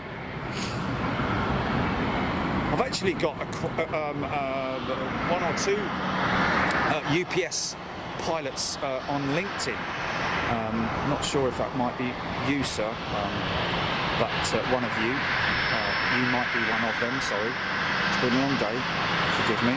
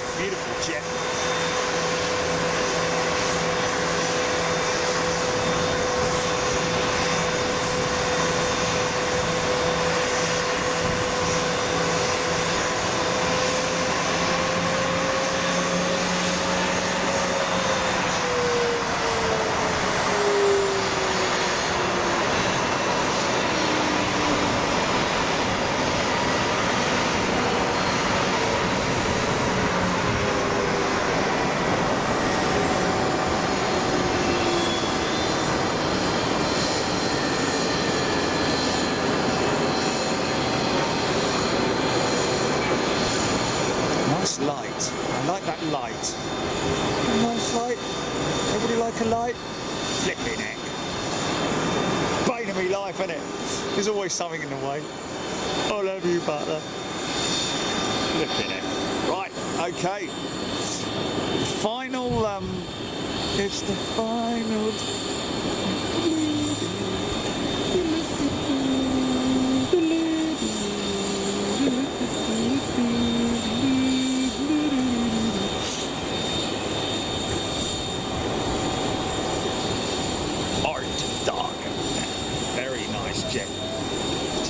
Good look, have another look at it. There she is. There she is.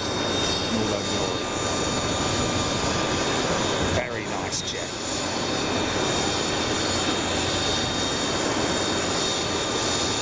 What we're waiting for is a global or a Gulf Stream.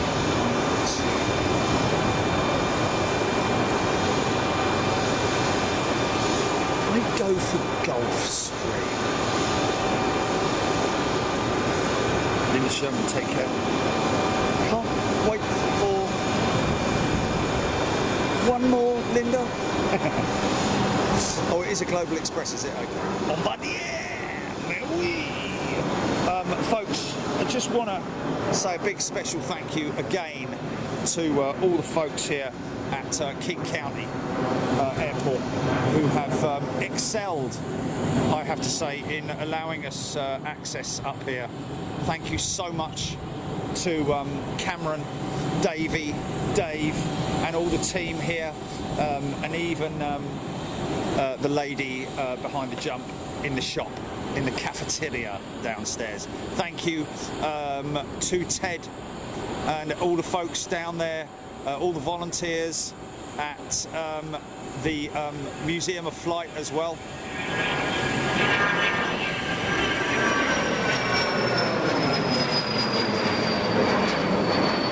And off into the darkness. Okay, I think we're just waiting for this one jet to land before the MD-11 makes its way off.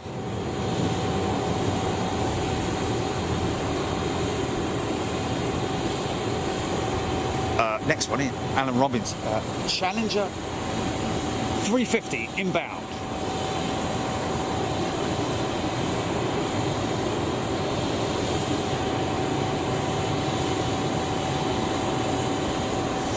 Farid, he's just joined.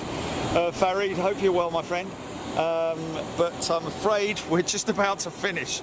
It always happens, doesn't it? I bet you any money someone joins as a new member just as we go off. Thanks, everybody. Thank you, Jerome Darrell.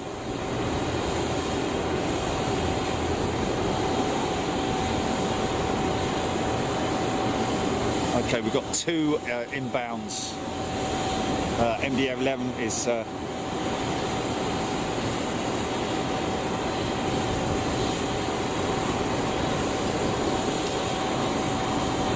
he's now 10 minutes behind schedule. Wow, it's the smallest refueling rig I've ever seen in my life.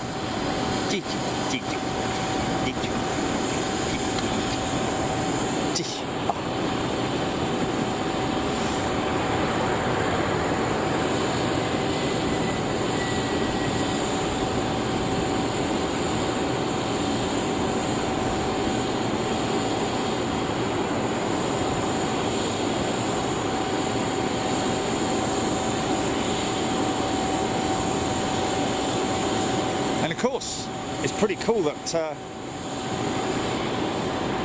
the wind changed and subsequently the runway direction changed, giving us another perspective of departures here. Boeing Field. Nicholas B, yes, I have flown on a private jet many moons ago, long before when my brother-in-law owned a charter company, charter brokers.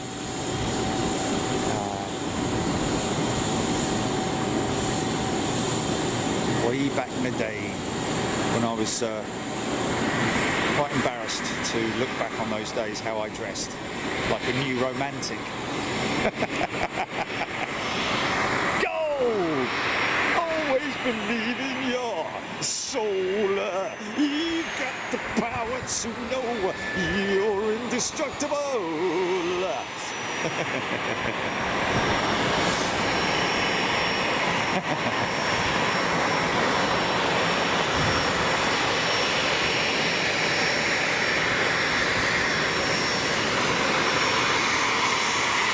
Silly haircut.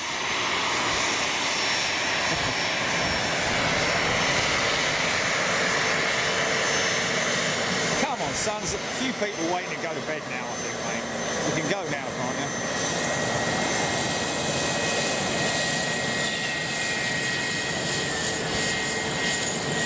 Don't tell me there's another one going out. A little something moving there. There's a little planey waney going out that.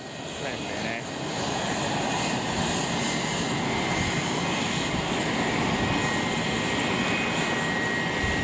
Is he crossing the active? I think he's crossing the active to go out. There is an MD-11. You can just about see his number 3 there at the back. That's his.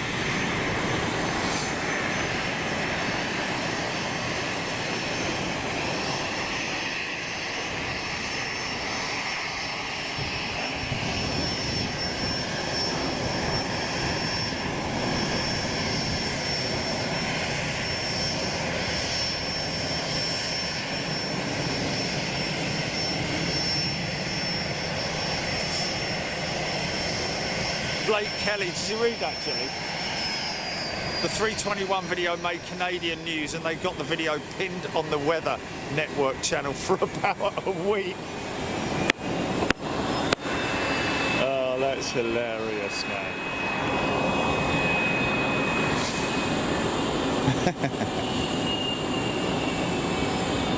Oh. Is he moving? No, he's not moving yet. Not going tech, is he?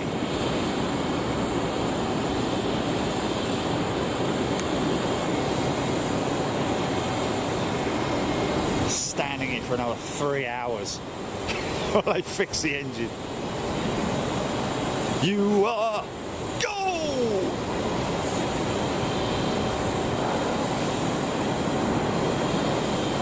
Okay.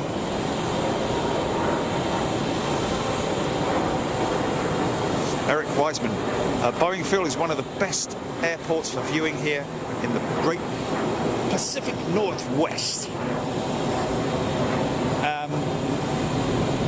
Well, we are very fortunate to have been able to get access up here. It was literally, I have to be honest with you, a very last minute thing, contacting Cameron 2 nights before we came out here, because I was a little concerned about positioning in terms of being able to view the planes and clearly see the delivery centre and be able to see all these planes in front of us.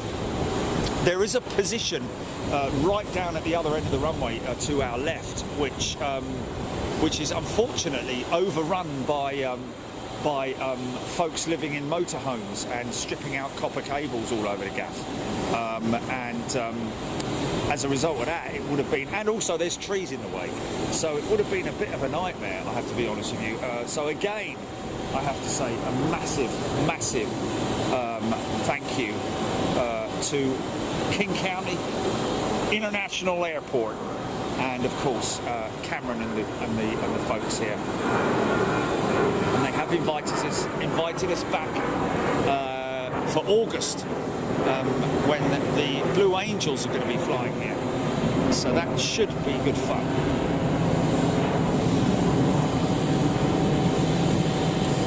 And yes, Mike mentioning about the sunset shots as well. Yesterday's show, the closeout with the mountain off there in the distance.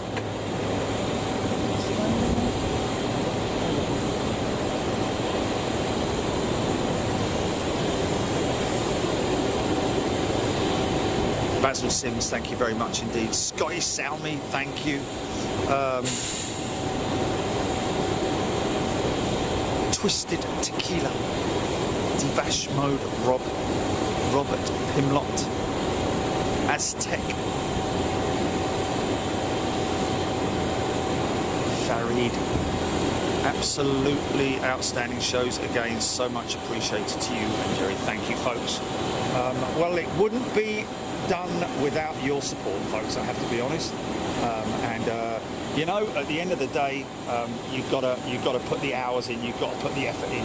If you're as passionate as we are then you can guarantee that we're going to bring you as good a presentation as we possibly can. We're always striving for bigger and better in terms of what we can bring to you as far as content goes. And I think we do it. I think we do a good job at it. And it's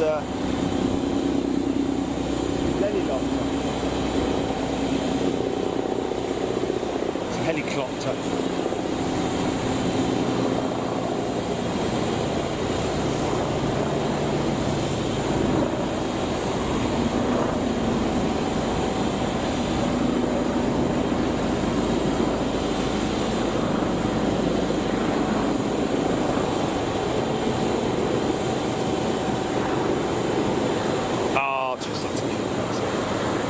Hopefully I'll be able to get myself, I'll have a day to recover, Saturday just lazing about, try to get Chachi to familiarise himself with me again. And then I'll be off again next week to Schiphol, of course.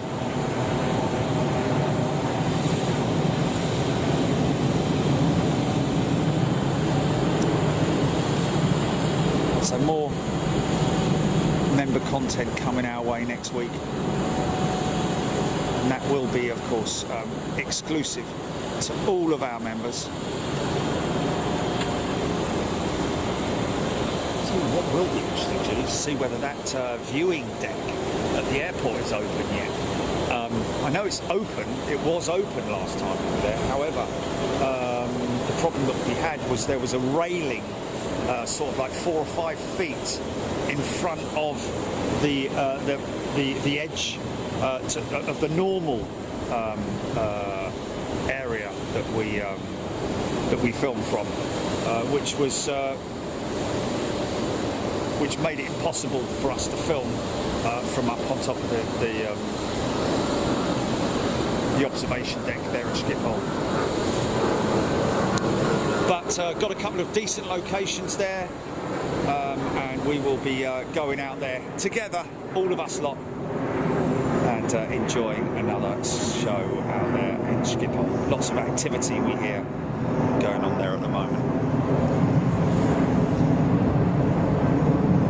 Matty Tate Frost, I think we're all in the same boat, aren't we? In a nutshell, get a flipping move on! Things to do, people to see.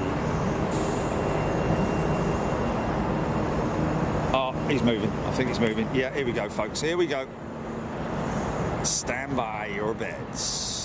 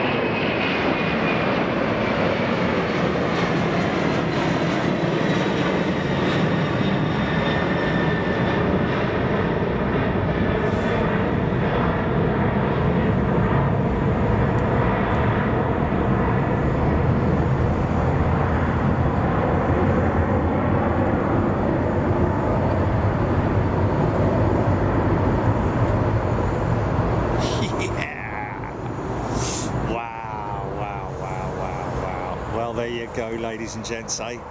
Okay, off you go to bed. Come on, off to bed. That's what I say to Charles. Right, folks. Listen, thanks for your time over the last couple of days. It's been great. Thank you for your company. We will, of course, be back out there again this coming Sunday at London Heathrow.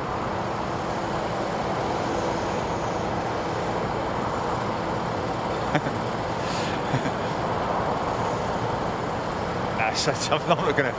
Anyway, yeah, next week back at Schiphol. Hope you've enjoyed it. I think based on all the information that we're getting from you guys, all the feedback. Julie, you still there?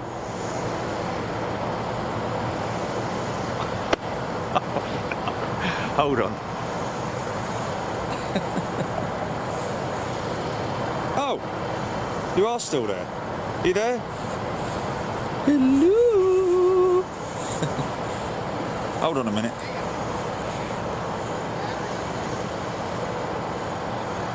Oh, I think the headset's died. Wait a minute, wait a minute, wait a minute, wait a minute, wait a minute, wait a minute. Hold on, hold on, hold on, hold on, hold on, hold on. Hold on a minute. It finally died. It finally died. Blim blom. Ooh. What's that all about? No, not that one. What's that? Hold on.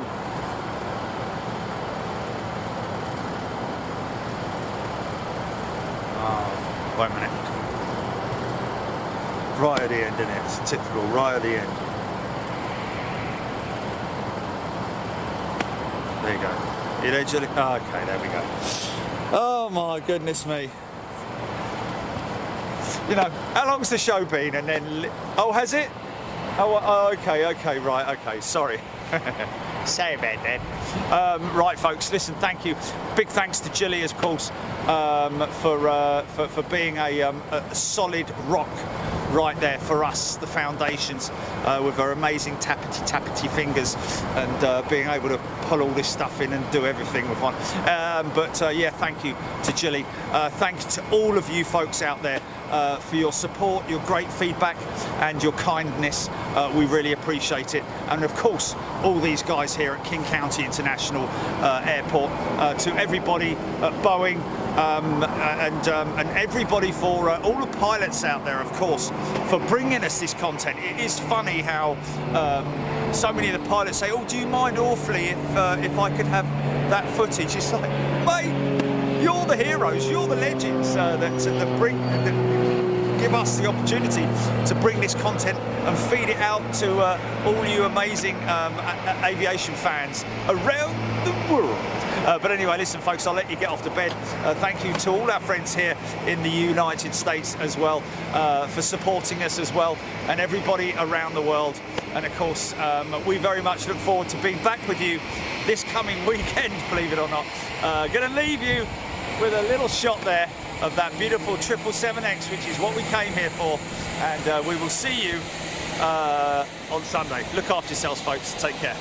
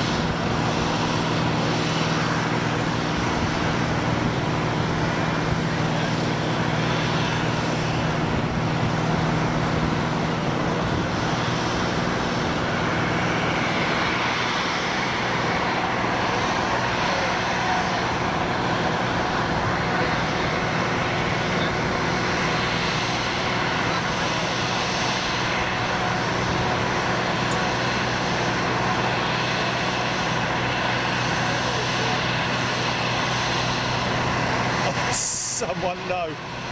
And that is just Eric. Eric, no way, man, no way. He must have been watching, he must have been watching. Eric must have been watching. He must have been watching, yeah. He's done that on purpose.